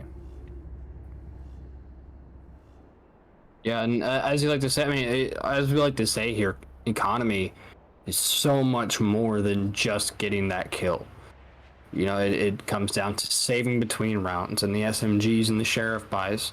And now, I mean, excuse me, Munchers have 4 rounds in a row, 3 in this half, so they got that. They were able to capture that that bonus. So now it's just Narwhals looking for the correct positioning here. You know, there we go. Normalize With what they got, because they're not doing so great right now. They are quite spread around the map. Is that the new Vandal? That thing's beautiful. Yeah, it's the new Vandal. I haven't fully... I looked at it before it came out, you know, like in the locker, but I haven't looked at it since. I haven't actually seen it in game. That thing is very nice. Very pretty, very pretty. But, yeah, I mean, it's... gotta compete with this Sheriff, though. Not this one we're actually looking at, because this is the Sentinel. Get out of my way! Sheriff, but... Yeah, it's got the Sheriff, the Vandal, the Operator, the Ares, and the Knife. It's not a knife. It's not a knife. Just like that, we go. It's a knife. Normalize. Start things off. Picks one, but gets traded out. Exit does a trade of his own. Milkshake, trade of his own. Now 9 takes out Alex. 2 versus 3 now. Bomb's still up. Aiken gonna take out Frey and Milkshake. And now 2 versus 1 situation for 9. Picks off 1. Can he get the second and final to pick it off? No, Xenox just that much quicker. 8-7 is gonna turn into 9-7. Fart Munchers now with a pretty good lead. It's a 2-round gap now with the past 5 rounds in a row, 4 in this half. So Narwhals are gonna have to pick it up here. Yeah, that said, they do have the weaponry with which to do it, right? They have 5 rifles. They do have some ultimates. They have Freyhal's ultimate, and they're 1 away for both the Cosmic Divide and the Hunter Fury and the Lockdown. So I'll be curious to see who they prioritize on this first ultimate orb on the A side, where they are almost guaranteed to get it, but let's see who they give it to. Yeah, I'm also curious, but it looks like Bomb is going to head down towards A long here. And it looks like for the first time, all of Narwhals are pushing down A long. There we go. Exits left on site by himself. Now he's going to have the cavalry come in for the rotate. Nice and quick rotate from Fart Munchers as Nautic takes out Exit, and that's going to give them their entry onto site. Here comes the attacker Lockdown. from 9, the Killjoy from Narwhals, and now it's 4 versus 5 still. The lockdown's dead. Oh, beautiful shot from Normalize, takes out that KO, whose name is Freyholz. And now, ooh, I think Sova just barely got caught in that, so he's gonna have to wait behind as his teammates go ahead and give pressure to side. Aiken coming from tree, sets off that nano swarm and destroys that turret. So that's gonna give him a little bit of information, but Nautic takes out Alec. Now they know he's there. Are they able to capitalize on it? Aiken gets him from behind. Xenox gets a quick trade as 9 takes out his buddy. 2 versus 2 now. Sova Jet versus Sova Astro. Here comes the Gravity Well and the Hunter's Fury. They're able to get half. There's 1 and 2 for Milkshake. Gonna finish things up. Beautiful cleanup crew there from Gnarly Narwhals. Now 9-8 as Wolfortius does go down with bomb. So, I mean, Narwhal's looking pretty solid on that retake. Gotta be honest. Yeah, that was a really beautiful usage of abilities there. I really liked how they waited to use the lockdown that they earned off of the ultimate orb until the spike was basically planted. It gives you a little bit more time, and unfortunately for the Fart Munchers, they didn't yet have that Hunter's Fury for Xenox. They had to try and use those shock darts to break it, and it wasn't enough, whether one missed or it just literally wasn't enough. It was able to survive and ended up, detaining Xenox of all things, because they spent a little bit extra time waiting to line up that shock dart. But now they're already on. Cosmic Divide used, spikes coming down, Hunter's Fury popping off as well, gets a little bit of damage, no kills, and now 9's on the board onto a kin. Oh man, Nautic with the spray control, not there, but Wolfortius there to back him up. Alec gets taken out of his run it back, sent back. Exit takes out Wolfortius, gets traded for it. Milkshake gets him out of the game, and now it's 2 versus 4 situation here. It's Alec and Xenox on the retake. Bomb has been planted. Here comes the Owl drone from Xenox. Alec trying to cover the stairs, not able to find one. Nautic trades him out, and there we go. 1 versus 3. Quickly turns into no 1 versus 3 as Freyholz is able to take that final player for Fart Munchers off the board. Ladies and gentlemen, once again, it is all tied up 9-9. This is looking great. Now we're getting a defensive-sided timeout here for the Fart Munchers to see what they can do to hold off the onslaught of the Gnarly Narwhals, who are just really putting it into work in terms of losing up until this point. Actually, I don't know. Yeah. Man, I hate how the scoreboard ticks themselves don't change color. So even though we can see that the Gnarly Narwhals are on the attacking side. Valorant needs to it's okay. Valorant just needs a couple esports updates. That's the thing. We love this game, but they do have a couple things for the spectator mode that don't quite fit, but it's okay. We make do with what we have. It's a live event. Stuff happens like this timeout. Other stuff happens like next week's number 50 Pit of Valor. If you want to get signed up, go sign up. Follow us on Twitter at GL Gaming Lounges. We also have a Discord and an official website if you want to go look at some cool information. Again, Pit of Valor number 50 next week. Make sure you guys sign up for that little bit of glory.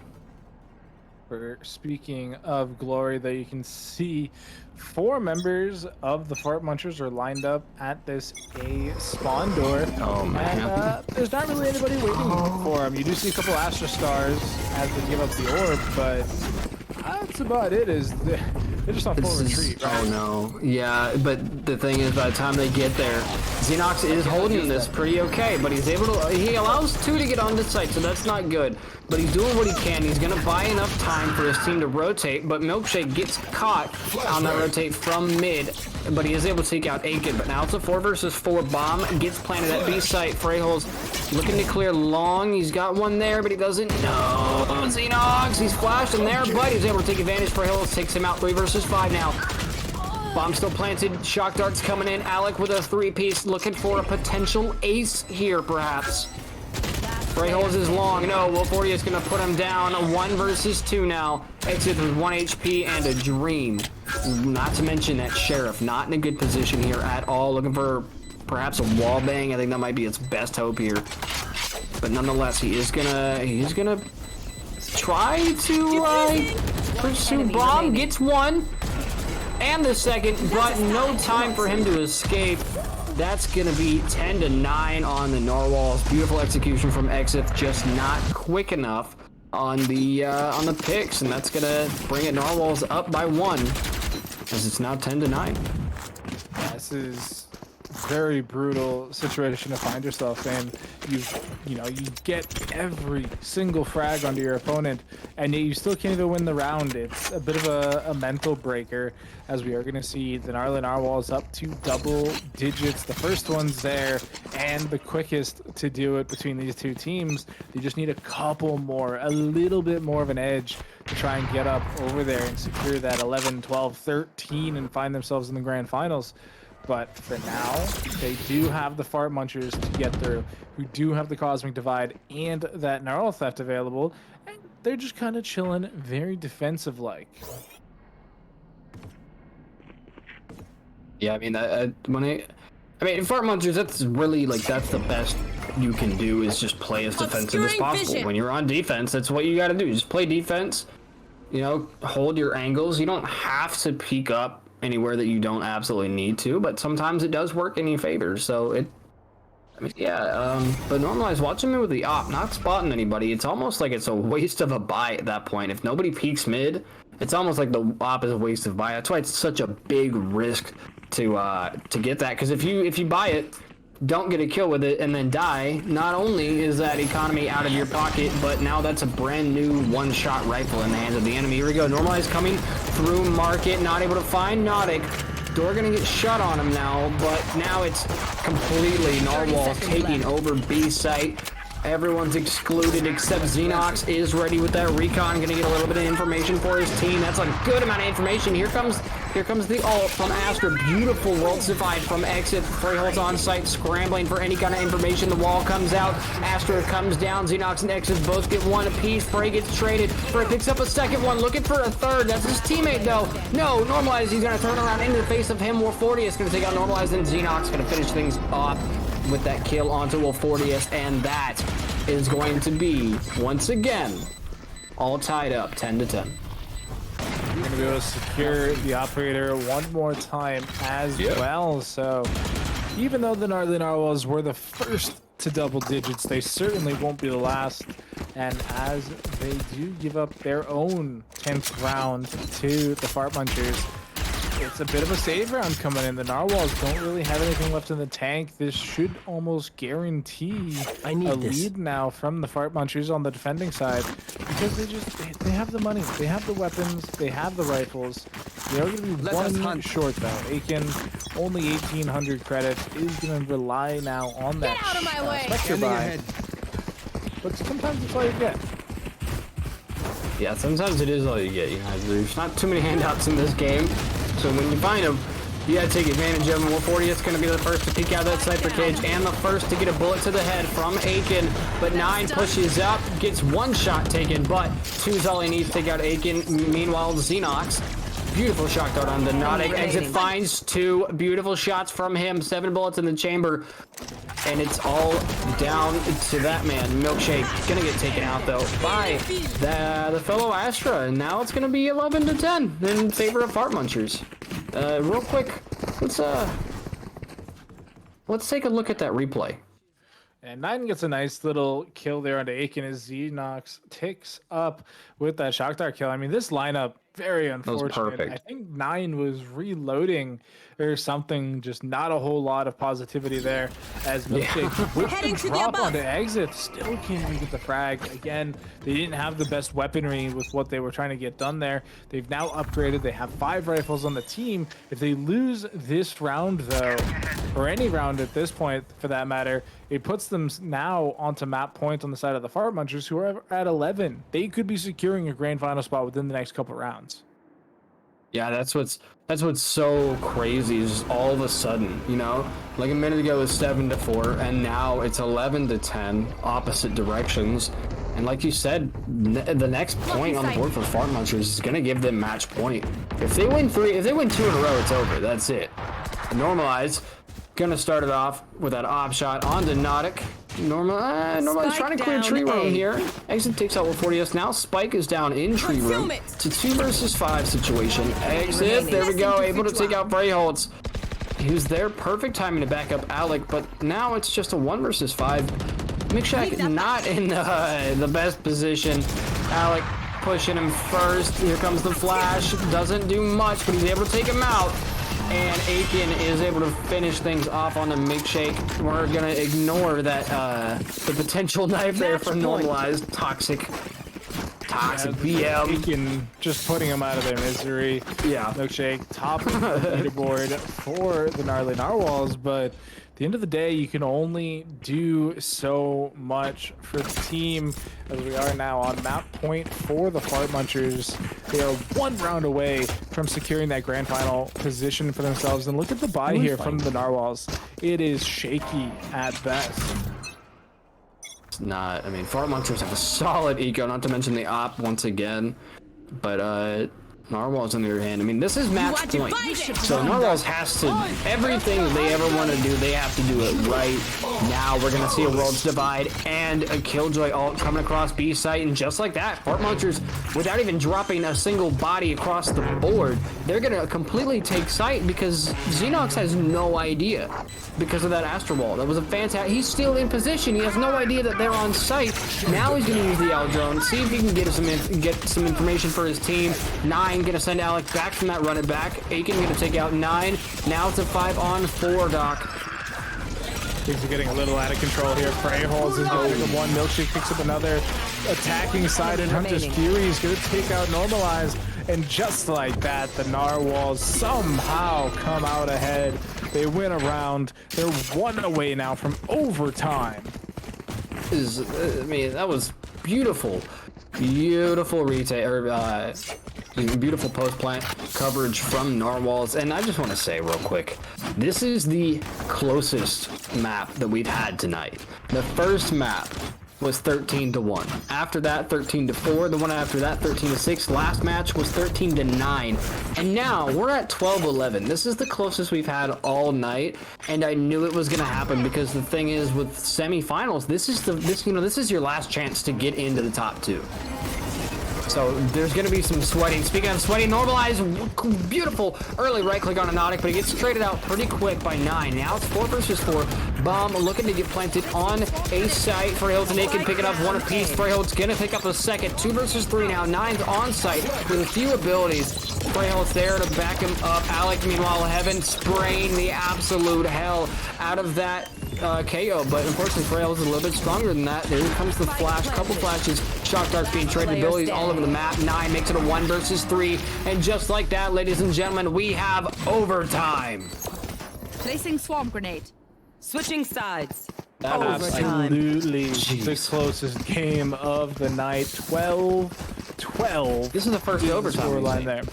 First overtime of the night. Kind of makes me think back to last week where we had a 32 team cap.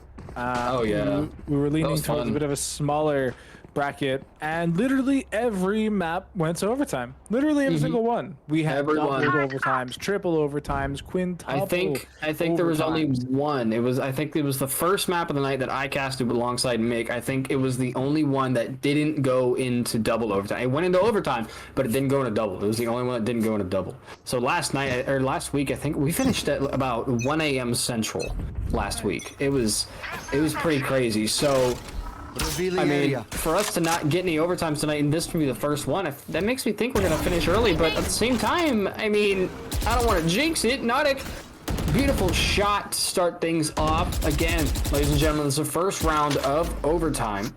12-12 is the score. Narwhals and Fart Munchers both looking pretty strong here. 1 man down for Fart Munchers, though. Bomb is still in the hands. 1:12 on your clock. It's going to be an interesting site take from FM. Just like that, it's even right up 4 apiece now on the attack. Is Nautic down to 22 HP, really stuck without a prayer. The plant is coming down here from the Munchers on the 8th site. It's down, and now somehow the Narwhals need to attack with that operator. They don't have any ultimates, and in case you've missed how overtime works here, folks, it is a win by 2 scenario. You need to win 2 rounds in a row, 1 on the attack, 1 on the defense, and the shorty completely annihilates spray holes. 9 and Alex pick up frags as well. It's a 3v2, 3v1. Kills him with the flame wall. And there's just Milkshake left. Is that the wall? Yeah. Oh, man. I thought it was the hot hands, but nonetheless, it's the 1 versus 3. Milkshake not in a good position. Bomb is planted. I mean, he's putting up a fight. There's no time for the defuse or to capture these last couple kills. But the bomb does, and now it's going to be Farm Munchers, 13-12. If FM wins one more round, it's over 14-12. But if NNWS comes back, if Narwhals comes back, it'll be 13-13. We'll head into a double overtime. So let's see. Ooh, the Odin from Xenox going to start things off. Very, very nice. I like it. I like it. Yeah, and one thing to note is not only is it win by 2, having to win on 1 offense, 1 defense, you can't carry anything forward. So any ultimate orbs you gain, any money you didn't spend, any weaponry you can keep your hands on, all of it 100% reset at the side. Swap has that turret doing a lot of damage. Normalize gonna get 1, drop the spike 2, but Nodic able to trade back out. And he picks that bomb right back up. So it's essentially like that engagement never really even happened. It all comes down to a 4 versus 4 now. A minute left on the clock. And it looks like Narwhals is going to start heading towards B site. Again, Narwhals needs this round to stay in this. If they drop one more round, that's it. Fart Munchers is going to grand finals. Narwhals is going to bed. But let's see if they can prevent that. They do need to get there first, and the spike is still not even on site yet. It's stuck up in here, B garage, and you're seeing very deep flanks from the Astra players on both sides. They're pretty much in no man's land. They might both find a 1v1, honestly. That'd be that'd be great.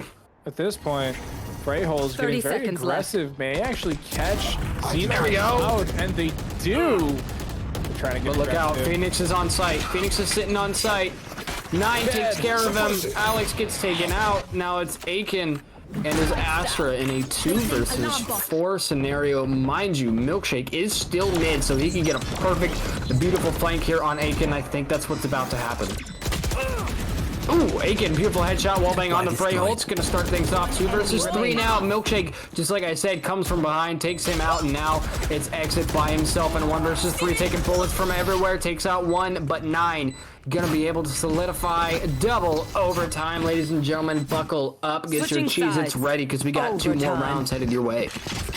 We're in here for the long haul, folks. And again, buy up, buy out, spend all the credits you can, because you don't get to keep them with you heading into the second half. And I mean, look at these score lines.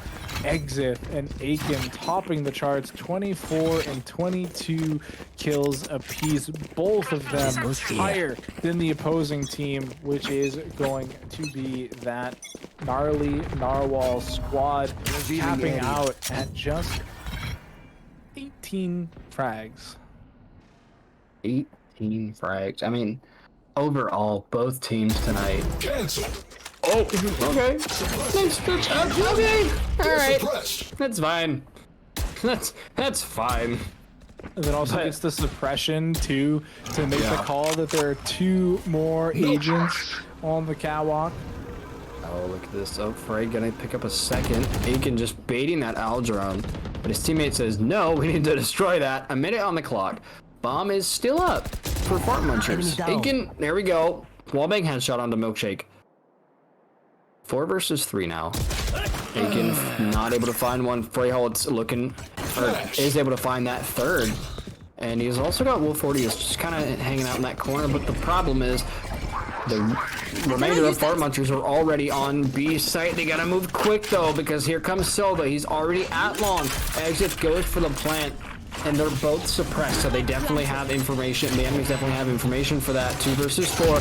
The retake starts now. Xenox gonna start it off. Taking out Freyholtz. Nodic with an ob. Xenox is completely exposed and he's tagged. They know exactly where he's at. 3 versus 2 turns into 2 versus 1. Will 40. That's gonna get a 2-piece with that Odin. And there we go. 14-13. 1 more point on the board for Narwhals. If they get 1 more, then that's it. Whereas on the opposite side, if the Fart Munchers secure the next round, then we will be heading into triple overtime, and the teams are definitely either for or against that, depending on which team you're thinking of. 1 second, but for now, peeps. we're not seeing any Odins, surprisingly enough. The teams, having bought them in all previous overtime rounds, are done with it. They're just rifling. That'll work. I am with you. We are strong. 24 and 22 from the top fragger there. I think that's Narwhals. I mean, if some of these guys KDs tonight, they did not come to. They came to play, but they did not come to play. You know what I'm saying? Oh man, Xenox, beautiful dart to start things off. Gets a good amount of information. Tags up a couple people for Narwhals, but not gonna push up towards Market here. Not tight. Oh, Normalize. Normalize came from the flank. Top Cat takes out one, but he's gonna spin right back towards A. Alex, meanwhile, gets a wallbang headshot on the Freyholtz, and now 3 versus 5. Bomb heading towards B site, but Wolf40 is locking down tree as much as he can. I think he's just trying to get some information, possibly clear out A site for his team. Let's see. Just like that, the wall's broken down.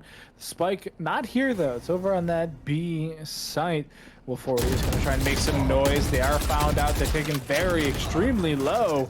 In fact, they're actually dead, and the Spike is not on site. They're concerned. They don't know exactly where everybody is, and just like that, they're making a ton of noise on the B site. Aiken gets one, brings it down to a 1v4, and Milkshake is not up to the task. It is triple overtime, folks. Unfortunately, that Phantom in that situation, I'm gonna ask for a Vandal every time. I mean, I know I'm gonna get hate in chat, but I'm gonna say I use them both. I use Phantom and Vandal, but the Vandal right there is my number one. I gotta say, Phantom. You get moments like that, which just the spray's a little bit off and it ruins it, and it's unfortunate, but. Again, it is gonna give Narwhals an opportunity to go ahead and tie it back up again. We're heading to triple overtime, 14-14. Starts right now. Doc, real quick prediction: who's getting it? Man, I got no idea. This defensive side has been too strong from both teams. In all honesty, Xenox is actually the first one on the board here in this triple overtime. And it's actually in the face of an Odin that they're getting this done. And now they should be able to get the Spike down for 3. It is planted. The smokes are up. The darts are out. But look at this take. They're all funneling in through Market and Spawn Door. Oh my goodness. Not doing a whole lot. Alec going down as Nautic with the hyper aggression makes it work. Unfortunate positioning for Alec, and now the retake is going strong. We have three players on sidewalk, multiple trades happening. Now it's 9 or 1 versus 3. Gonna get taken out. Fart Munchers that much closer to victory now, 15-14. Switching one more for them, and they take it. Match point. This is the second overtime now for the Fart Munchers, where they've taken the first round, and they just need to do one more. They just need to win on the defensive side, which has been so easy for both teams up to this point. It's all it takes is one W, and you find yourselves in that grand final position. Exactly. I mean, more than technically it's 2 in a row, but but yeah, they just need one more. FM needs one more. Gnarly needs 4 more in a row, ideally. This is. I mean, all in all, we're on round 30. Need I say more? This has been insanity. But this is definitely going to be a hard one for Narwhals to pull off, because there's just so much at stake here. If they win it, then awesome. We're going to the next overtime. But if they lose it, it's over. And you have to know that these strat books from these IGLs are starting to wear a little thin, right? Like, like you said, 30 rounds in, we've played. I don't even know how many attacking sided rounds, and there's only so many ways you can attack these same 2 sites without just barefooting it into the site and just putting your foot down. coming out ahead with these shots, as we are going to see some aggression coming out here from the gnarly narwhals. Flashes are going in, but they're getting peppered through these walls, these paper mache walls. 1 for 1 for 1 man. comes out in favor of the narwhals, and it just continues on. It's a 3v4. The flank coming from Xenox, not going to work out. They're tagged up, tagged down, taken down. Now it's a 4v2.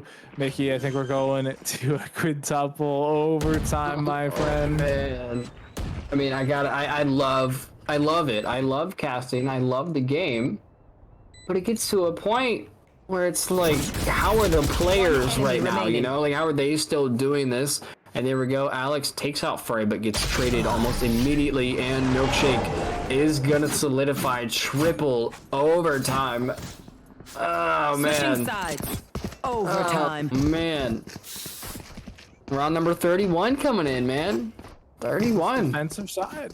Well, that was the offensive side, actually, believe it or not. Yeah. Man, these teams just don't know what team they want, or which side they want to win on. They've done it all. They've done so much work to stay in it right now. We are beginning a technical pause here for the attackers, which at the moment I do believe is the Munchers. I think it's, yeah, I was gonna say, I think it's Munchers. Also, I just real quick want to just touch on someone on the production side saying a tracker tech pause rather than attacker tech pause. I love you, Fade. Just had to throw that out there. I love that. A tracker. We're gonna see the defenders versus the attrackers. He does spell his tag with an @ symbol, so we don't expect much from him when it comes to and he doing spells language. fade with a PH rather than a 7, you know? Well, no, that's normal. It's like fat. Like, it's the same thing. I mean, okay, but yeah, he still has the @ His name is Fatade. It's like, we love you, man. We love you, Will. So we're all tied up. It's 15-15. Or game 5. This is the semifinals. Whoever wins this, Doc, is going to the grand finals for that's where you're fighting for your little bit of glory, you know? So this is a very high stakes match, and as you can see, both teams are pulling out all the stops, as many stops as they have provided each other in the past. They're pulling them out, every single one, all of them, every trick in the book, every sugar on your cookie, they are using it, and it's working. 15-15. I mean, this is the closest one we've had all night. Yeah, and I mean, on the other half of the bracket, the other semifinal has already concluded, and it was Prodigy taking it over their opponent of Billionaires Club. So we already know one half of that grand final matchup. We're just Prodigy between these two teams to figure out who the other one's going to be. And I don't know the score of the Prodigy Billionaires Club matchup. I just know that it is 1-0. But Prodigy have been super strong tonight. I mean, those defensive sides, they've won at least 2 of them 10-2, only to then falter on their attacking side. So definitely interesting to see how that plays out in a best of series. Congratulations to them for making it through that grand final position. And so right now, again, we are still on a technical pause here for the attacking side because of the internet. Sometimes it doesn't work. Sometimes the peripherals we use also do not work. And so that's what the two teams are trying to figure out right now. Yep. I mean, it's been a crazy past couple weeks. I think this is the 30th Pit of Valor in a row. So it definitely sets this, it's just crazy to me, you know, and I've been a part of Pit of Valor for about 10 or so of those. So I'm super, you know, I love it here. And now, you know, like you said, it was Prodigy won that other semifinal. So now what this game is determining is who Prodigy will face. Will it be gnarly narwhals or fart munchers? You know, so that's what's gonna happen here. We're just waiting for, again, that tech pause to come on through. But all together, I think this has been a pretty eventful and just overall very entertaining and full of content in game number 5. And now we're back underway. Tech pauses are all cleared out. No more problems for either team. 15-15 is the score. We are in triple overtime. 9 is in one ratty position, but it doesn't matter. Normalize is going to start things off, but him and teammate are very, very hurt on the attacking side. Bomb is going to get down, and now it's Narwhal's on the defense on the retake from A Heaven.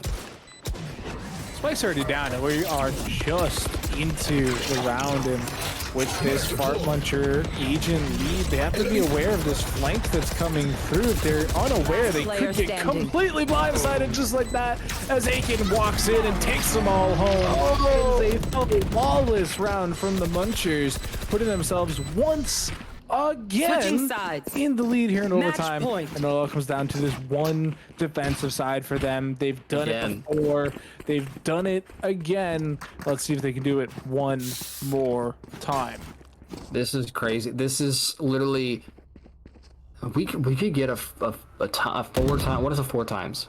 Is that? Well, we're already on 4. This is the fourth 4 times. overtime. Yes, which would be quintuple. Quintuple. 5 Penta. Scanning ahead. Pentupulent. Penta is that 5. a word? There's also, yeah, I mean, yeah. 5 overtimes.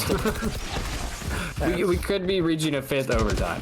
This is what our brains are trying to produce, but we've now been invited to 32 more rounds of Valorant, so that's fine. Oh, it's not fine for Freehold to get his toes burned up. Oh no.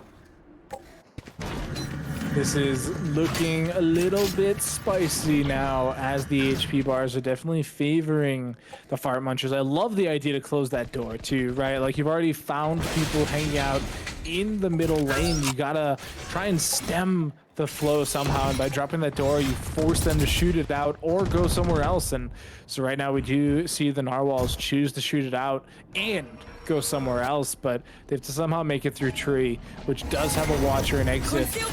Kind of step up, buddy. It's on the Astra. You got to get it done.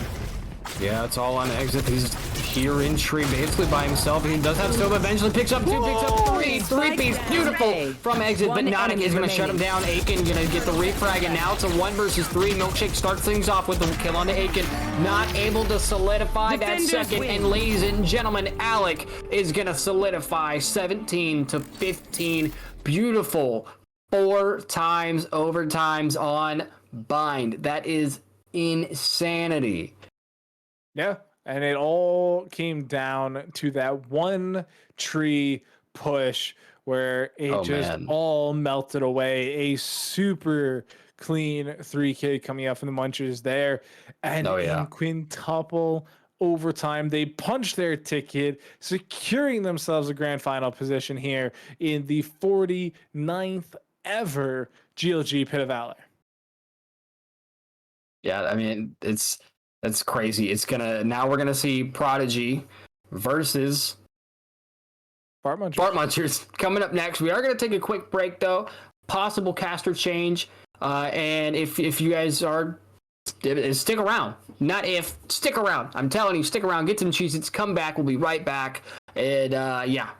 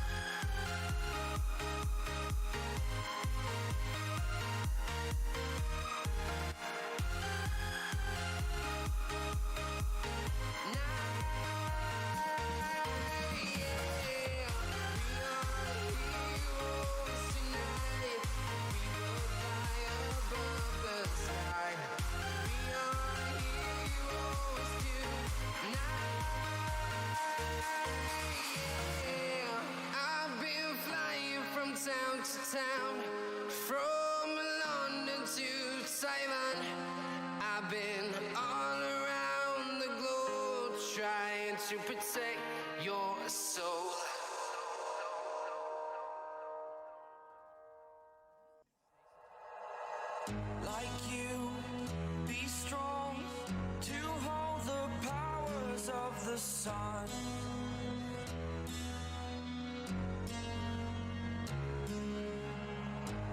dream, believe in strength. Now I'm the only one, only one.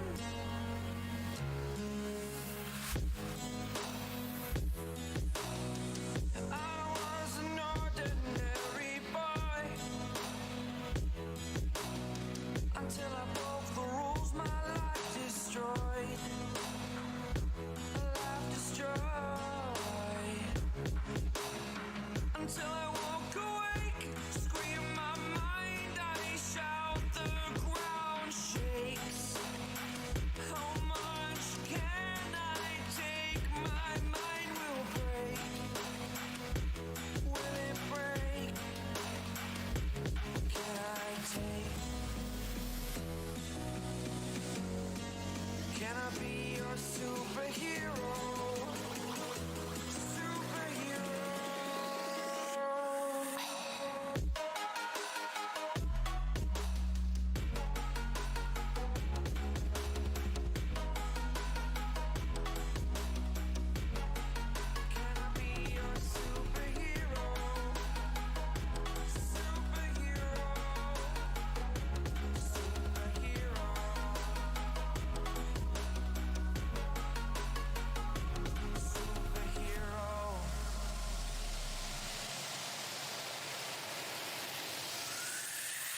Fly away. It's the first time of today. Today. To dream, believe. You are the strength, you're all I need. Need.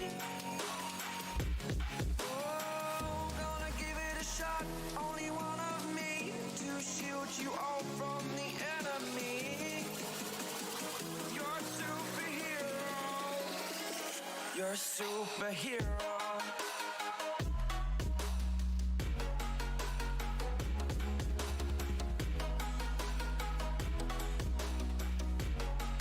Can I be your superhero? Superhero.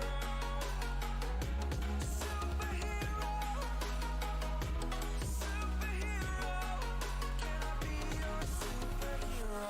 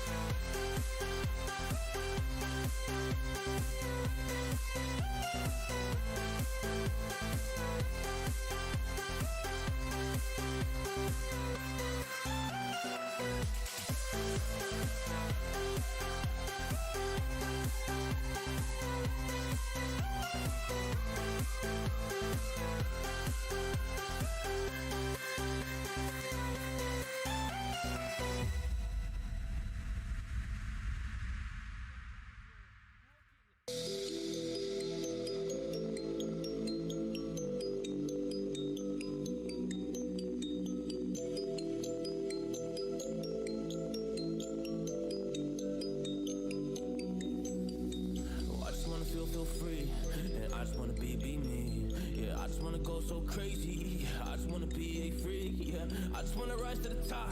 Yeah, I just wanna go reach the peak. So I've been really well focused on success. Hey, y'all will see. Yeah, you won't see that I will get it. Cause I'm really focused, man. I make it with the rap and I just follow my path. I just follow my passion. To me, this is what's precious. Yeah, in my soul, man, I can feel it. So every single verse, man, I just gotta go and kill it, man. I gotta be the kid. I could be the guy taking you wild. I could be the villain. My good as a kid. Lately, I'm painting my path on my way. Yeah, I got no time that I can waste. So I've been sitting in the space. Yeah, making rest every day, man. You know that I go insane. Yeah, I hit you with a bullet to the brain. Let us stop first if we going, you going insane.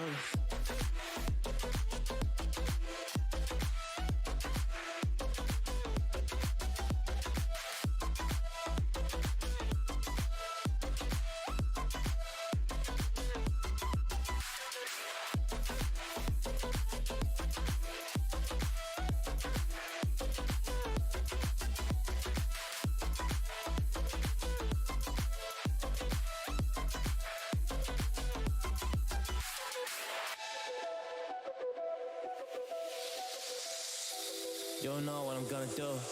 You don't know what is next.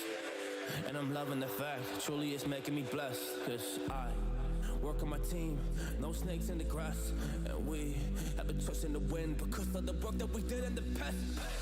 Because of the work that we did in the past. When we went to hours, you barely got rest. So I get the realm and we didn't finesse. So I got the feelings that we might be next. Cause when we go in, we win in the match. Sure. When we go in, we win in the match. So that's how we do, cause we be the best. We be the best, best. Yeah, we be the best. Whoa. Yeah, we be the best, best. We be the best. Hey, yeah, we be the best, best. Hey, we be the best. Yo, you wanna come a test? Whoa, you want to see we the best? Hey, you don't see that we're the best kid, so I suggest you never really come and test it. But otherwise, I will smack your face like Michael Jordan does with a ball in the basket. Oh damn kid, but you didn't expect it. You never really thought that this could just happen. But now really come on and we pull out with the action. Just keep on the feed, those they don't get it like.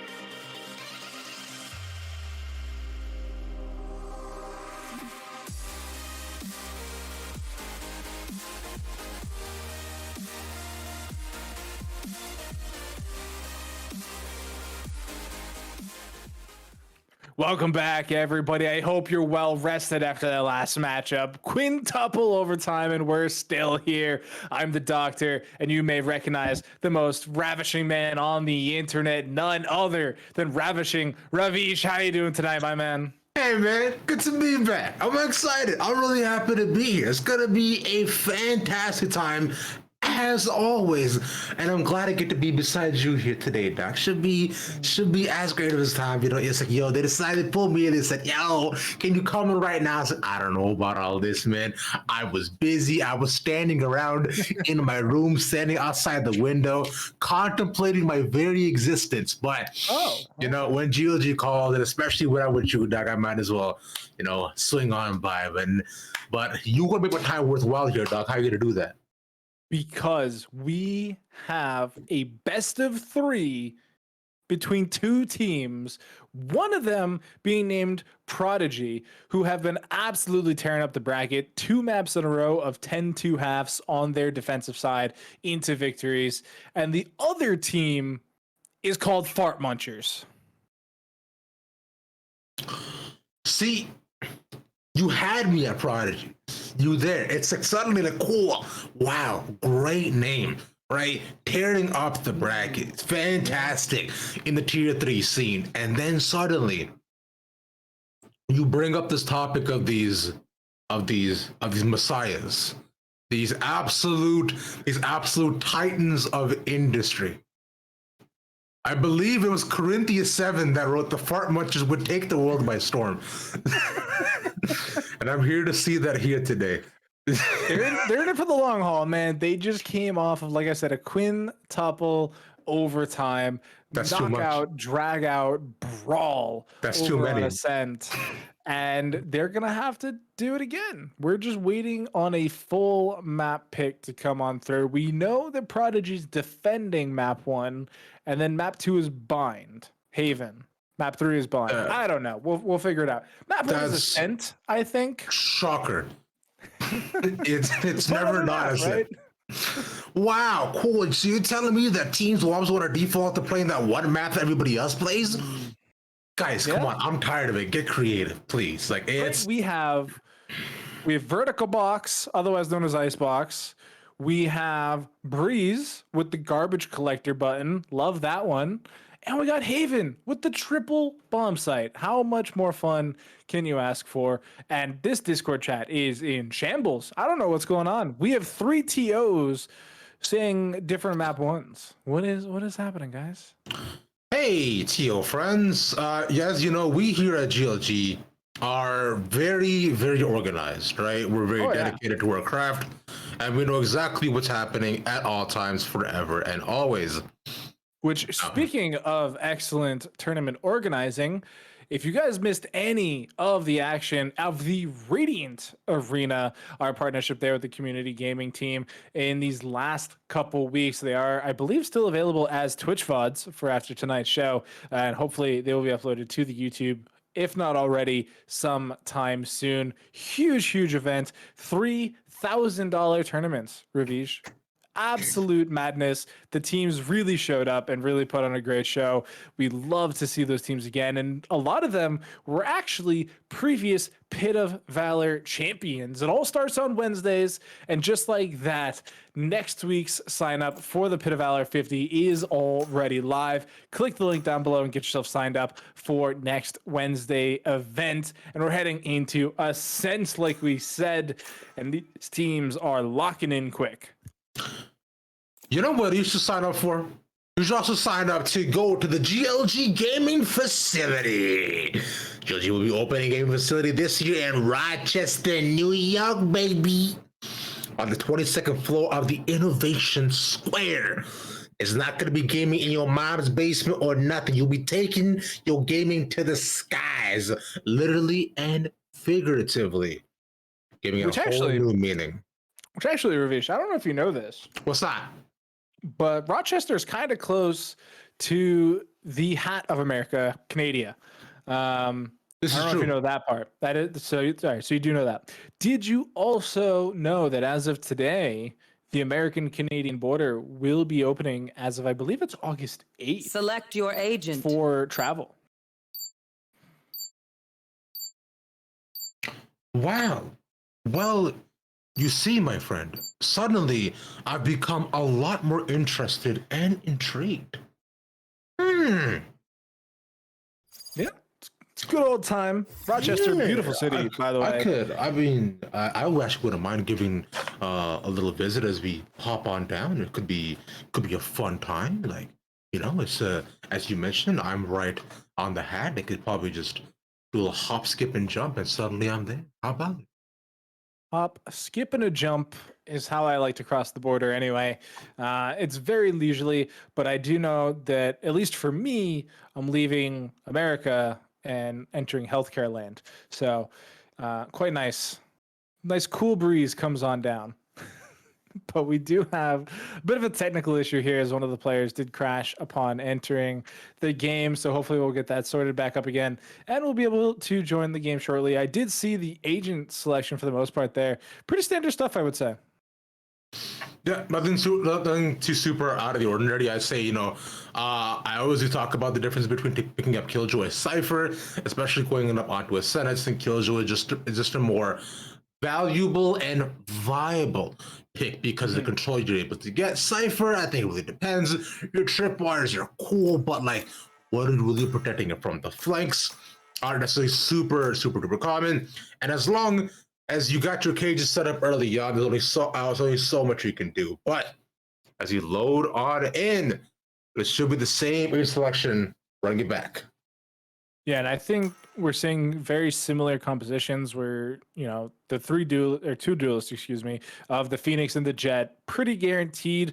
Phoenix has really been popping up once again after all their changes to some of the other duelists. Reyna's fallen off super hard.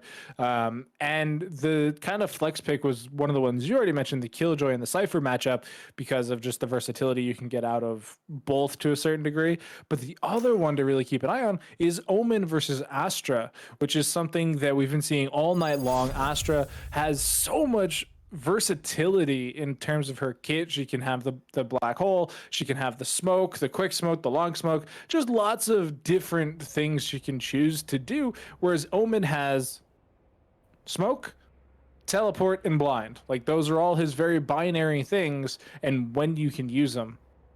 So it's really interesting to see the teams choose which one between the two. Loading up in though, I'm curious. I'm intrigued and I'm enthralled as to what the team are going to do, like you were mentioning. As we're just waiting to go into game. Doc, are you seeing what I'm seeing currently? I am. The agent selection has completed. These teams are locked in, and we're just in the loading screen. Riot doesn't have a separate loading screen between agent selection and the game for spectators, which we are tonight. We are spectating, not playing in tonight's grand finals. But we could be next week, right? You and I could put together a casting team, and we could enter next week's Pit of Valor, and we could just be the best, right? Like, I think it'd be a lot of fun. Champions. Now, but the question is, Doc, if we were on the same casting team, what are you playing? What are our map choices going to be? Firstly, are you a duelist? Are you initiated? Are you sensitive? What are you playing? I'm a Phoenix player. I'll throw curveballs all day long. And in terms of map pool, we got Haven and Bind. All right, I don't disagree. Look, playing Bind is fun. Watching Bind is kind of iffy for me, but everybody forgets, bro. Actually, Icebox is both fun to watch and play. I genuinely believe that. I love Icebox. It's one of my favorite maps in the actual game. It makes for genuinely interesting times to pushes. But for me, I'm a Breach main. Like, I like playing Breach a lot. But, Breach on Icebox isn't super great, so I turn into a Sova main magically. But I know only one lineup. On the actually no, I know two. I know how to get the dart from mid to from spawn to their spawn across mid. I know how to do that. Just shoot it? Just shoot it straight? No. There's an angle. Look, when you're in spawn, there's a certain angle you have to get it so that it lands right behind where the setup mid, right behind spawn. So, all right, congrats. That I know about that many Sova lineups on Haven. So, I do think we actually had a disconnect one more time. It does look like 06 on the Prodigy side. They don't have a ping attached to their name, which makes me think they are disconnected. That's typically what that means. It used to have a little disconnect symbol, but clearly that has changed. But 06, the Phoenix player here for Prodigy, has been really stellar tonight, but someone who's been even more stellar, Ravish, believe it or not, is Jason, their controller player between the Killjoy here in a sense and the Cypher on Haven. They've been top 1-2 on the leaderboard for at least 2 maps tonight. And considering how hard they already are, especially as a Killjoy player, bro, racking up that many dubs and just shots from back to back when you're playing behind your team, setting up your turrets, and still being able to hold down and anchor a site by yourself, suddenly you have my consistent attention here, Doc. I am more and more enthralled as we wait to get into this game. What? But here's what I'm thinking, right? Considering with the setup right now, which is already around A, so here's what I imagine is literally going to happen. Firstly, Astra set up right by tree, and also right on top of heaven. And then immediate smoke too. And as they use that to enter onto the site with the Phoenix Curveball, and they'll dart as well at the back of the site while they enter in, using the jet smokes for cover. As they all just kind of throw in one by one. Cypher and the Cypher trip will be placed right behind them near A to cover the flank near spawn, and then they'll get the plant off. Easy done. Okay, that sounded like a lot of utility to get the spike down. Mm-hmm. What do you have left to defend it? So, you still should have one Phoenix Curveball. Okay. And then you should still have one jet smoke.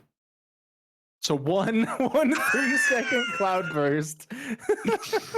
And all right, good. Just hit your shots, kid. Right? Look, just hold on. Whoa. Shoot. It's pistols, bro. What do you mean defend it? It's pistols. You're fine. Literally just stand on site, one after another. Blow, blow, blow. It's just, how hard could it be?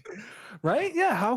Honestly, it sounds kind of memey, but I'm a pistol player, right? Like after years of playing pistol only in FPS multiplayer, the pistol rounds in tactical FPSs are like easy mode, right? Like you've been trying to akimbo deagle people in Call of Duty for a decade, and all of a sudden you can't work a ghost. Like, come on now. You know, Doc, you have a lot of strong opinions about the most abstract things, which I don't want to honestly dive into. It's like you just choose to take these hard stances on things either nobody cares about or things are just that are just immediately so out there. You're deciding, but I'll just want to go. But no, pistol only is a legitimate tactic because it gets him in the mental state. Right? Like if you're a hardcore, wall jumping, drop shotting, COD kid, and all of a sudden you just get bodied by this pink silenced Deagle player, it hurts. Sure. Yeah. It's not great. It's not the best time, but that's not what it's all about. Firstly. Do you know how hard it is to land a dink with a deagle, bro? That is near impossible for me. It is such a tough lineup. Because realistically, it's also not gonna happen every time. And also, if you're on the other end, bro, you forget in COD and even here, this wonderful thing called tactical crouching. Whenever you're just entering onto a site, it's 1-2, 1-2, 1. Just go in on a site, bro. That's all you gotta do. Just keep bobbing, moving back and forth. Okay, cool. So we're. It just makes me think of that Counter-Strike GIF where it's the disconjointed hitbox where the legs are cramped out and he's just with the machine gun just going. Someone will post it on Twitter. It's actually in our Discord right now. Shout outs to Ryan having the exact GIF I was talking about. But yeah, we're in the game. It's happening. It's already down as Kyle and Lukey trade out, but they can get more kills. Jason's already on the board. Normalized taking one down here. A site under control, and I think they have a couple more abilities than you labeled earlier still left in the tank. Well, would you look at that? See, look, and they decided not to buy their shields, and instead they get even more util they will use on the pistol. And suddenly, oh, but look, one cloud burst, see? I'm gone! That's not it. Because use it, but whatever, to get the second pick. Normalize. I know it's fine, though. 2v1 though, time. End of the night. Yeah, using that last cloud burst to get the frag there gave them the other tailwind, able to keep them safe for a couple extra seconds, and they end up taking the round because of it. So the Fart Munchers are the first ones on the board in this best of 3 grand final for all the money, right? It is a winners take all bracket. I mean, yeah, like you mentioned, but then the first pistol, in my opinion, although doesn't tell a lot about what the rest of the game will actually say, but shout out to FM, I want to say, for just being able to take the next, but they move themselves over onto the B side. They have the spike there, but site's wide open. Yeah, this is so free. Yeah, Prodigy, this is actually the first pistol I've seen them lose all night. Spike They're, planted. in my eyes, 5-1 when it comes to pistols. They're 4-1, excuse me. And Normalize just gonna spray down Jason. Does have a couple more members here to peek into. Uptrap, tailwind, still eventually gets the frag. Picks up a third one just for good measure. And that is a huge pickup there. Cover going out. One after the nub, though, the ruling on the side is coming into the 2v5 apart much. This is an easy pistol take for them. Maybe the guns is what they need on the side of Prodigy, but they can at least get one. No, that was a horror movie, bro. Suddenly you just peek in and 5 people are standing there. That's terrifying. Yeah, that's not great. Less than stellar. But interesting enough, it is a flawless round there for the Munchers, which means they get to carry 5 weapons into the next round. It looks like Alec is actually just hanging out on the pistol because they've now upgraded to a full rifle of sorts. And I mean, that is big problems here potentially for the Prodigy side on defense. Considering that with guns in both hands for both these teams, they could try to make this a little bit interesting, as Prodigy do have the current advantage dart. They can spot it out, but they should know that at least one person's tried to move in on them, as it's a almost full cat push. Only one person at the side holding it down with Jason. They won't be able to notice the turret. There's under fun one at the side. Gets, can they get a second though? Flashed out. What? Dude, the flash, Jason, that was sick. I don't know if Jason was able to see the spike either to make that call out, but all the members of the Munchers are falling. There's only one left as Aiken here. Doesn't even have the spike. Can't even get to the spike realistically. They're just dead, and it's a counter flawless from Prodigy. See, that's what I was saying before, right? This is actually what you want to happen. Well, I would say what you want is what we kind of expected to happen. Considering they were at a gun disadvantage, the first pistol should decide at least the next like 1 to 2 rounds. But with guns on both hands, started Prodigy had decided to step it up, and the gun was looking a lot better. But with even footing on both hands, no real major ultimates coming up for either side. We see Fart Munchers are positioned more towards the A site. In kind of a more neutral position. A Spike is left outside of B. See if they could possibly get a pick on either end. Hey, we're back. What's going on? What's up, chat? Any primers? Any primers in the chat? Primers in chat? Well, now, guys, I don't know if you know, but if you correct your Twitch Prime account to your Amazon Prime account, you can actually get a free sub to your favorite streamers, whoever that may be. I don't know what this voice is, but I just figured this is what everyone who does that thing sounds like, bro. Any Bezos books in the chat? We gotta send them back to space, hopefully permanently this time. But we're back into the game, and it's live on our end, as we do see 4 members of the Munchers, 3 members of the Munchers, now on B site, planting the spike.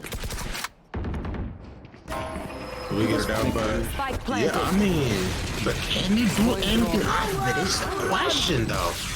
On the screen, put out right at the edge. Normalize able to get 2. On the screen, not able to pick anything up, but at least got 1 tag, I know, from the other end, so they have a little bit of information. That's where Prodigy's coming in and make the 2v3.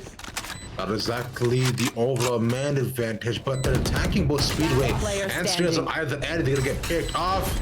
It is just left to what I assume is a hexadecimal code. It's his name. I never even thought about a potential hexadecimal code. I was just calling him 06. That's a good point. Is he a QR code? Is that a human robot? Yo. Did he get past the captcha? Is that KO? Literally aimbot in this game, bro. Which, by the way, if y'all haven't played a KO yet, KO has some of the funniest lines in the game. Man, like literally one of my favorite ones is like kill mode. He's like, wait, just kidding, it's always on.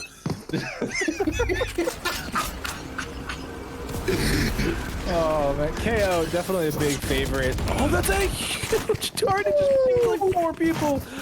Oh no, KO, huge fan favorite. Definitely a big success, I think, on Riot's part. Definitely might need some tweaking a little bit. I think the knife's a bit strong, but I mean, what else can you do? Die in the face of Normalize. So 6 is gonna take out the trade onto Aitken, but can't even escape from the Jet player's insane. No one was able to get 3 pops out of that. No one there to punish or trade it. Everybody's looking away. No one. The spikes is just out for free, even after such a big pick in the beginning. So the part much is going on a 3-1 spree. Can you probably get a second Stairs? Did he heard him coming? No. Let's go for the fight. It is just Kyle left. No glass to break means you aren't going to hear the footsteps. Normalize is going to be the first one on target. Doesn't take any damage whatsoever. Is pinged now up in heaven position. Gets this 6 shot on the Zeno. And now it's just this one. It's only 7 HP. You're just going to hit anything. Ring around the rosy is complete, but you still get the frag. Should have enough time as well. Yeah. Question mark? Easy peasy. Easy clap. That was just really sick by Kyle, and he definitely knew exactly what the Jet was, how he went just back and forth, and like you mentioned, a little bit of the ring around the rosy, but it works out well. And he goes run back and just look. He goes around, he hears the steps, he knows he has to be somewhere around there, and as an easy jump peek, Jet not even ready to respond to that. What could have been fun is that he TP'd up on top of the box and shot him from above as I dropped one of my own boxes on my desk. Nice. Yeah, no, we've seen a couple really nice pistol plays there over on the A side from Kyle. Kill. Sentry. Never actually got clarification. Joke's over! You're dead! What? We do get the run back here. Gonna take out the turret and get onto site. Cosmic Divide also gonna follow it up. Hell is cleared. Nobody found there. Kyle takes down Aiken. And the Blaze Throw here from Normalize gets kind of stymied by their own wall. They're giving up a lot of these sites just completely for free with absolutely no defense and no information being given over, especially on a Prodigy side, because if they get to picks, make that 3, Xenos able to respond. The Odin spray doing fantastic, but he's detained and he's gonna die. Yeah, just gets sniped. The party doesn't necessarily even matter as it's an easy defuse. Prodigy making it closer. That was a really sick pincer maneuver coming in from Prodigy as well. The first thing I noticed once we panned on over there was that you know, Xenox, even with the Odin there, was just trapped. Like, they managed to kill both flankers, but they just weren't able to escape in time, and that led to the detainee, and there's nothing you can do at that point. You just have to hold that L, and it does end up losing the round. That's 2 defuses in a row now here for Prodigy, and I do like this adaptation. It's something we saw them do a little bit on Haven earlier in the night, where they would just give up the site for free and play a 5v5 retake, because they recognized their shots were better, their team play was better, and they were able to really execute the retake better. The retakes now may be called to question, as far much, although they're on the save, they've been able to just take free sites before, but the retake, especially on B, has not been too great. Looking nice, peak shorty out, but oh, 6 with the response. So making a 2-for-1 trade at this point as the rotate comes up towards A. Is gonna chuck the Guardian over to a higher health teammate as well. Really interesting gun decision, in all honesty, in this round, considering everybody else just has sheriffs. I mean, it's basically a sheriff, just longer if you think about it. Spike is gonna go down. Man, we're not gonna go down on all this round about US sheriffs again, Doc. I'm sure you've heard before, but it's time to I think sheriffs are great. They're one-tap machines. It's the Odins that's causing problems. And just like that, another huge win here from Prodigy. You know, it's kind of interesting. So here's my take on how Prodigy have been playing these last couple rounds that I've seen them on defense, is that their attacking side hasn't been very great tonight, in all honesty. It's been quite shaky. And what is a retake except playing offense on defense? Bot coming back. Practicing for the next half. Sure. Like, I see where you're going with it, and I understand your thought process, Doc. But I don't want to say anything that could potentially support a reverse spiral from what I've seen already. So I'm just gonna say I stand neutral and unbiased on all opinions. So you're Poland. I'm Switzerland. Yeah, Poland. That's what I said. Switzerland. Placing swarm grenade. Poland? I'm done with you. Let's look at Normalize here, who's trying to move in onto the Swiss side and try to take any violence, because what Switzerland does, it has the Alps and non-violence and tall people with blonde hair. Delicious chocolate, so I've heard as well. Yeah, I guess you could say that. Poland also has Polish sausages that are really good. Poland also has great fraggers as well, which I don't know Xenox's ethnicity, but if he could be, I'm sure he could be Polish, as he uses. Could be anything you wanted to. Yeah. You could be Polish. You could leave you 4 on side of the side to move this. Xenox gets almost pretty much free. Gets caught on the back and doesn't ready for him. It's a 4v2. Spike's not down as of yet. Spike down. What was that peak with Yoda? His shoulder was outside, and I don't know how they didn't see him. 06 doesn't see the second person either. Jet moved on down. Sorry, Astra moved on down into hell. He's up against the lot. You know where you are. Can't hit the shot. Exit takes out 06. 100% chance of knowing where they are. Now they're falling apart. Jason's gonna fall as well. And it's suddenly a 2v1. You just gotta play the time, folks. Finally, Kyle takes the head off. But that is 2 frags you did not have to give over. I mean, 1000%. Like, but considering the peak that they saw before, Jason shouldn't have won that. If I'm being very honest, in this reality, that definitely should not have happened. But he still won with the auto peak by the end of it, like you were mentioning, right? A couple of going back and forth, but Doc, in the pregame, Jason, a name that you called out for being a top fragger already, and he showed up and showing out only 8 rounds in, 5-3 for the first 2-round lead here for Prodigy. As yet again, a neutral attacking side for Fart Marchers. Look, yet again through mid, but Lukey to start it off hot. Yeah, this operative player has had some nice plays. But again, it's the star player, Jason. They've been all over the map. They're super quick to rotate as well, which is interesting enough when it comes to... Oh, God. What a shot here from Lukey once again. I mean, honestly, we could sit here and talk about Jason, but the whole team from Prodigy are super strong. You're Spike not down looking mid. to the left? One enemy remaining. Why? Why are you taking that peek? It's something you're just like moving in a line, as if this was an episode of Scooby-Doo.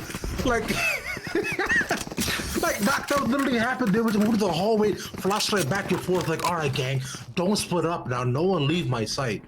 Oh man, y'all gotta decide to take a double peek, but somebody else has to be watching a different angle. If you checked out at the pizza, another person has to check in on the market. It's have your teammates back at all times. It's how you succeed and thrive. Valorant, believe it or not, is a team game. Believe it or not. Some of the plays we see may say otherwise, but look at this peek. That is some friendly maneuvers.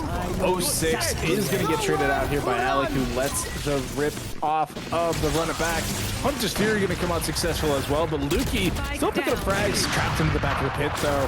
Has to somehow escape. Kyle shows up, gets a frag. Remaining. Jason gets more frags, and everybody's getting kills. Here. Okay. All right. I'm gonna try to break that down. Give me a moment to break that down. Okay. Do we have a replay production? Prodigy walked into B main. Front Munchers walked into B main. It was a 1-for-1 trade, and then Front Munchers decided, hey, what if we all died right here? And Prodigy agreed. What if we were no longer alive? What if we unalived ourselves? Oh, it's huge damage coming out of that hot hands too, actually, believe it or not. And this one way is pretty problematic. You saw talking about problematic. Lukey's operator just taking another frag. This is a save round here for the Munchers. But it's an op shot. It's going to kill you regardless. So 6 shots are all we know here. Oh, I thought they went behind the box. Where'd the paranoid? I didn't even see it. Shot darting. Caught at the back. So gets 2 suddenly on the flank. That's a clean peek up there. Now it's just exit left with 89 health. So if just a good body shot would definitely take him out if he's not prepared for it, which it seems like he is. Just random spray going in. Not gonna tag him really. Oh wait, no, it does a lot, but patience is a virtue, as he at least manages to not make it a full ace. Doc, you know what else is problematic? Last round before the switch. Tell me. That song from Inside by Bo Burnham called "Problematic." Great song. All right, I've done my point. Go on. Very, very acquainted with the special. Had a great experience this previous weekend watching it with my entire family. Did they all enjoy it? I will find you. No. Oh. Very different generations involved, so that is definitely a part of it. But some beverages were had with us younger generation kids, so we enjoyed it. We enjoyed it a lot. We enjoyed the heck out of it. What else I'm enjoying right now is kind of B-main pushes. You see the running back taking it out right away. Lukey doesn't get a second pick at all with the op. Just barely missing them by a hair. Definitely taking off a fingernail or 2. But at least with the lockdown. Yeah. They can't see the outline. The players, they can't actually see the outlines. That's just for us. And Lukey doesn't even need them. Still picking up 2 frags, 1 left on the board, and they're obliterating them. Hunter's Fury being used for the flawless rounds for the final half, and it is a tech pause being called one more time. Nice. So I got the tech pause. What I need to be able to understand. Nice. What I need to be able to understand from you is what were some of your favorite songs in Inside? I need to know. All right, so obviously, Bag of Excrement, big fan. Bag very, vibes with my core a lot. Bezos 1, not so much Bezos 2. Bezos 1. Bezos 1 is great. And I found Bezos 1 actually today was trending. Yes. When he You want to know how I found out? I was listening to my top 50 playlist Spotify at work today. Yeah. And all of a sudden it came on, and I was like, oh, that's really weird. There's no reason for that to happen today. I was like, oh, my girlfriend must have changed the songs on me from like the home Spotify.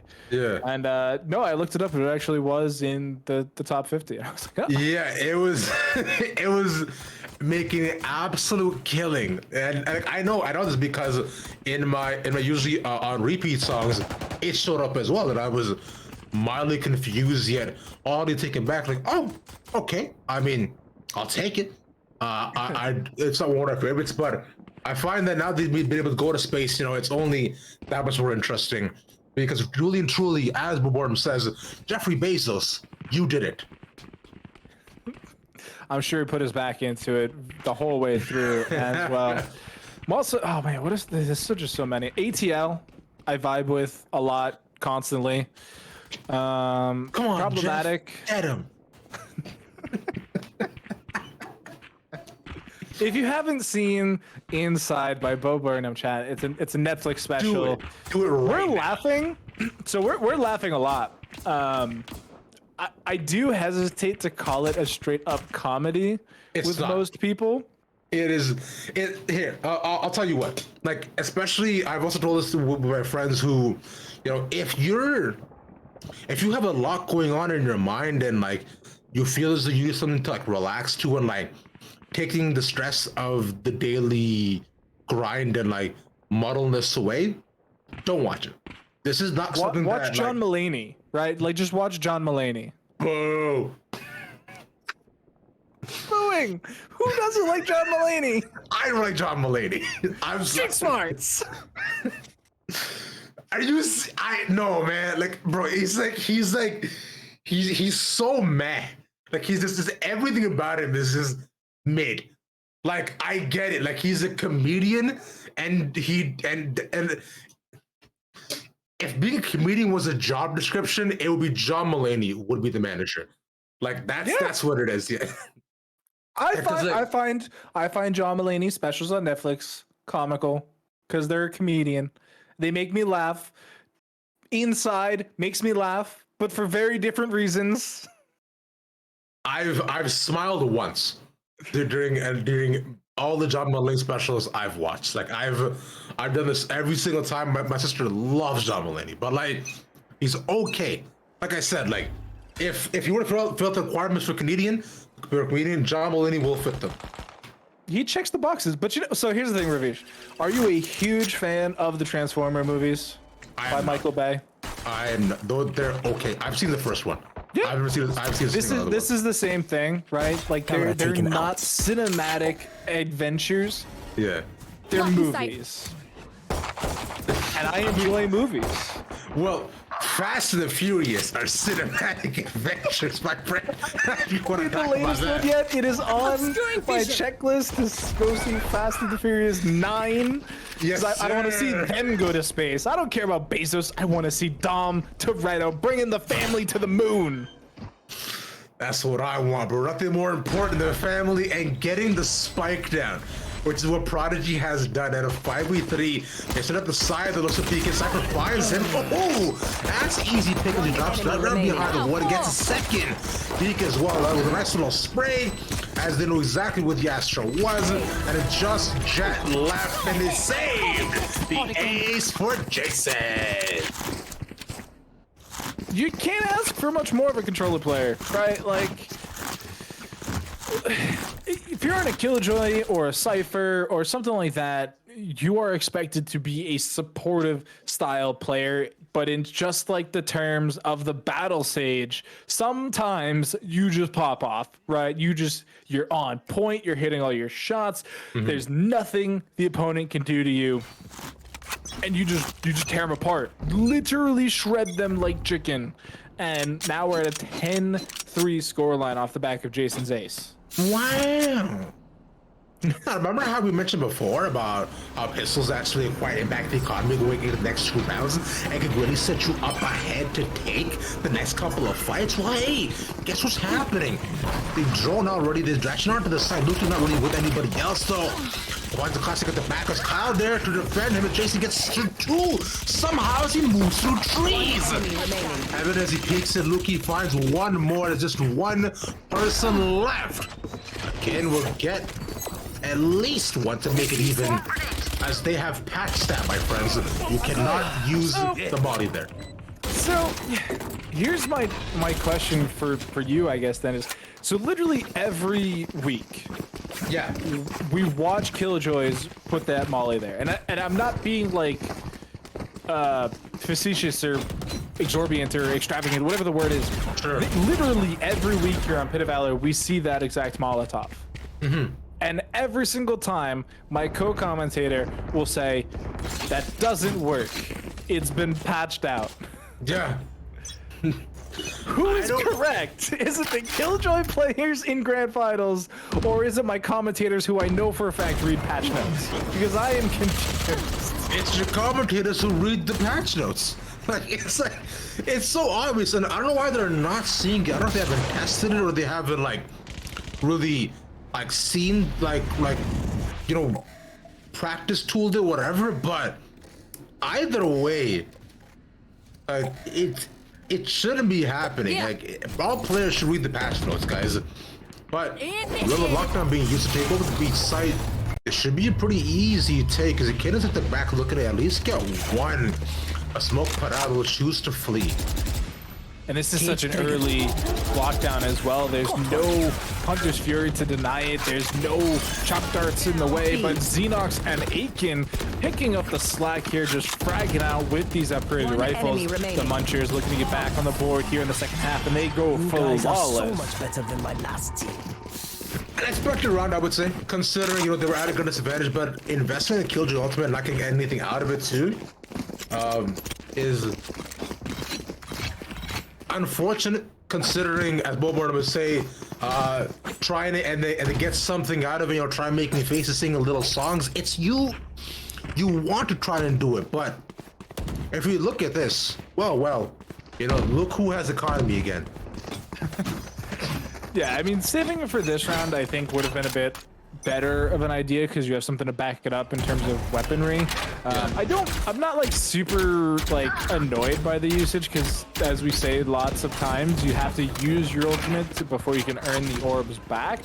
And so they were trying to just use it as a bit of a cheese with their weaker weaponry that they knew they weren't so topped off on. So it's a nice attempt. They do also have to run it back now to play off of, so that could be something. But I mean, don't get it twisted. The Prodigy attacking side tonight has been rough. They have been very quick to give up 10-round lead advantages and almost gone to overtime. You're dead.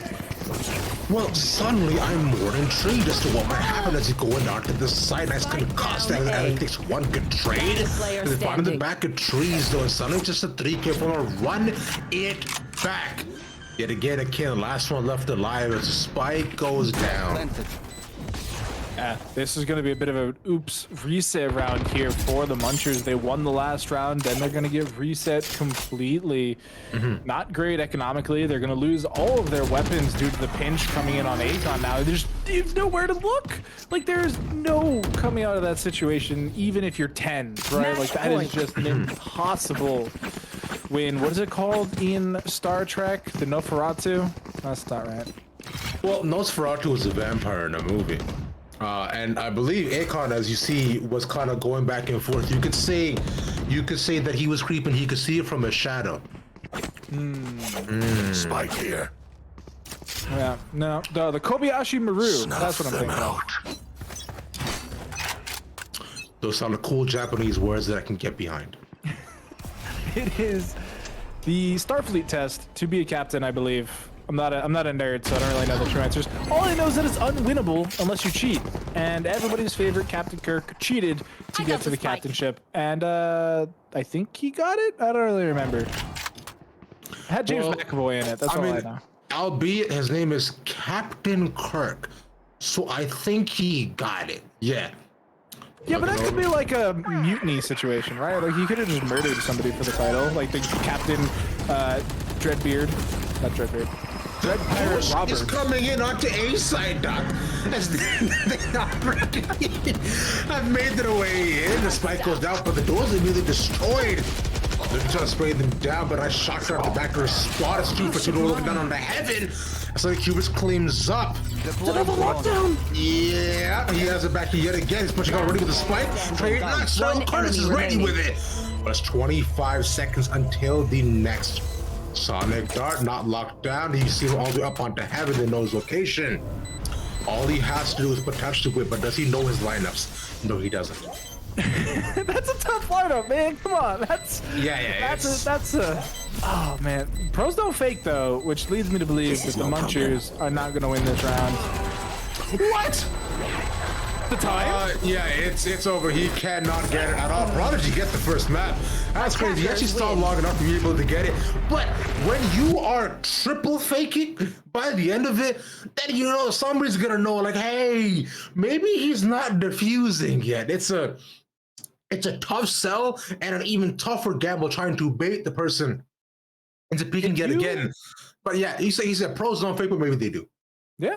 I mean, well, here's the thing. If he had stuck that first attempt, not only does the shock dart not hit him due to the aforementioned failure in knowing your lineups, they don't peek it because they think the shock dart scared you off. So you would have gotten a full defuse there. You would have headed into the next round. It would have been 12-5, and it would have been a reset there on the side of Prodigy because they'd won the round before it. So again, kids, if you're going to hit the defuse, you got to stick it. You got to hold those consequences, folks. Cannot let them scare you away.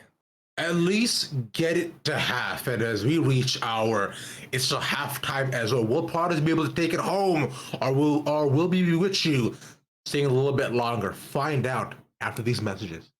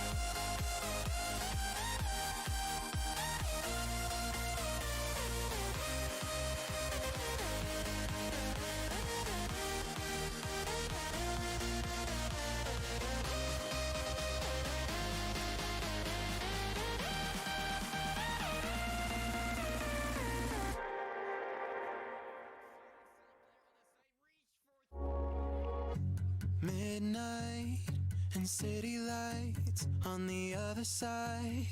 You're calling me up at the same time. I'm in the daylight. You're calling to say hi, but your words they cry. If there's something that you need to say, I know it ain't easy living inside inside your brain for sure. You keep telling me that it's all okay, but I know, yeah, your silence speaks so loud. Your silence speaks so loud. And I hear you calling out, yeah.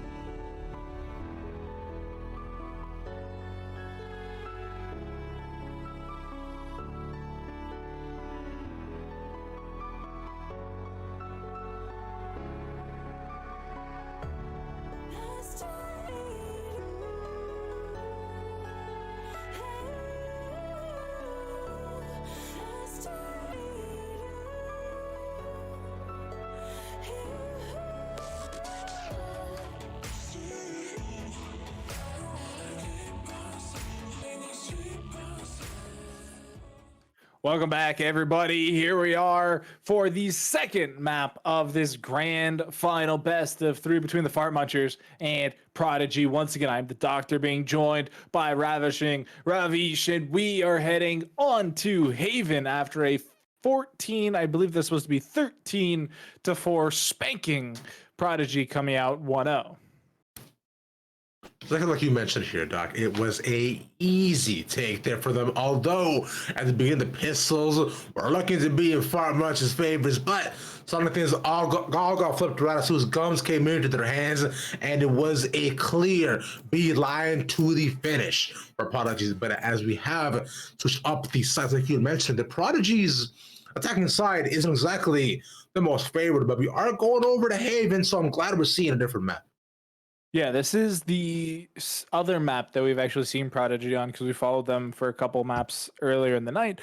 Last time we saw them snap, they did have the defender side at start. They did go 10-2 for the halfway point, and then it got a lot closer. I believe the final score of that one was 13-7, I want to say, on their attacking side. So it got a little bit rougher than their previous Ascent matchup. So that could be worrying if you're a Prodigy fan watching them choose Haven one more time. But I mean, this map is great. I love this map. 3 bomb sites. I've said it before, I'll say it again, is so much versatility in how you can play this map compared to some of the other ones in the pool. I don't think there's a reason not to pick it. I think Haven definitely presents one of the most interesting and complicated challenges that is to defending and especially anchoring a site. It requires for tough decisions, quicker rotations, and kind of trust in your teammates that they can go for much more even trades. Although there are a fair amount of tight angles, the patience required on, I find, just Haven defenses is definitely and really has to be overall immaculate, in my opinion. As we're about to load in, though, essentially and realistically, just really standard compositions, like just stuff we've seen before. Like if we were to go back to even, like a couple months ago, these are compositions that Haven started off on, and nothing's changed so far. These are the compositions the beta started off on. Yeah, I was about to say, yeah. If you look literally last year, this is what you would see on Haven, bro. We don't see this on just about every map, to be fair, but Jason, noticeably not on that Killjoy from the previous map, swapped over to the Cypher here. Cyber cages, tripwires, cameras, the whole shebang is going to be coming in from this attacking side. And as we take a peek at the good old Buddy Bear, this is a play that we've already seen tonight, which is super interesting. It is a hard B rush into a plant. And last time we saw this, somebody left their Sova back behind window, trying to get a lineup going. So not quite the same play here. Cypher, surprisingly, in the back. And look at that shot on the Phoenix. Oh, no. Ooh, immediate. Right-clicked and dode one after another. As Prodigy already set up for this next map. So we set a whole again with a nice trail, but Jason's already there, ready and waiting as Curtis with the final blow. As just exits left for dude, picking up the bomb, and there's absolutely no shot.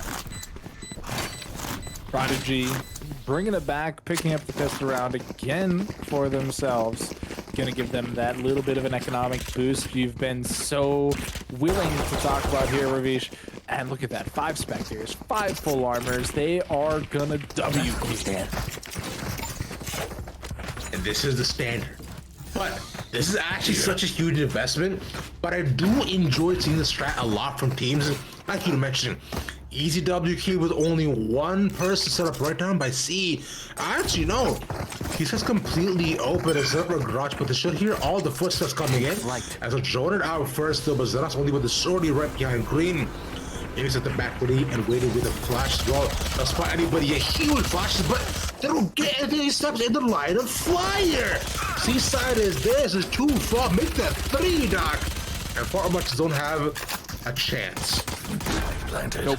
Just having some pistols, some classics. Not even some. They're actually all shorties. That's an interesting decision for Haven, I feel. There's not too many closed areas to really take advantage of them outside of the garage.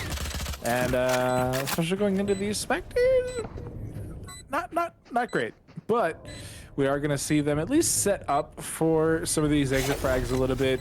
They are just gonna survive. Is it better for them to just die though? I mean, like, it can like barely depend, like considering where you're at, like just go to take the loss bonus. But if you feel confident enough, you might as well just go ahead and stick around. Kyle all the way at the back is gonna spray down his counterpart as the bomb explodes right in front of them, and even picks up a shorty. Man, you know me, baby. I gotta make sure to get a shorty for my shorties every time I'm in game. So Doc, can I buy you a shorty when I'm in game with you? Yeah, sure. Why not? Hey, I bet you got a 6 skin, right? Oh, of course, bro. I got that skin that's in the battle pass. All right, because if you hand me default, I'm multi-foreign. Hey, that's okay. Strong opinions for a strong man. Understandable, but Scanning ahead. what else? Stronger opinion. Stronger opinion. Minimalist. Garbage skin line. Oh, is the one that's just like flat and looks like Minecraft? Whistle? Yeah, like terrible. like a stupid whistle or like an eraser. Thank you. Finally, we're getting some casters to pair alongside me that agree with this take, because everybody else in this casting booth Discord that we have here disagrees with me. Hate it. It's dog. It's absolutely awful. I cannot stand it. What else was not great was the peak by accident, unfortunately, as he felt a little bit overconfident, decided to expose his shoulder a little bit way too early before the smoke actually came down. Normalized at the back with a nice flex shot at the end, finished it off with a wall bang, but he's up against a lot of firepower. Alex drops down. Nobody notices him, but suddenly he's exposed and out of the open. Yeah, just Goomba stomping on down, ends up going 1 for 1. 3 rounds in a row now for Prodigy. They actually won their bonus round, which does reset Fart Munchers a little bit here. Forcing them to have to make the hard decision. Do you force up here on round 4 with what little economy you have, or do you just kind of halfway do it, pick up a couple sheriffs, and hope for the best heading into that 5th round?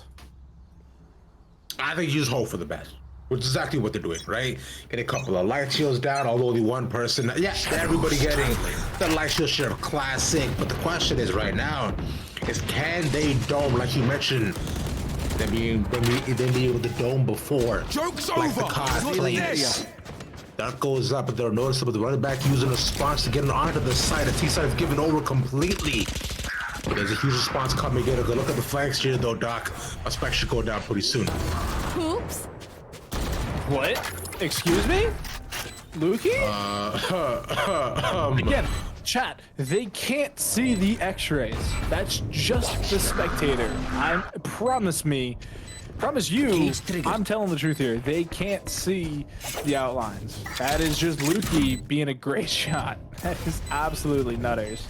And he's been doing it all night. Like, it's just like, it's kind of insane, like, where, although with the smoke, he just has like sprays, and you're definitely able to hear the footsteps of people coming in. As well, Normalist at the back's just kind of stuck. They're going for the defuse, but they can't actually get it, considering they're all chilling down on long. The smokes will do nothing as they all fall. Absolute insanity coming out from the Prodigy team. 4 rounds in a row. They find out to go up against rifles one more time here for the Fart Munchers. But honestly, I don't know if it's going to matter that much. The team has been looking so on point. They're trading appropriately. They're making sure that somebody's always in a position to capitalize on the side of Prodigy. And they're not quite unlocking some ultimates, as you can see here. They have just used a lot of them, but it doesn't really seem to matter. They're just out fragging. I like to use that word, appropriate. It's like you're telling like someone like just to make sure to have fun at prom, but only appropriate fun. That was inappropriate right there with the peak by Alec. Considering they only got a 2 for 1, the consistent peak at the back is not nobody else by him by window. So it's an easy pick up and Spike not able to transfer over onto the A site. And Prodigy getting a little overconfident. Yeah, turns out it does actually matter whether they have those ultimates or not. But man, there were some ego chows on both sides there, and the Munchers come out ahead quite handily, being able to keep 3 members alive, 3 rifles alive, which means you don't have to reinvest all that much. Whereas on the side of Prodigy, they've actually reinvested and picked up an operator for Lukey, who, this is a nice for the first time, I think, all night that we've been watching him, is at the top of the leaderboard. But I'm sure if you give my man Jason a little bit of time, he gonna make it back up yet again. Normalizo decided this time to hit the next aggressive peak. As that was already pushing yet again. Alex with a nice flash at the back, the paranoia, but he threw a little spot, but then he's right back at the cubby. I know take the shot as another person falls on the side of Fart Munchers. Although it's a 3v2, it's gonna be easy to turn into a very even situation. Ace not giving up as rotating over. We've also given up the now run it back to Fart Munchers. So if you think about it, it could be a 3v3 if the run it back is used effectively. You know, picking up a frag, maybe just being annoying with it, doing a lot of damage. Can do a lot of work here in this retake situation. We do hear the sound cue. He's just W keying on through the entrance here. Gonna try and get a kill. Gets one. Aiken gets another. Just one member remaining. The health bar gonna go right back up to 100. It's down to this. No smokes. It just has to be a superior peak, but he knows exactly where he is, so he can't exactly hide from a lot of it. Good peek and a hide at the back as he taps it again, but they know they're more inclined to tap.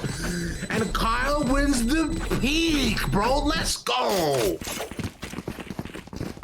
Clean stuff there from the Omen player, taking away that top spot. And Jason's still there, right? Like, Lukey was tied with Jason the round before this, and now it's Kyle and Jason tied for the first place, along with Alec, who has been really stepping it up on this map to try and drag that team to victory, trying to, you know, get something done, right? Like 6 deaths to 7 kills there for the Phoenix player of Fart Munchers. And it's another Shim Sham buy for the defending side that they definitely wish they had better of. Able to get the run it back based on the pick. Garage room is cleared open as nobody's there. We see the rotations coming in. But I'm noticing one thing consistent over and over again. The Fart Munchers deciding on the defense to take a lot of these the super aggressive peaks and hold just straight suicide angles, hoping to at least go for 2 for 1 trades. But if you can't even find those, nothing really matters. Yeah, this is just, it was the absolute slaughter, bro. Somebody call Peter and have the right tweet about it.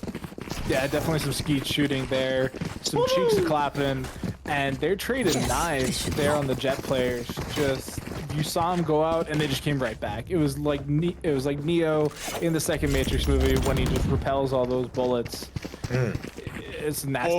Or you know, like Neo in the first Matrix movie where he repels all those bullets, or Neo in the third Matrix movie where he repels all those bullets. So it's I don't know, man. It's I feel like your reference there for the Matrix isn't high. No, he doesn't reflect the bullet in the first one. He just takes it out of Trinity's body. No more charges. No.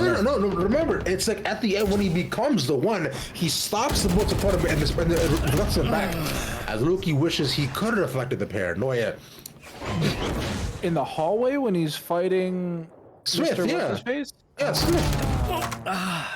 Speaking of misters, Jason definitely meets his daddy, hitting in the corner there.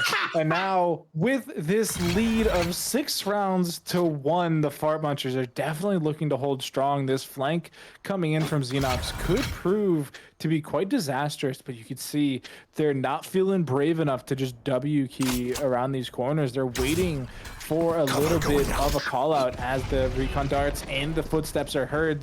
Exit could get something done here. Oh, but the whiff! Lukey takes advantage. 1 enemy remaining. Cover going out. Huge pickups one out of the other end, considering no father figure needed here, but Zarathba needed a little bit more of the support as I'm looking his way, and Luke immediately with the trade. That's one thing out of Prodigy that I've been noticing has been consistently and genuinely impressive. Like, although they may get traded up maybe 1 or 2 for 1, the way they're able to respond on the Fart Munchers side has been such a joy to see, because you know that they're actually already winning all these angles. Yeah, and you can start to see some of the desperation, the tilt, I don't know how else you want to say it, but on the side of Fart Munchers with their purchases right now, right? Like they're Cage triggered. force buying to a certain degree, where they came into this round specifically on not great terms, and you can see some members buying up Vandals and armor and some not buying anything, and they reach a happy medium of a Sheriff round as they are getting quite aggressive here. Not gonna quite work out for Aiken, but like they're just not on the same page. They're struggling right now. Unfortunately so, amigo. Last player Because he standing. seemed, like you mentioned, just disjointed, as though a limb disconnected from his body here, and deciding whether or not how he wants to join back yet again. And I decided for them to look away, and hopefully all the phalanges can all connect through one swift push. Not gonna come down to this. Fine day. Okay. Do it again. Cast a curse. But at least they're making it so that they're not going to fall this every round, right? Right? It helps, I think. A little bit. We do see Lukey with 8,800 credits though, so I don't know how much it works. That goes there. I mean, he could probably buy anything that he wanted for himself and almost the entire other team. I'm surprised we haven't actually seen an attacking up at this point, considering how much they're just rolling in it. Because they're literally just slapping Fart Munchers with their money. Yeah, I mean, when you get in a big enough stack, you are allowed to do that, I think legally. At least if that's what rap videos have told me anything. But the Hunter's Fury is going to come out, not going to quite pick up any frags. Normalize them with a sick blind shot. He's going to take out Curse, and now the rest of the team is falling behind Jason's fragging ability. And it's down to this 2v3, 1v3 off the back of Lukey's pistol. And this is tough. Aiken, what are you going to do, buddy? Nothing. The answer is nothing, unfortunately, because you saw that he was already in a disadvantaged spot when he's going in for the peak, and considering he had no information at all as to where the person could possibly be, and he definitely didn't expect them to be pushing onto him either. As it is a 9-1. Can I say stomp? I want to say stop. Yeah, this is a stop so far, unfortunately. But hey, if Fart Munchers are able to take the next 2 rounds, and they get the next 2 pistols as well on the attack, things can look up. Yeah, I mean, it all takes, 7 rounds in a row, and all of a sudden you're back in the game. So we will have to wait and see if that can be successful once that pistol comes through. I mean, the pistol has been so influential, in all honesty, between these 2 teams. Paris takes on Alec, but I mean, I'm just gonna say it, chat. Like, if you win that pistol, you can win the second, you can win the third off that, as Jason and Curris punish the Fart Munchers for their disastrous aggression, as they do go 1-for-1 once again. And it's like you were saying, Ravish, where are the trades for Fart Munchers? Why is everybody solo? I know they're on the defensive side and they have to defend 3 bomb sites, but like, they're just all alone. It's 5 lone wolves in a pack of cats. Doc, this pains me to see they're all holding such close angles every single time. Like, they're playing the defense as if they're on the attack. There's no need for them to push up this far in every single one of these instances. If they played further back, if they waited for prodigies to come to them, and if they allowed themselves to be ready for the 2-for-1s or have support when going for the stuff, would have been a lot easier for them, as they can't get stuck in the same situation.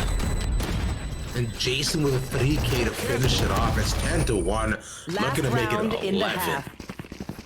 Yeah, this is the now 3rd time tonight where Prodigy have been able to make it 2 double digits in the first half. And it's up to the Fart Munchers to see if they can do a 3rd time 10-2.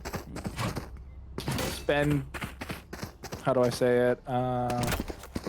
Tradition up to this point. You know, that sounds like a funny word combination that I want you to try saying 3 times fast. Third time 10-2.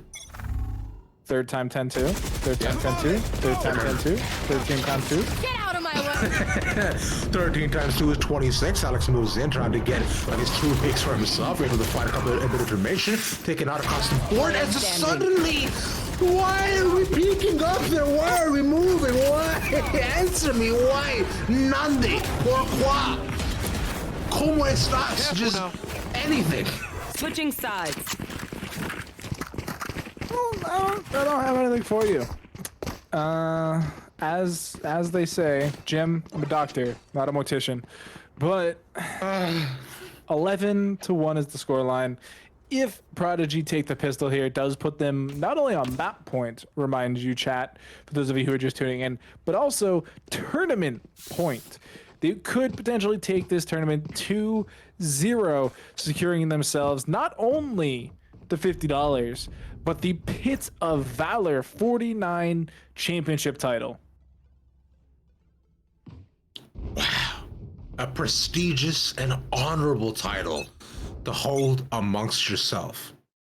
Nice little bear cat spotted up upside top of heaven. Which, heaven, speaking of, since we're doing championship titles. I'm not even gonna. We're not even gonna address it. You were speaking about championship titles, Doc. Let's just continue addressing that.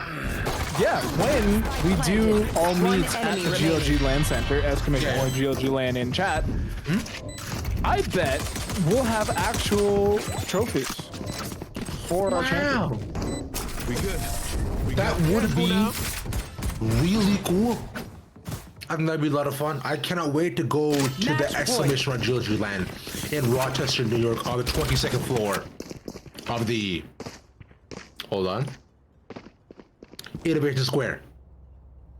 Innovation Square in Rochester, New York. I heard they have food there. I have food. Do they have water there? I hope they have poutine, honestly. They don't. You know they don't. They would. I mean, if that poutine, I'm driving there right now. There's this place near me called Irish Cottage that does a steak fries poutine. Delicious. It's not real.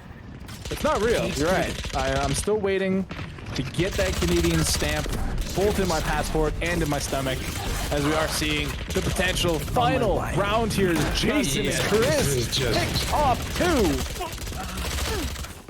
2 people left at the back though as he peek is stuck our side in the corner. Jason gets his 3K, and it's the defuse. It's just so easy for them. Prodigy will take it to 13-1.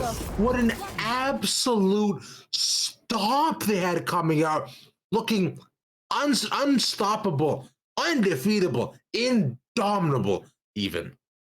Yeah, I mean, if you're on the side of the Fire Munchers right now, you can take solace in the fact that you made it to the grand finals. You didn't get perfected, and because you guys had such a great time, you can go ahead and click the link down below and get signed up for next week's Pit of Valor, which is our 50th ever, which will be our 31st in a row since Christmas 2020. Definitely some big numbers up there. So yeah, I mean, again, huge congratulations to Prodigy, who were just on fire tonight. They were just running through everybody. Racing through them, like you mentioned, back and forth, and their record continues to stand.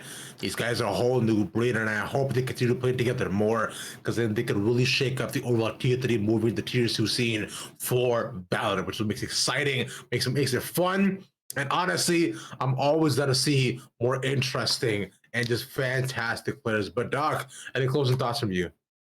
No, just shout outs to the chat. I saw you guys were popping off tonight and having a great time, which is always great to see. I'm glad you guys had fun. As I said earlier, it's why we're out here putting on a show for you guys. And Also, we're having just a little bit of fun. I'm having fun. Ravish is having fun. He's not looking like it right now, but he certainly had fun behind the screens when the camera wasn't on him.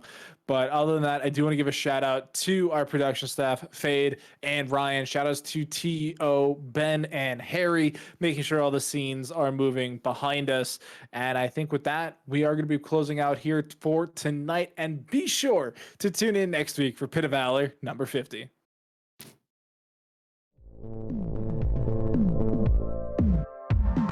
Ultimate not going to find any kills, gets a lot of damage. Juby and Beckham trading with these assault rifles. Kaplan trying to get onto that site, but can't quite make it through. Does get one through the smoke.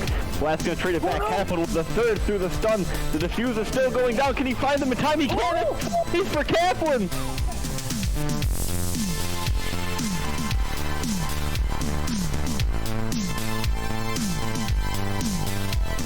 The opposing opponent peeking out from garage, good loot position, but the site opens up, and immediately 2 down here as AV strikes first, and then strike quickly.